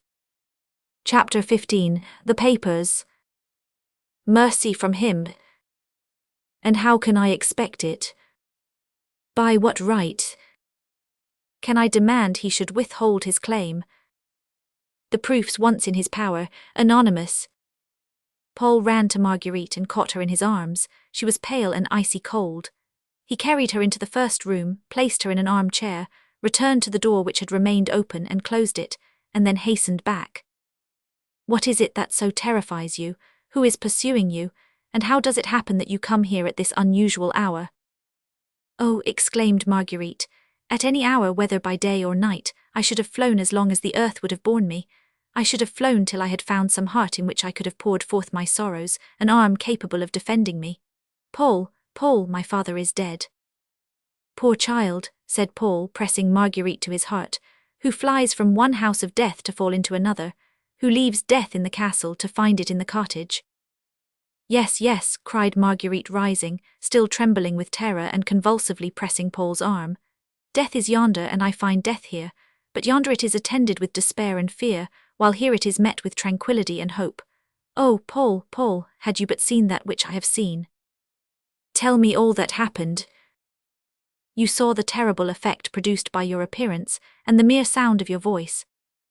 Yes, I saw that. They carried him still fainting and speechless into his own room. It was to your mother that I spoke, said Paul, and he heard me. I could not foresee it would so much have terrified him. You full well know all that had passed, for you must have heard from the room in which you were concealed, every word we uttered. My father, my poor father, had recognized me, and I, seeing him thus, could not repress my uneasiness. Notwithstanding the risk I ran of irritating my mother, I went up to his room. The door was locked. I knocked softly at it. He had recovered his senses, for I heard a faint voice asking who was there. And your mother, said Paul eagerly. My mother, replied Marguerite, was no longer there, and she had locked him in as she would have done to a child. But when he had recognized my voice, when I had told him that it was his daughter Marguerite who wished to see him, he told me that I could get into the room by going downstairs again, and that in the study I should find a private staircase which led to it. A minute afterwards I was kneeling by his bedside, and he gave me his blessing. Yes, Paul, I received his blessing before he died, his paternal benediction, which I trust will bring down the blessing of God upon my head. Yes, said Paul, God will pardon you. You may now feel tranquil. Weep for your father, Marguerite, but weep no longer for yourself, for you are saved. You have heard nothing yet, Paul, exclaimed Marguerite. Hear me still. Proceed.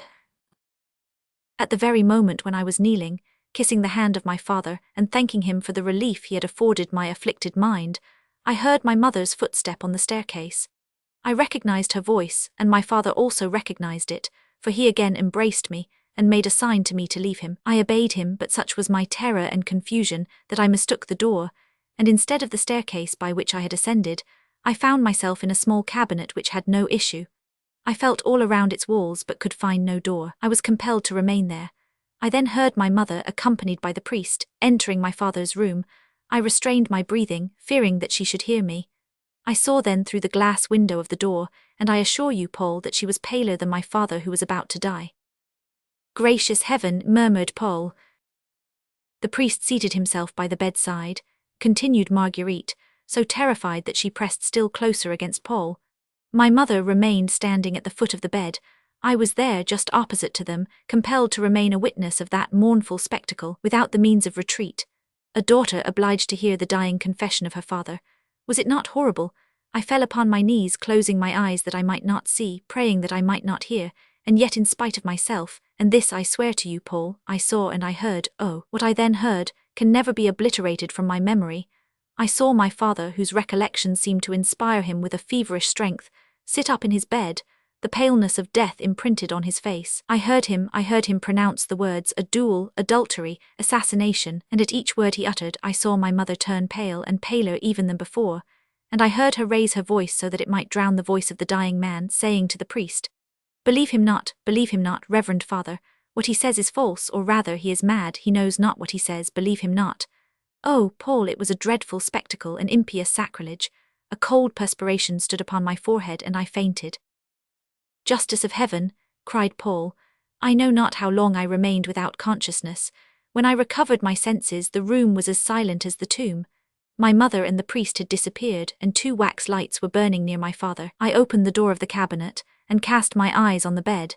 It appeared to me that I could distinguish beneath the sheet which completely covered it the stiffened form of a corpse. I divined that all was over. I remained motionless, divided between the funereal awe which such a sight inspired, and the pious desire of raising the covering to kiss once more before he should be enclosed in his coffin the venerable forehead of my dear father. Fear, however, overcame every other feeling.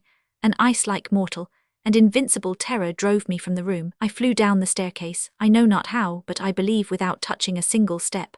I fled across the rooms and through the corridors, till the freshness of the air convinced me that I had left the castle. I fled, completely unconscious of whither my steps were leading me, until I remembered you had told me I should find you here. A secret instinct, tell me what it was, for I cannot myself comprehend it, had led me in this direction. It appeared to me that I was pursued by shadows, horrid phantoms. At the corner of one of the avenues I thought, had I then lost my senses? I thought I saw my mother, dressed all in black, and walking as noiselessly as a scepter. Oh then, terror lent me wings. I at first fled without knowing whither. After this my strength failed me, and it was then you heard my cries. I dragged myself along a few more paces and fell motionless at this door. Had you not opened it I should have expired upon the spot, for I was so much terrified that it appeared to me. Then suddenly pausing, Marguerite trembled and whispered to Paul, silence, do you not hear? Yes, replied Paul, instantly extinguishing the lamp. Yes, footsteps, I hear them also. Look, cried Marguerite, concealing herself behind the curtain of the window and throwing them around Paul at the same moment. Look, I was not mistaken, it was my mother. The door had been opened, and the Marchioness, pale as a spectre, entered the room slowly, closed the door after her, and locked it, and then without observing Paul and Marguerite, went into the second room where Achard was lying. She then walked up to his bed, as she had only a short time before to that of the Marquis, only that she was not now accompanied by a priest. Who is there? Said Achard, drawing back one of the curtains of his bed. It is I, replied the Marchioness, drawing back the other curtain. You, madam, cried the old man with terror, for what purpose have you come to the bedside of a dying man? I have come to make a proposal to him. One that will lose his soul, is it not? To save it, on the contrary. There is only one thing in this world, Achard, of which you stand in need, rejoined the Marchioness, bending down over the bed of the dying man, and that is a priest. You refuse to allow the one who is attached to the castle to attend me. In 5 minutes, if you wish it, he shall be here. Let him be sent then, said the old man, and believe me, there is not a moment to be lost. He must come quickly. But if I give you the peace of heaven, you will give me in exchange peace on earth. What can I do for you? Murmured the dying man, closing his eyes that he might not see a woman whose looks chilled him. You stand in need of a priest that you may die in peace, said the Marchioness. You know the gift I require in order to exist in tranquillity. You would close heaven to me by a perjury. I would open it to you by a pardon. That pardon I have already received. And from whom? From him who perhaps had alone the right to grant it to me. Has Morlake's then descended from heaven? Asked the Marchioness, in a tone in which there was almost as much terror as irony. No, madam, replied he, but have you forgotten that he left a son upon this earth? Then you have also seen him, exclaimed the Marchioness. Yes, replied Achard. And you have told him all? All. And the papers which prove his birth? Asked the Marchioness with trembling anxiety. The Marquis was not dead, the papers are still there. Achard, cried the Marchioness, falling upon her knees by the bedside. Achard, you will take pity on me. You on your knees before me, madam? Yes, old man, replied the Marchioness in a supplicating tone. Yes, I am on my knees before you, and I beg, I implore you, for you hold in your hands the honor of one of the most ancient families in France, my past, my future life. Those papers are my heart, my soul. They are more than this, they are my name, the name of my forefathers, of my children, and you well know all that I have suffered to preserve that name unsullied. Do you believe that I had not a heart as other women have, the feelings of a lover, of a wife, and of a mother? Well, I have overcome them all one by one, and the struggle has been long. I am 20 years younger than you are, old man. I am still in the prime of life, and you are on the verge of the grave. Look then upon these hairs, they are even whiter than your own. What says she? Whispered Marguerite, who had softly crept to the door and could see all that was passing in the inner room. Gracious heaven! Listen, listen, dear child, said Paul. It is the Lord who permits that all shall be thus revealed. Yes, yes, murmured Achard, who was becoming weaker every moment. Yes, you doubted the goodness of the Lord, you had forgotten that he had forgiven the adulterous woman. Yes, but when she met with Christ, men were about to cast stones at her, men who for 20 generations have been accustomed to revere our name, to honor our family. Did they but learn that which, thank heaven, has heretofore been hidden from them, would hear it uttered with shame and with contempt. I have so much suffered that God will pardon me, but men are so implacable that they will not pardon. Moreover, am I alone exposed to their insults? On either side the cross I bear, have I not a child? And is not the other that we speak of the firstborn? In the eyes of the law, is he not the son of the Marquis d'Ore? Do you forget that he is the firstborn, the head of the family? Do you not know that in order to possess himself of the title, the estates, the fortune of the family of Ore, he has only to invoke the law? And then what would remain to Emmanuel? The cross of the Order of Malta, and to Marguerite? A convent. Oh yes, yes, whispered Marguerite, and stretching out her arms toward the Marchioness. Yes, a convent in which I would pray for you, my mother. Silence, silence, whispered Paul. Oh, you know him not, said Achard, whose voice was scarcely audible. No, but I know human nature, replied the Marchioness. He may recover a name, he who has no name, a fortune, he who has no fortune. And do you believe he would renounce that fortune and that name? Should you ask it of him, he would. And by what right could I demand it? Said the Marchioness.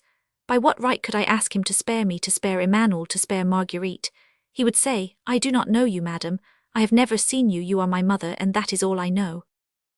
In his name, stammered Achard, whose tongue death was beginning to benumb. In his name, madam, I engage, I swear.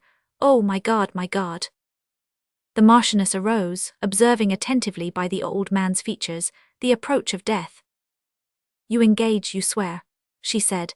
Is he here to ratify this engagement? You engage, you swear. And on your word you would that I should stake the years I have yet to live against the moments which yet remain between you and death. I have entreated, I have implored, and again I entreat and implore you to give up those papers to me. Those papers now are his. I must have them. I repeat, I must have them, continued the Marchioness, gaining strength as the dying man became more feeble. My God, have mercy upon me, murmured Achard. No one can now come, rejoined the Marchioness. You told me that you wore the key of that closet always about you.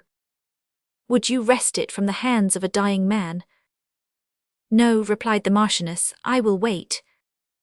Let me die in peace, exclaimed Achard, tearing the crucifix from the head of his bed, and raising it between himself and the Marchioness, he cried, leave me, in the name of Jesus Christ. The Marchioness fell upon her knees, bowing her head to the ground. The old man for a moment remained in the same awful attitude. Then by degrees his strength forsook him, and he fell back on his bed, crossed his arms, and pressed the image of the Saviour to his breast. The Marchioness seized the lower part of the two curtains, and without raising her head, she crossed them in such a manner as to conceal the last struggles of the dying man. Horror, horror, murmured Marguerite. Let us kneel and pray, said Paul. A moment of solemn and dreadful silence then ensued, which was only interrupted by the last gasps of the dying man. These gasps became fainter by degrees and then ceased altogether. All was over, the old man was dead. The Marchioness slowly raised her head, listened with intense anxiety for some minutes, and then, without opening the curtains, passed her hand between them, and after some effort withdrew her hand again. she had obtained the key. She then silently arose and, with her face still turned toward the bed, walked to the closet. But at the moment she was about to unlock it, Paul, who was observing all her movements, rushed into the room and, seizing her by the arm, said, "Give me that key, my mother, for the Marquis is dead and those papers now belong to me." "Justice of Heaven!" exclaimed the Marchioness, starting back with terror and falling into a chair. "Justice of Heaven, it is my son." "Merciful Heaven!" murmured Marguerite, throwing herself upon her knees in the outer room. "Merciful Heaven, he is my brother." Paul opened the closet and took the casket which contained the papers. Chapter 16. Recrimination. "Thou canst save me. Thou oughtst, thou must. I tell thee at his feet. I'll fall a course ere mount his bridal bed. Go choose betwixt my rescue and my grave." Knowles the hunchback. Notwithstanding the dreadful nature of the events which had occurred during that fatal night, Paul had not forgotten the mortal defiance which had been exchanged between himself and Lector. As that young gentleman would probably not know where to find him, he thought it only decorous to save Lector the trouble of seeking for him, and about 7 in the morning, Lieutenant Walter presented himself at the castle, being charged on behalf of Paul to arrange the terms of the combat.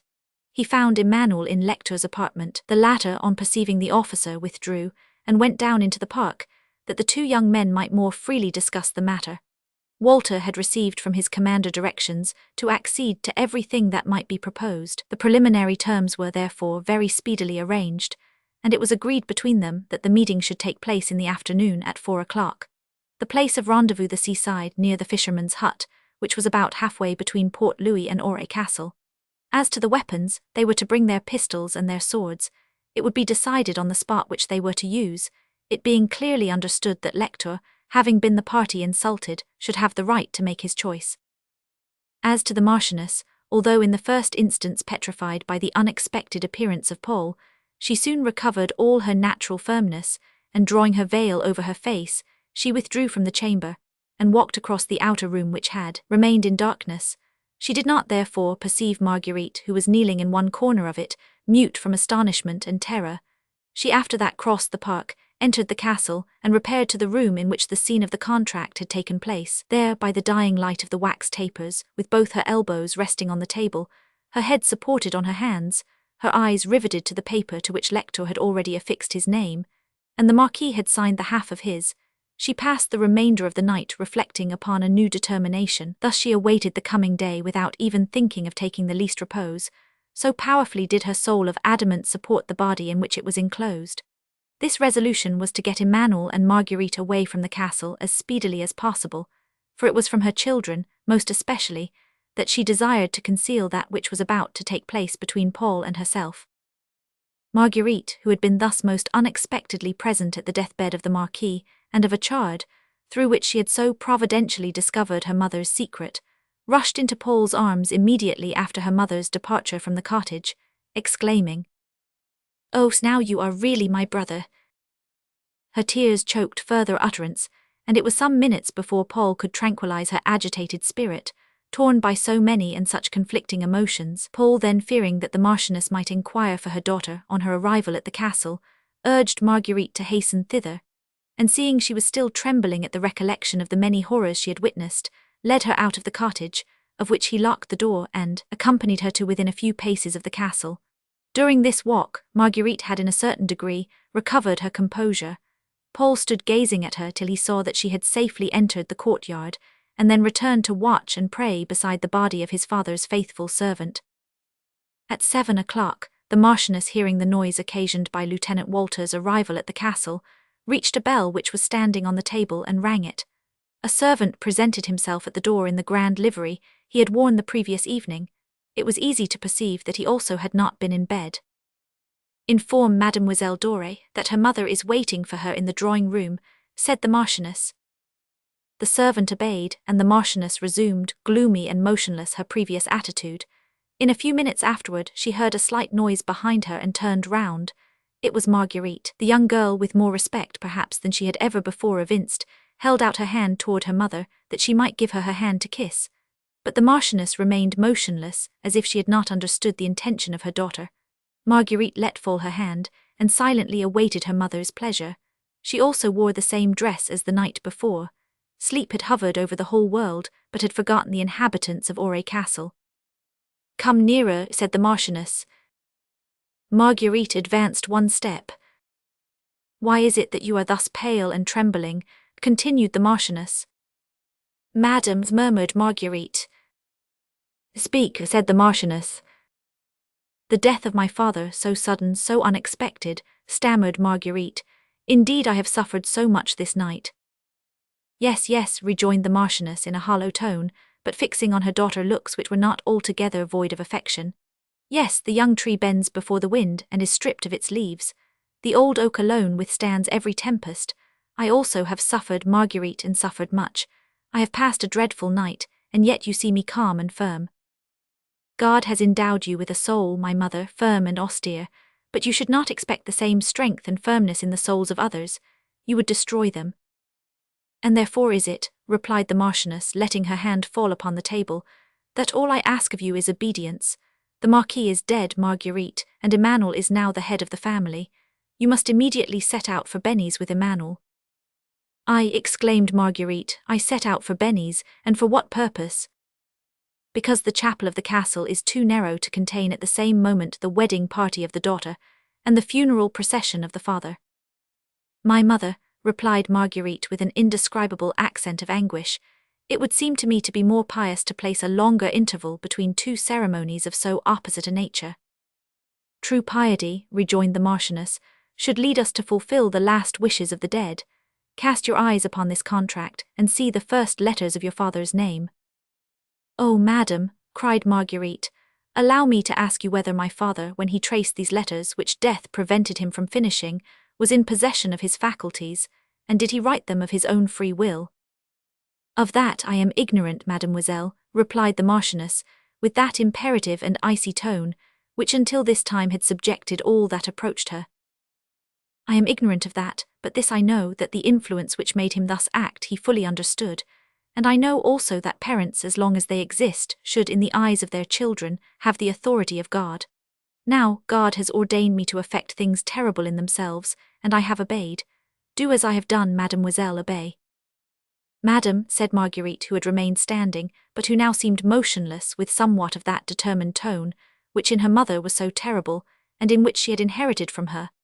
"Madam, it is only 3 days ago that with tearful eyes I threw myself first at the feet of Emmanuel, then at the feet of the man whom you would compel me to receive as my husband, and then at my father's. Neither of them would or could listen to me, for grasping ambition or reckless madness hardened their hearts, and drowned my voice. At length I am now at your feet, my mother. You are the last whom I can supplicate, but also you are best capable of understanding me. Listen then attentively to what I am about to say.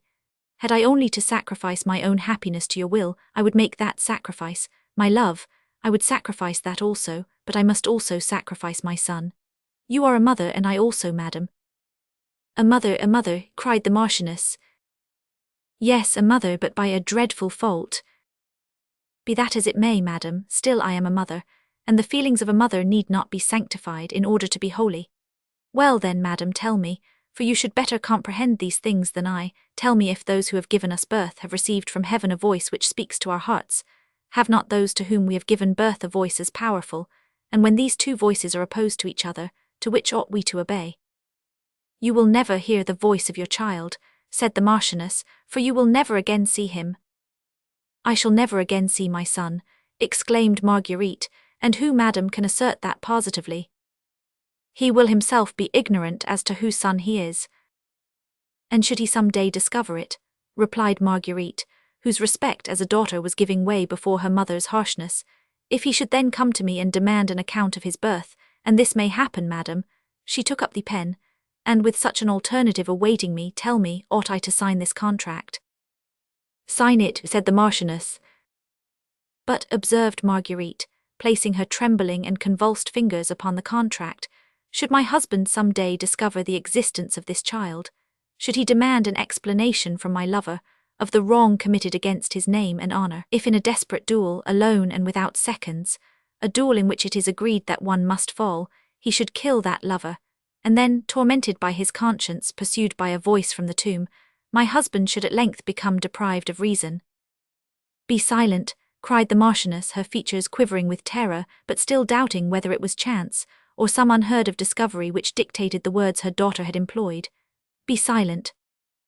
You would have me then, continued Marguerite, who had now said too much to pause. You would have me then, in order to preserve my name, and that of my other children, pure and unsullied, that I should immure myself with a man deprived of reason. You would have me banish from my sight, and from his, every living being, and that I should render my heart iron, that I may no longer feel, that my eyes should never shed a tear. You would have me, then, clothe myself in mourning as a widow before my husband's death.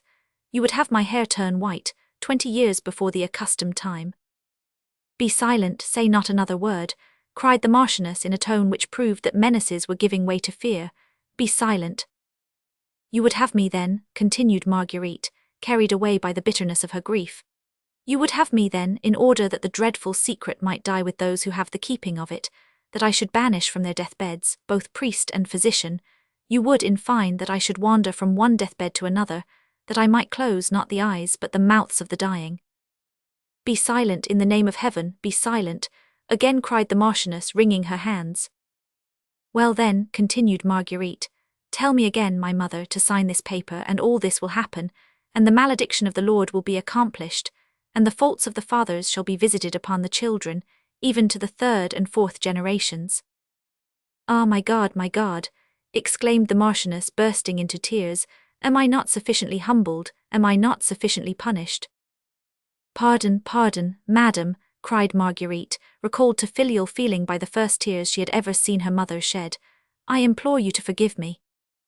Yes, pardon, ask for forgiveness, unnatural daughter, said the Marchioness, advancing toward Marguerite, you who have wrenched the scourge from the hands of eternal vengeance, and have yourself applied the lash even on your mother's forehead.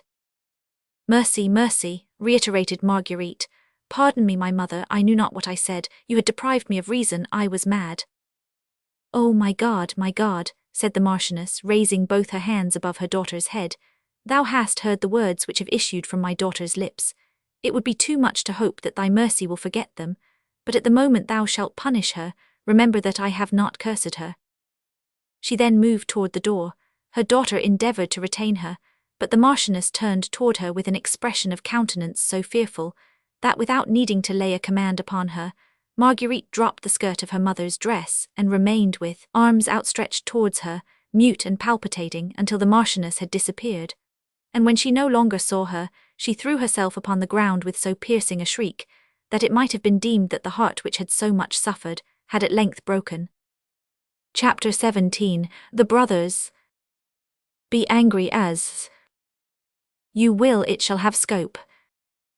Ah, Cassius, you are yoked with a lamb that carries anger, as the flint bears fire, who much enforced shows a hasty spark, and straight is cold again. And from henceforth, when you are over earnest with your brother, he'll think your mother chides and leave you so. Shakespeare.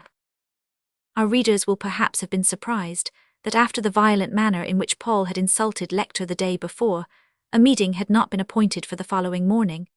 But Lieutenant Walter, who had been commissioned to regulate the conditions of the duel, together with Count Dore, had received from his commander directions to make every concession, saving on one point, and this was, that Paul would not meet Lector until the afternoon.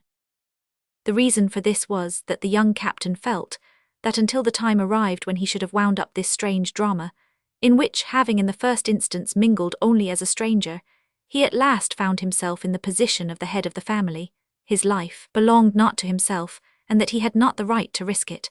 Moreover, as we have seen, the delay he had fixed was not a long one, and Lector, who was ignorant of the reason which could have induced his adversary to require it, had acceded to it without much difficulty. Paul had therefore determined not to lose a moment, and therefore, as soon as the hour arrived at which he could, with propriety, present himself to the Marchioness, he bent his steps towards the castle.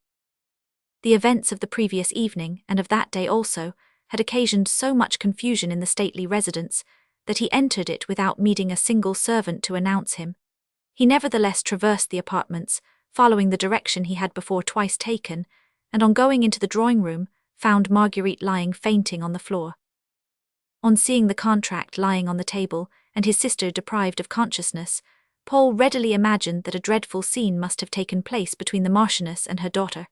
He ran to Marguerite, raised her in his arms, and opened one of the windows to give her air. The state in which Marguerite then was proceeded more from a complete prostration of strength than an actual fainting fit, and therefore as soon as she felt that assistance was being rendered her, and with a kindness which left no doubt as to the feelings of the person who had thus endeavoured to relieve her, she opened her eyes and recognized her brother, that living providence, whom God had sent to sustain her every time she felt she was about to succumb. Marguerite related to Paul that her mother had endeavoured to compel her to sign the contract, in order to get her to leave the castle with her brother, and that having been overcome by her grief, and carried away by the dreadful situation in which she was placed, she had allowed her mother to perceive that she knew all. Paul comprehended at once the feelings which must have rent the heart of the Marchioness, who, after 20 years of silence, isolation and anguish, saw, without being able to divine the manner in which it had been brought about, that in one moment her secret had been revealed to one of the two persons from whom she was most anxious to conceal it. Therefore, compassionating the sufferings of his mother, he resolved to terminate them as speedily as he could, by hastening on the interview he had come to seek, and which would at once enlighten her as to the intentions of that son, whose existence she was so unwilling to acknowledge. Marguerite, on her side, wished to obtain her mother's forgiveness. She therefore undertook to inform the Marchioness that the young captain waited her orders. Paul therefore remained alone, leaning against the high chimney-piece, above which was carved the escutcheon of his family, and began to lose himself in the thoughts which the successive and hurried events of the last few hours gave rise to, and which had rendered him the sovereign arbiter of all that house, when one of the side doors suddenly opened, and Emmanuel appeared with a case of pistols in his hand.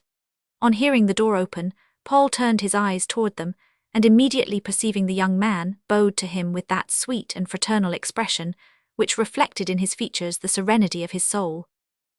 Emmanuel, on the contrary, although he returned the salutation, as politeness required, allowed those hostile feelings which the presence of the man whom he regarded as his personal and determined enemy had awakened to flush his features, and they instantly assumed a look of fierce defiance. "I was on the point of setting out to seek for you, sir," said Emmanuel, placing the pistols upon the table and remaining at some distance from Paul, "and that, however, without precisely knowing where to find you, for like the evil genii of our popular traditions, you appear to have the gift of being everywhere and nowhere. But a servant informed me that he had seen you enter the castle, and I thank you for having saved me the trouble I was about to take, in thus anticipating my desire." "I am happy," replied Paul, "that my desire in this instance, although probably emanating from a totally different cause, has so harmoniously chimed in with yours. Well then, I am here. What do you ask of me?" "Cannot you divine even that, sir?" replied Emmanuel with increasing agitation. "In that case, and you will allow me to express my astonishment that it should be so, you are but ill-informed as to the duties of a gentleman and an officer, and this is a fresh insult that you put upon me." "Believe me, Emmanuel," rejoined Paul in a calm tone, "I yesterday called myself the Count, today I call myself the Marquis d'Ore," said Emmanuel, interrupting him with a gesture of haughtiness and contempt, "and I beg, sir, that you will not forget it." An almost imperceptible smile passed over the lips of Paul. "I was saying then," continued Emmanuel, "that you but imperfectly comprehend the feelings of a gentleman if you believed that I would permit another to take up on my behalf a quarrel which you came here to seek. Yes, sir, for it is you who have thrown yourself across my path, and not I who have sought you." "His lordship the Marquis d'Ore," said Paul, smiling, "forgets his visit on board the Indian." "A truce to your cavil, sir, and let us at once proceed to facts. Yesterday, I know not from what strange and inexplicable feeling, when I proposed to you that, which I will not say every gentleman, every officer, but simply any man of courage would instantly, and without hesitation, have acceded to, you refused, sir, and evading my provocation, you went, as it were, behind my back to seek an adversary, who, although not precisely a stranger to the quarrel, yet good taste should have dictated that he ought not to have been drawn into it." "Believe me that in this, sir," replied Paul, with the calmness and the same candour of manner which had accompanied all he said, "I was compelled to yield to the exigency of the case, which did not leave me the choice of an adversary. You had proposed a duel, which I could not accept, you being my adversary, but which was perfectly indifferent to me with any other person. I am too much habituated to encounters of this description, and to encounters of a far more murderous and mortal nature, to consider an event of this kind, but as one of the usual accidents of my adventurous life. You will, however, please to remember that it was not I who sought this duel. You yesterday proposed it to me, but as I could not, I again repeat it, appear as your antagonist, I selected M. de Lector, as I would have done M. de Naze or M. Largari, because he happened to be there within my reach, and because, if it were absolutely necessary that I should kill someone, I preferred killing an useless and insolent fop, rather than a good and honest country gentleman, who would consider himself dishonoured. Did he but dream that he had entered into a bargain of so vile and despicable a nature, as that which the Baron de Lector has in reality proposed to you. "'Tis well, sir," said Emmanuel jeeringly. "Continue to constitute yourself as the redresser of wrongs, to dub yourself the knight-errant of oppressed princesses, and to shield yourself under the buckler of your mysterious replies, as long as this antiquated quixotism does not come in collision with my views, my interests, and my engagements. I will fully permit it to wander over the whole earth, and ocean also, even from pole to pole, and I shall merely smile at it as it passes by me. But whenever this madness breaks out against me, as yours has done, sir, whenever, in the intimate concerns of a family of which I am the head, I meet a stranger, who orders as a master where I alone have the right to raise my voice, I shall present myself before him, as I now do before you, should I have the happiness to meet him alone as I do you, and then feeling assured that no one will come to interrupt us before I had obtained the necessary explanation, I would say to him, "You have, if not insulted me, at all events wounded my feelings, sir, by coming to my house and injuring me in my interests and my family affections. It is then with me, and not with another, that you ought to fight, and you shall fight with me." "You are mistaken, Emmanuel," replied Paul. "I will not fight at all events with you, the thing is impossible." "Oh, sir, the time of enigmas is gone by," cried Emmanuel impatiently. "We live in the midst of a world in which at every moment we elbow a reality. Let us, therefore, leave the poetical and the mysterious to the authors of romances and tragedies. Your presence in this castle has been marked by circumstances too fatal to render it necessary to add that which is not to that which is." Lusignan returned, notwithstanding the order which condemned him to transportation. "My sister, who for the first time has shown herself rebellious against the orders of her mother. My father, killed by your mere presence. These are the disasters by which you have been accompanied, which have heralded you from another hemisphere, and have formed your funereal escort. For all this you have to account to me. Therefore, speak, sir, speak as a man should to a man in the broad daylight face to face, and not as a phantom gliding in the darkness which escapes under the cloud of night, letting fall some few solemn and prophetic words, as if from the other world. Such things are well calculated to terrify nurses and children. Speak, sir, speak. Look at me, you will see that I am calm. If you have anything to reveal to me, I will listen to you." "The secret which you ask of me is not my own," replied Paul, whose perfect calmness strongly contrasted with the feverish excitement of Emmanuel. "Believe what I have said and do not insist farther. Farewell." After pronouncing these words, Paul moved toward the door. "Oh," cried Emmanuel, rushing between him and the door to prevent his passage, "you shall not leave me thus, sir. I have you now, we are alone in this room without fear of any interruption, into which it was not I that enticed you, but you have come here of your own free will. Therefore hearken to that which I am about to say. The person you have insulted is myself. The person to whom you owe satisfaction is myself. The person with whom you have to fight is—" "You are mad, sir," tranquilly replied Paul. "I have already told you it is impossible, therefore allow me to withdraw." "Take care, sir," cried Emmanuel, stretching out his hand to the box and taking out the pistols. "Take care, sir. After having done everything in my power to compel you to act as a gentleman, I may treat you as a brigand. You are here in a house in which you are a total stranger. You have entered it, I know not how, nor for what purpose. If you have not come into it to despoil us of our gold and jewels, you have entered it to steal the obedience of a daughter to her mother, and to cancel the sacred promise given by a friend to a friend. In one case or the other you are a violator, whom I have met at the moment that his hands were about to seize a treasure. That treasure is honor, the most precious of all riches. Come, sir, believe me, you will do better to accept this weapon." Emmanuel endeavored to thrust one of the pistols into Paul's hand, "and defend yourself." "You may kill me, sir," replied Paul, again placing his elbow on the chimney-piece, as if he were continuing an ordinary conversation, "although I do not believe that God would permit so great a crime. But you shall not force me to fight with you. I have before told you so, and I repeat it." "Take the pistol, sir," cried Emmanuel. "Take it, sir, I tell you. You believe that the threat I am making is but a vain menace. Undeceive yourself. For 3 days have you fatigued my patience. For 3 days have you filled my soul with gall and hatred. For 3 days have I familiarized my mind with the idea of ridding myself of you, whether it be by a duel or by murder. Do not imagine that the dread of punishment withholds my hand. This castle is isolated, mute and deaf. The sea is there, and before you could be even laid in the tomb I should be in England. Therefore, sir, for the last time I say to you, take this pistol and defend yourself. Paul, without uttering a word, gently put the pistol aside. Well then, cried Emmanuel, exasperated to the highest degree by the sang-froid of his adversary, as you will not defend yourself like a man, die like a dog. And so saying, he raised the muzzle of the pistol to the level of the captain's breast. At that moment a dreadful shriek was heard. It was Marguerite, who had returned from her mother, and who had at a glance comprehended all that had happened. She rushed upon Emmanuel, and at that instant he fired the pistol, but the direction of the ball having been changed by the young girl's striking up his arm, it passed 2 or 3 inches above Paul's head, and shattered the glass above the chimney-piece. My brother, cried Marguerite with one bound, springing to where Paul stood and throwing her arms around him. My brother, are you not wounded? Your brother, exclaimed Emmanuel, letting fall the pistol which was still smoking. Your brother. Well, Emmanuel, said Paul, with the same calmness which he had evinced during the whole of this painful scene, do you now comprehend why it was I could not fight with you?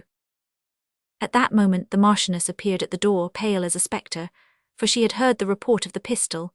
Then looking around her with an expression of infinite terror, and seeing that no one was wounded, she silently raised her eyes to heaven as if to ask if its anger was at length appeased. She remained thus for some time in an attitude of mental thanksgiving. When she again cast down her eyes, Emmanuel and Marguerite were on their knees before her, each holding one of her hands and covering it with tears and kisses. I thank you, my children, said the Marchioness after a short silence, and now leave me with this young man. Marguerite and Emmanuel bowed with an expression of the most profound respect, and obeyed the command of their mother. Chapter 18. Recognition. Oh, my mother! You do not know the heart that you have pierced. I thy son, thine author, I avenge. Never on thee. Live happy, love my brother. Forget that I was born. Hear these proofs. These. Oh, see you where the words are blistered. With my hot tears. I wept, it was for joy.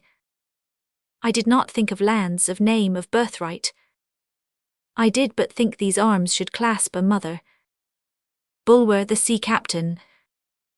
The Marchioness closed the door as soon as they had withdrawn, advanced into the middle of the room, and went without looking at Paul, and leaning upon the armchair in which the Marquis had the night before been seated to sign the contract.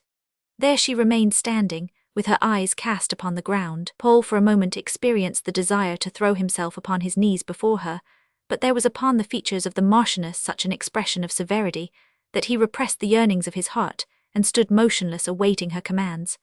After a few moments of ice-like silence, the Marchioness addressed him. You desired to see me, sir, and I have come to know your will. You wish to speak to me. I am listening.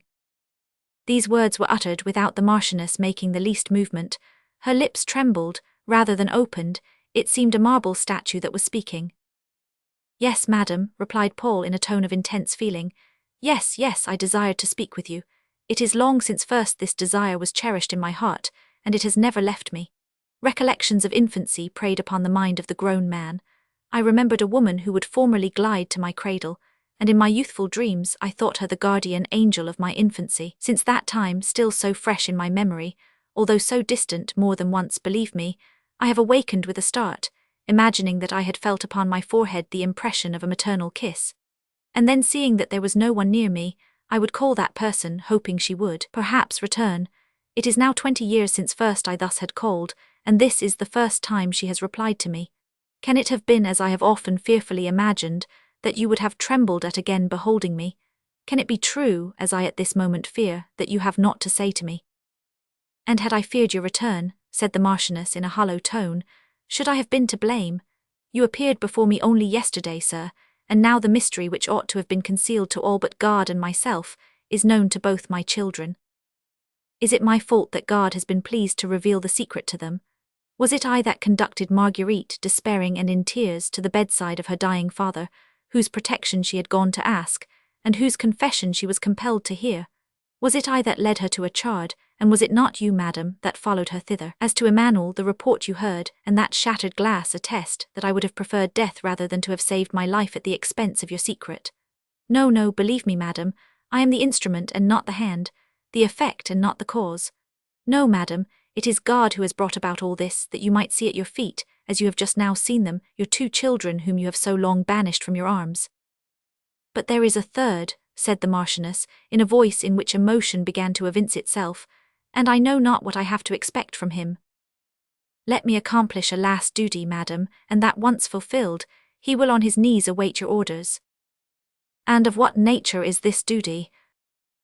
It is to restore his brother to the rank to which he is entitled, his sister to that happiness which she has lost, to his mother that tranquillity of mind, which she has so long sought in vain. And yet, thanks to you, replied the Marchioness, M. de Maurepas refused to M. de Lector the regiment he had solicited for my son. Because, replied Paul, taking the commission from his pocket and laying it on the table, because the king had already granted it to me, for the brother of Marguerite. The Marchioness cast her eyes upon the commission, and saw that it was made out in the name of Emmanuel Doré. And yet you would give the hand of Marguerite to a man without name, without fortune, and what is more, to a man who is banished. You are mistaken, madam. I would give Marguerite to the man she loves.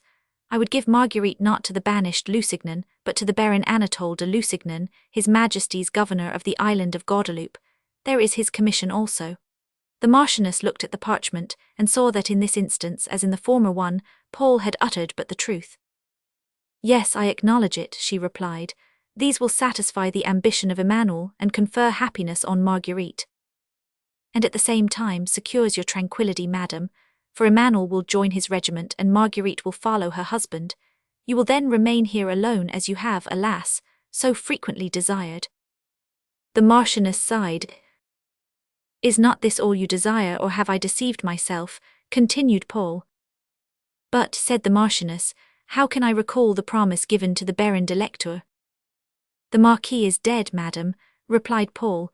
Is not the death of a husband and a father a sufficient cause for the adjournment of a marriage? The Marchioness, without replying, seated herself in the armchair, took a pen and paper, wrote a few lines, folded the letter, and putting on the address the name of the Baron de Lector, she rang the bell for the servant. After waiting a few moments, during which time both Paul and herself remained silent, a servant came into the room. In 2 hours from this time you will deliver this to the Baron de Lector, said the Marchioness. The servant took the letter and withdrew. And now, continued the Marchioness, looking at Paul, now, sir, that you have done justice to the innocent, it remains to you to pardon the guilty. You have papers which prove your birth, you are the elder, at all events in the eyes of the law. The fortunes of Emmanuel and Marguerite are yours by right. What do you require in exchange for these papers? Paul took them from his pocket and showing them to the Marchioness said, Here are the documents, look at them. They are the letters you wrote to my poor father. Look here, they are moistened by my tears, for I read them last night while watching by a chard's corpse. Then approaching the fireplace, he held them over the flaming wood, saying, Permit me even but once to call you mother. Call me but once your son, and— Can it be possible? Exclaimed the Marchioness, rising. You speak of name, of fortune, continued Paul, with an expression of profound melancholy. What need have I of them? I have by my own sword gained a rank which few men of my age have ever attained. I have acquired a name which is pronounced with blessings by one nation, and with terror by another. I could, did it so please me, amass a fortune worthy of being bequeathed to a king. What then are your name, your fortune, and your rank to me if you have nothing else to offer me, if you do not give me that which I have incessantly, and in every position of my life most yearned for, that which I have not the power to create, which God had granted to me but which misfortune wrested from me, that which you alone can restore to me, a mother. My son, exclaimed the Marchioness, overcome at length by his tears and supplicating accent, my son, my son, my son. Ah, exclaimed Paul, letting the papers fall into the flames, which speedily consumed them. Ah, that missed appellation has at length escaped your lips, that tender name so long desired, and which I have so unceasingly prayed to hear addressed to me. Merciful Heaven, I thank thee. The Marchioness had fallen back into her chair, and Paul had thrown himself upon his knees, his head leaning upon her bosom. At length the Marchioness gently raised him. "Look at me," she said. "For 20 years this is the first tear that has ever escaped my eyelids. Give me your hand." She placed it upon her heart. "For 20 years this is the first feeling of happiness with which my heart has palpitated. Come to my arms. For 20 years this is the first caress I have either given or received. These 20 years have doubtless been my expiation, since God now pardons me, for he has restored to me the power of weeping, of feeling joy, and has permitted me to embrace my son. Thanks to Giard, and thanks to thee, my son." "My mother," cried Paul, "my beloved mother." "And I trembled at the thoughts of seeing you again. I trembled when I did see you. I knew not. I could not have imagined that such feelings still existed in my heart. Oh, I bless thee, I bless thee." At that moment the tolling of the chapel bell was heard. The Marchioness shuddered. The funeral hour had arrived.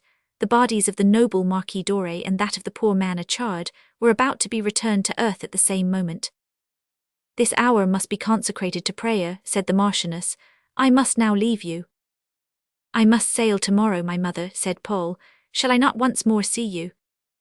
"Oh, yes, yes," replied the Marchioness. "We must meet again." "Well then, my mother, this evening I shall be at the park gate. There is a spot which is sacred to me, and to which I must pay a last visit. I shall expect to meet you there. It is on that spot, my mother, that we should say farewell." "I will be there," said the Marchioness. "Here, my mother, here," said Paul. "Take these commissions, the one for Emmanuel and the other for the husband of Marguerite. Let the happiness of your children be conferred by yourself. Believe me, mother, you have bestowed more on me than I on them." The Marchioness retired to shut herself up in her oratory. Paul left the castle and proceeded toward the hut of the fisherman. Chapter 19. The Farewell. "Hark, she has blessed her son, I bid ye witness. Ye listening heavens, thou circumambient air. The ocean sighs it back, and with the murmur bustle the happy leaves. All nature breathes aloud aloft to the great parent's ear the blessing of the mother on her child." On approaching the fisherman's hut, the place appointed with lector, Paul perceived Lusignan and Walter, who were waiting for him. Precisely at the hour agreed, Lector appeared on horseback. He had been obliged to find his way as he best could, for he had no guide, and his own servant was as much a stranger as himself in that part of the country. On seeing him at a distance, the young men came out of the hut. The Baron instantly put his horse into a gallop, to hasten to them. When within a few paces of them, he alighted from his horse, and threw the rein to his servant. "I trust you will pardon me, gentlemen," said he, "that I should have approached you thus alone like a forsaken orphan, but the hour selected by that gentleman," he added, raising his hat to Paul, who returned the salutation, "was precisely that fixed for the funeral obsequies of the Marquis. I have therefore left Emmanuel to fulfill the duties of a son, and have come here without a second, trusting that I had to deal with an adversary generous enough to procure some friend of his own to aid me in this dilemma." "We are entirely at your service, Baron," replied Paul. "Here are 2 friends of mine. Select which you please, and he who shall be honored by your choice will instantly become yours." "I have no preference, I swear to you," said Lector. "Please to designate which of these 2 gentlemen you may desire should render me this service." "Walter," said Paul, "be so good as to officiate as second to the Baron." The lieutenant assented. The 2 adversaries again bowed to each other. "And now, sir," continued Paul, "permit me, before our respective seconds, to address a few words to you, not of apology but explanation." "At your own pleasure, sir," replied Lector. "When I uttered the words which have been the cause of your coming hither, the events which have since occurred at the castle were hidden in the womb of time, and these events might have entailed the misery of a whole family. You, sir, had on your side Madame Doré, Emmanuel, and the Marquis. Marguerite had but me alone. Every chance was, therefore, in your favour. It was for this reason that I addressed myself directly to you, for had I fallen by your hand from circumstances which must for ever remain hidden to you, Marguerite could not have married you. If I had killed you, the case would have been still more simplified, and requires no commentary." "This exordium is really most logical, sir," replied the Baron, smiling and tapping his boots with his riding whip. "Let us proceed, if you please, to the main body of the discourse." "Now," continued Paul, bowing in sign of acquiescence, "every circumstance has changed. The Marquis is dead, Emmanuel has received his commission, the Marchioness renounces your alliance, honourable as it may be, and Marguerite marries the Baron Anatole de Lusignan, who, for that reason, I did not name your second."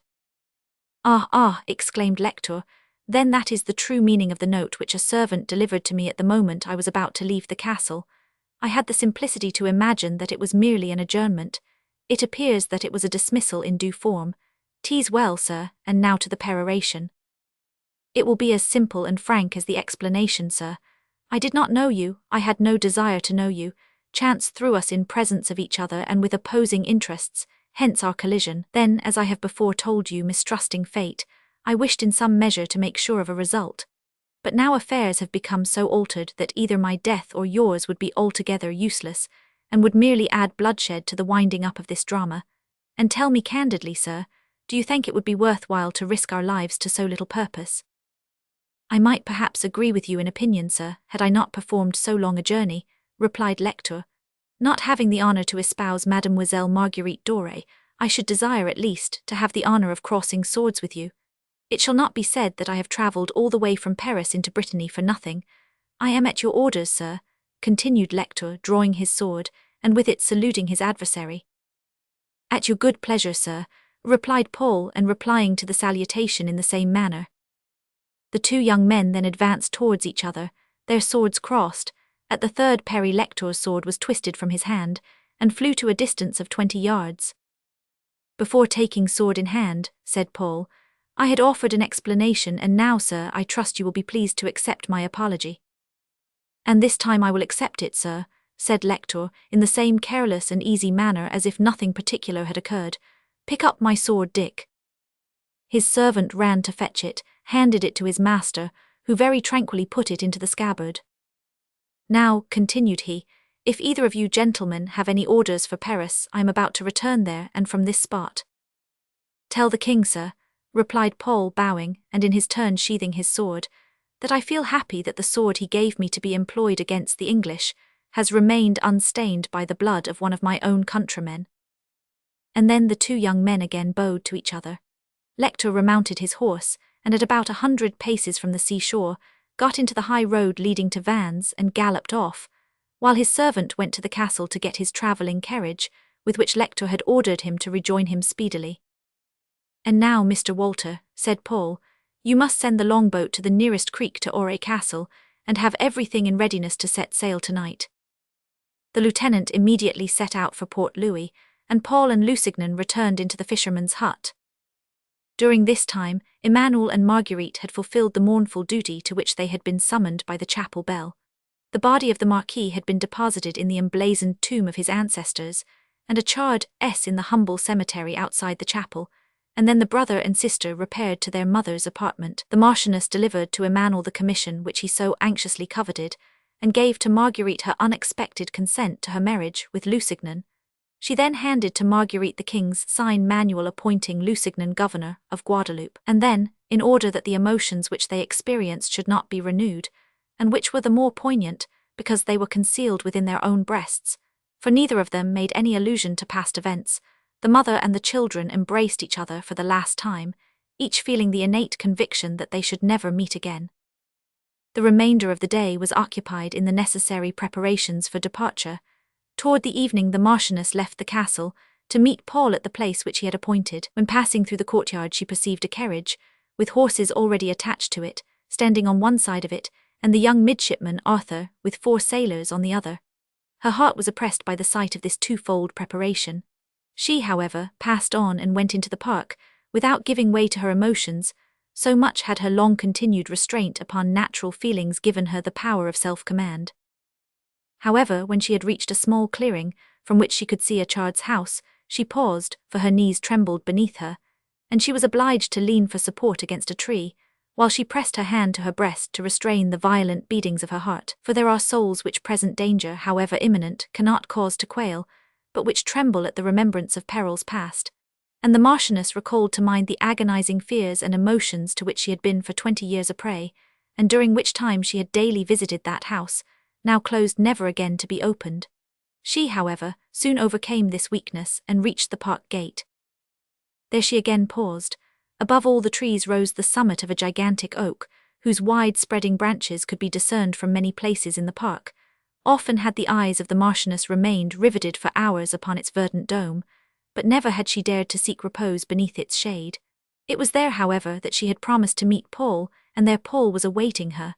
At length she made a last effort and entered the forest. From a distance she perceived a man kneeling upon the ground in the attitude of prayer. She slowly approached him, and kneeling down by his side, prayed also. When the prayer was concluded, they both rose, and without uttering a word, the Marchioness placed her arm around Paul's neck, and leaned her head upon his shoulder. After some moments' silence, they heard the noise of the wheels of a carriage at a distance. The Marchioness shuddered and made a sign to Paul to listen. It was Emmanuel setting out to join his regiment. Shortly afterwards, Paul pointed in a direction opposite to that in which they had heard the noise, and showed the Marchioness a boat gliding rapidly and silently upon the surface of the ocean. It was Marguerite going on board the frigate. The Marchioness listened to the noise of the receding wheels as long as she could hear it, and followed with anxious eyes the movements of the boat, as long as she could distinguish it. Then she turned toward Paul, and raising her eyes to heaven, for she felt that the moment was approaching, when he, whom she was leaning upon, would in his turn leave her, she exclaimed, "May God bless as I now bless the duteous son, who was the last to leave his mother." Saying these words, she threw her arms around his neck, pressed him convulsively to her heart, and kissed him. Then, gazing at him intently, she seemed to be scanning every outline of his face, and then, again, rapturously embraced him. "Yes," she cried, "in every feature he is the living resemblance of my poor lost Morlakes." Then for some moments she seemed to be absorbed in thought. At last, after a seemingly violent struggle, she continued, "Paul, you have refused to accept any portion of that fortune to which you are legally entitled, although you know the wealth of the Aure family is unbounded, and that the fortune which I inherit in my own right from the family of Sable is very large." Paul shook his head. "Well then, there is one thing that you must receive from your mother, as her parting gift. It is 20 years since I have dared to look upon it, and yet I have clung to its possession. It is your father's portrait, presented to me when I was authorized to receive it, when by the assent of both our families, he was to have become my husband. Take it, my dear son, for although it tears my heart to part with it, yet I feel that I shall be more tranquil when it is in your possession. To no one but yourself would I have given it. You will sometimes look upon it, and you will think of your mother, who must now remain forever isolated from the world. But it is better that it should be so. Henceforward all my moments shall be spent in making my peace with heaven." While saying these words, she had drawn from her pocket a case, which she put into Paul's hands, and which he had eagerly opened, and gazed with intense interest at the features of his father. The miniature was richly set in diamonds of great value. Then, summoning all her fortitude, the Marchioness for the last time kissed her son, who was kneeling before her, and tearing herself from his arms, she returned alone to the castle. The next morning the inhabitants of Port Louis vainly sought the frigate they had seen only the evening before, and which for 15 days had remained at anchor in the outer roads of Lorient. As on the former occasion, she had disappeared without their being able to comprehend the cause of her arrival, or the motive of her so sudden departure. Epilogue. Last scene of all. That ends this strange, eventful history. 5 years had elapsed since the occurrence of the events we have related. The independence of the United States had been recognized. New York, the last stronghold of the English, had been evacuated. The roar of cannon, which had resounded in the Indian seas as well as in the Gulf of Mexico, had ceased to thunder. Washington, in the solemn meeting of Congress of the 28th December, 1783, had resigned his commission as General-in-Chief, and had retired to Mount Vernon, his parental estate, without any other recompense than that of being allowed to receive and send letters, free of charge, and the tranquility which America had begun to enjoy had extended to the French colonies in the West Indies. For the mother country having espoused the American cause, they had been several times exposed to the hostile attempts of Great Britain. Among these islands, Guadeloupe had been more particularly threatened, in consequence of its military and commercial importance.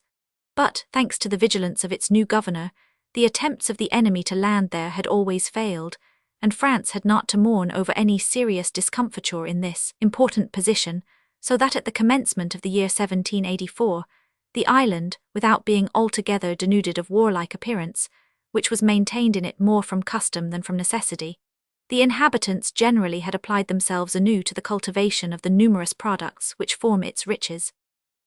If our readers will be pleased by a last effort of their complaisance, to accompany us to the other side of the Atlantic, and land with us at the port of Basse-Terre. We will conduct them amidst fountains which jet on every side, through the street which leads to the promenade, called Champ d'Arbord. Then, after having availed ourselves of the cool shade of the tamarind trees, planted on each side of it, till we have proceeded about 2/3 of its length, we will turn upon the left up a small beaten road, which conducts to the gate of a garden, the upper part of which commands a view of the whole town. When we have arrived there, we will allow them for a few moments to inhale the evening breeze, so refreshingly sweet after the midday heat of the month of May, and they can cast a glance with us over the luxuriant vegetation of the tropics.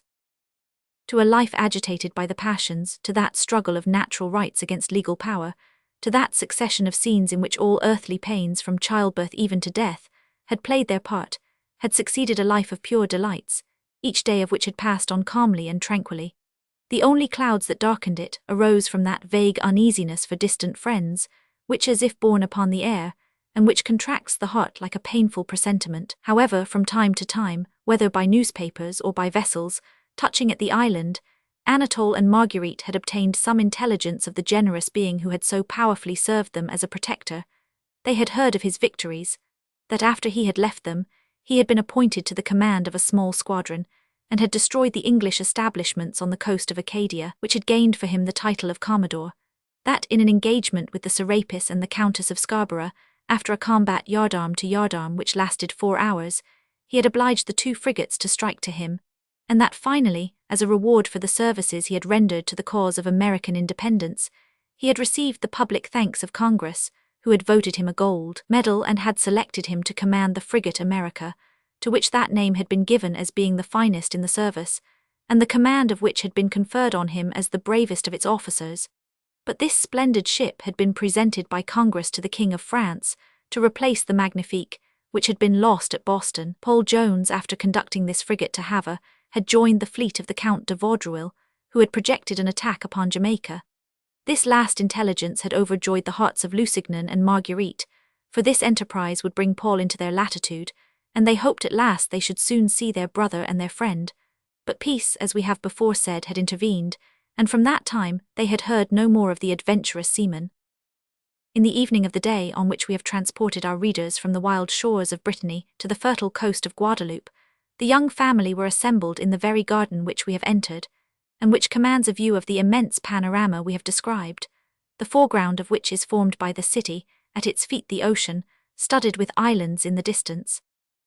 Marguerite had promptly habituated herself to the soft listlessness of Creole life, and her mind now tranquil and full of happiness, she gave herself up to the dolce far niente, which renders the sensual existence of the colonies a half-sleep, the incidents of which appear as dreams. She was lying with her daughter in a Peruvian hammock, netted with the silken fibers of the aloe, and ornamented with the most brilliant coloured plumes of the rarest tropical birds.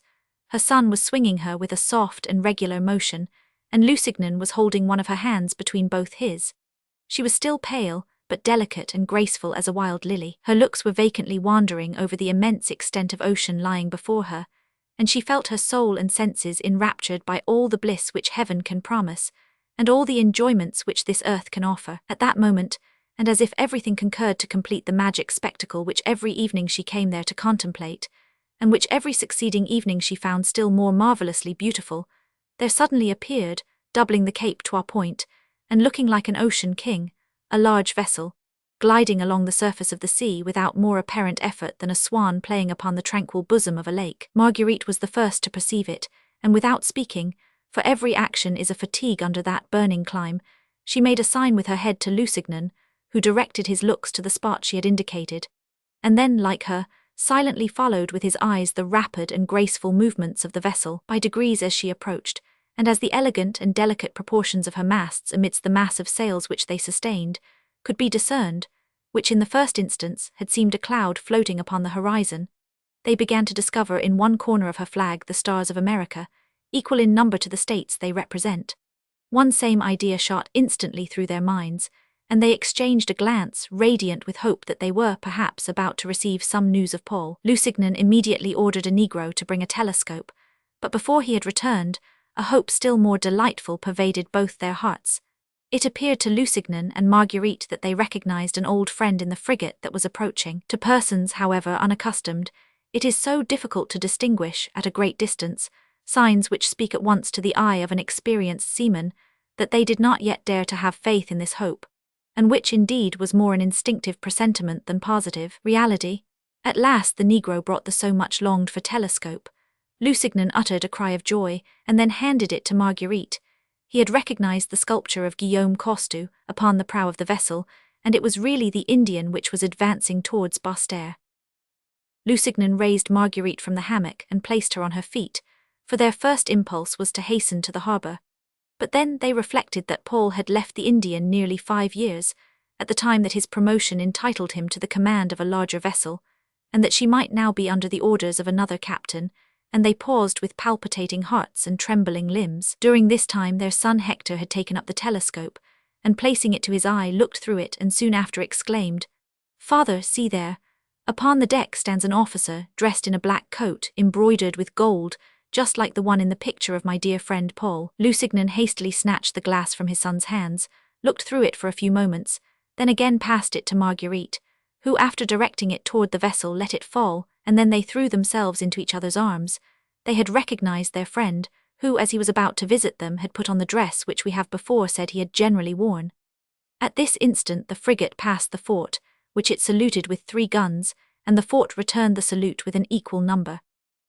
From the moment that Lusignan and Marguerite had acquired the certitude that their friend and brother was actually on board the Indian, they had hastened down the mountain, followed by young Hector, towards the port, leaving their little Blanche in the hammock. The captain had also recognized them, so that at the moment they left the garden he had ordered a boat to be lowered, and thanks to the united strength of 10 vigorous oarsmen, he had rapidly glided over the distance between the anchorage ground and the port, and had sprung upon the jetty at the instant that his friends arrived there. Such sensations as then filled their breasts cannot be expressed in words. Tears are their only interpreter, and thus their joy more closely resembled grief, for they all wept, even to the child, who wept because he saw them weep. After giving some orders relating to the vessel, the young Commodore, with his delighted friends, slowly ascended the hill down which they had rushed so rapidly to meet him. Paul told them that the expedition of Admiral Vaudreuil having failed, he had returned to Philadelphia, and peace having been signed, as we have before mentioned, with England, the Congress, as a token of gratitude, had presented him with the first ship he had commanded as captain. Upon hearing this, Lusignan and Marguerite experienced the most lively joy, for they hoped that their brother had come with the intention of taking up his abode with them. But the character of the young seaman was too adventurous, and stood too much in need of excitement to sink quietly down into the monotonous and unvaried dullness of a life on shore. He informed his friends that he had but 8 days to remain with them, after which he should seek in another quarter of the globe, to follow the profession he had adopted. These 8 days passed by as rapidly as a dream, and notwithstanding the reiterated entreaties of both Lusignan and Marguerite, Paul would not consent to delay his departure even for 24 hours. He was still the same ardent, determined being, considering the execution of a resolution he had once formed as a positive duty, and more austere with regard to himself than toward others. The hour of separation had arrived. Marguerite and Lusignan wished to accompany the young Commodore on board his ship, but Paul wished not to prolong the grief of this leave-taking. When they reached the jetty he embraced them for the last time, then jumped into his boat, which was rowed away as swiftly as an arrow. Marguerite and Lusignan followed him with their eyes until his boat had disappeared on the leeward side of the frigate, and they sorrowfully reascended the hill to watch the ship's departure, from the same terrace from which they had before discerned its arrival.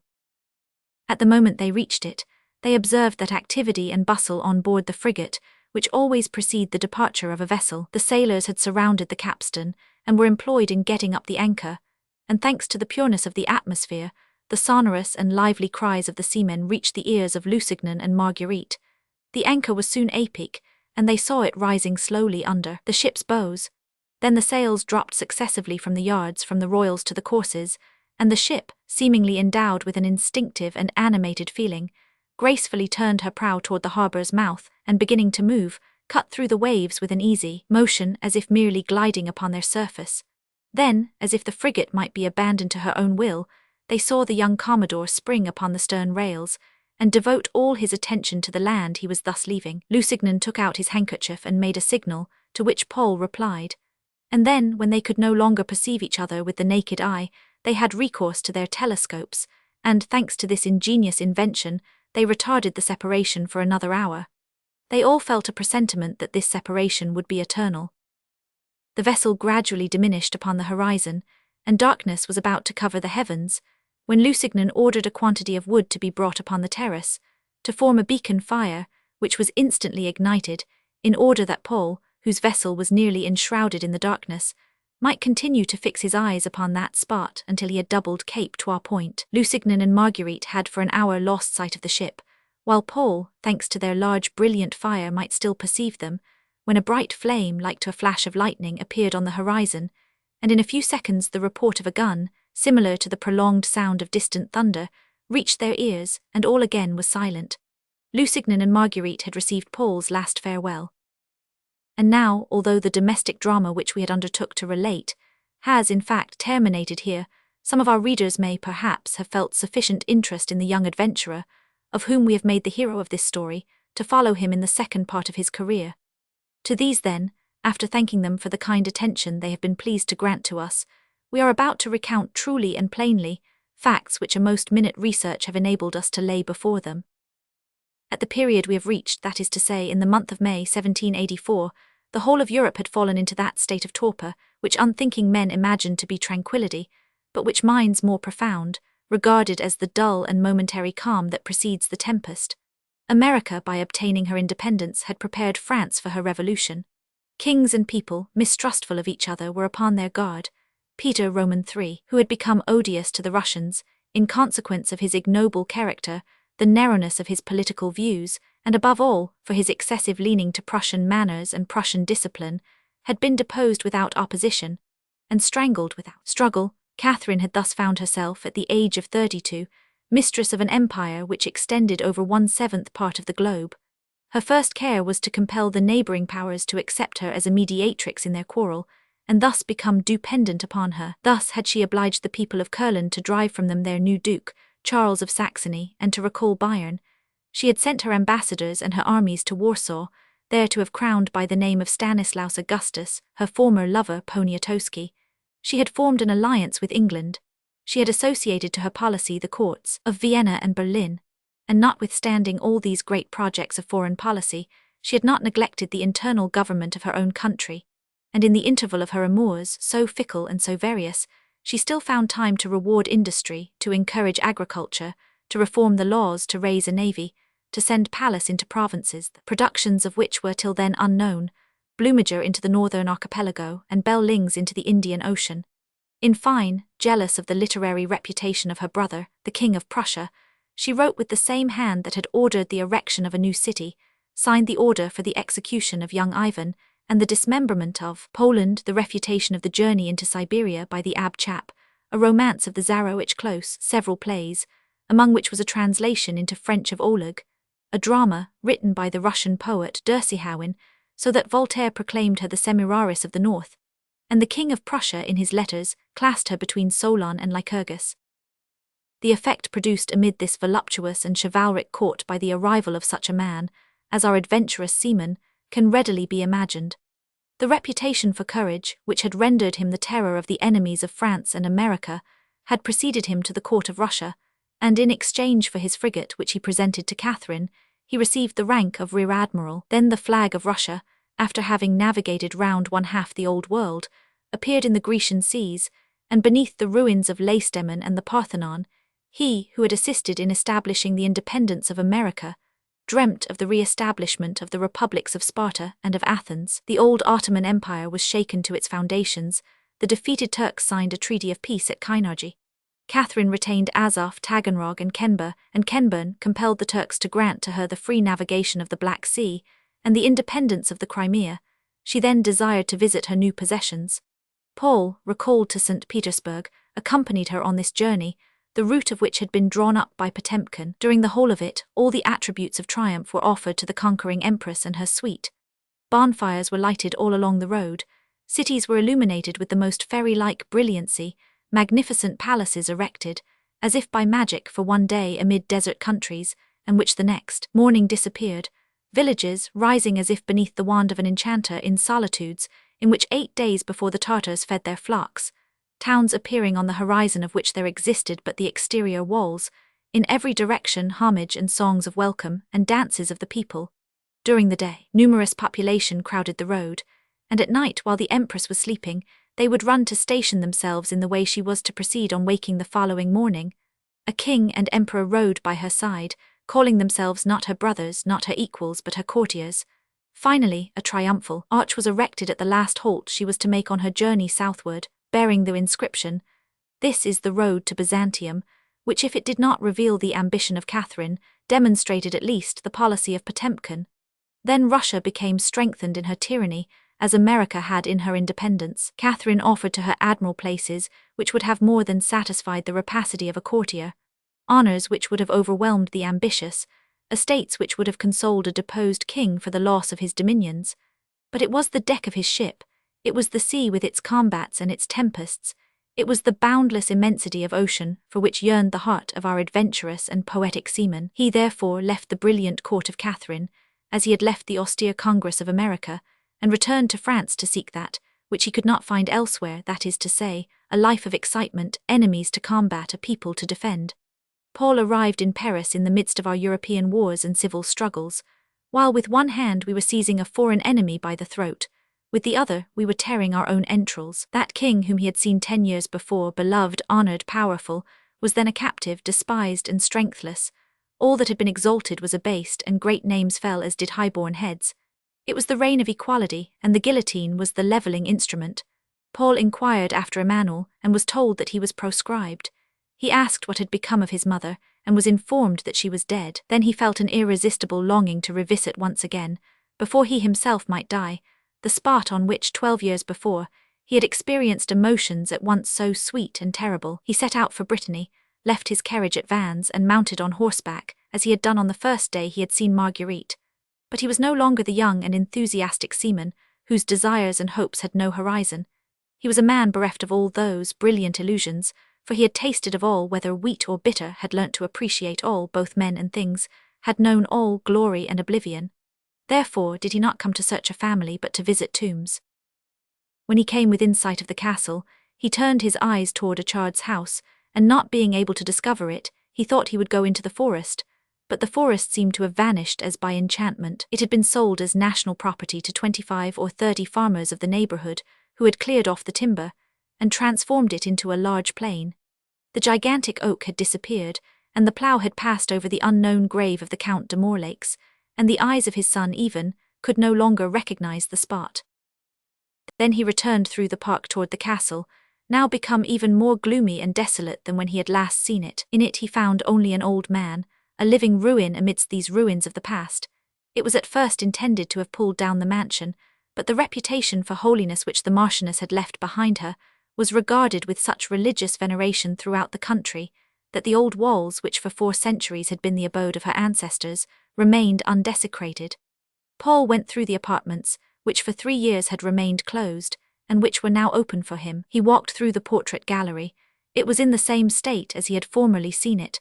No pious hand had added to the portrait either of the Marquis or the Marchioness. He went into the study in which he had been concealed, found a book lying in it which he had opened and placed upon the very spot on which he found it, and read the same passages which he had read so many years before. He then pushed open the door which communicated with the contract chamber, where had passed the chief scenes of that drama in which he was the principal actor. The table was still in the same place, and the Venetian looking-glass over the chimney-piece was there, shattered as it had been by the ball of Emmanuel's pistol. Paul advanced to the fireplace, and placing his elbow on the marble mantelpiece, questioned the servant as to the last years of the Marchioness. The account he received showed that she had remained austere and melancholy, as was her wont. Remaining secluded and alone at the castle, her hours were uniformly spent in 3 different places: her oratory, the vault in which the body of her husband had been buried, and the spot sheltered by the oak tree, at the foot of which her lover had been interred. For 8 years after the evening on which Paul had taken leave of her, she had been seen to wander amid the old corridors of the castle, and in the gloomy avenues of the park, slow and pale as a spectre. Then a disease of the heart, engendered by the agonies she had suffered, declared itself, and she daily became weaker.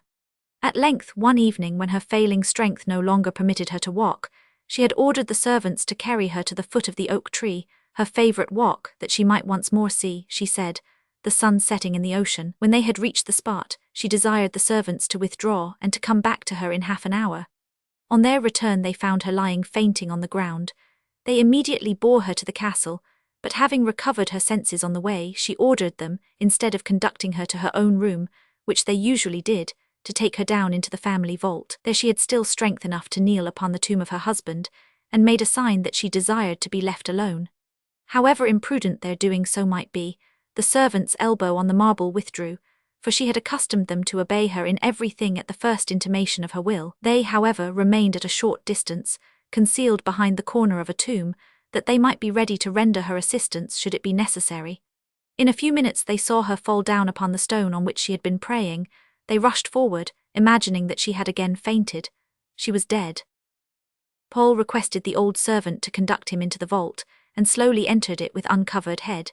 And when he had reached the stone which covered the grave of his mother, he knelt down and prayed.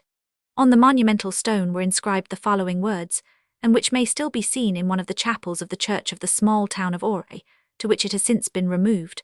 The inscription had been written by the Marchioness herself, and she had desired that it should be placed upon her tomb.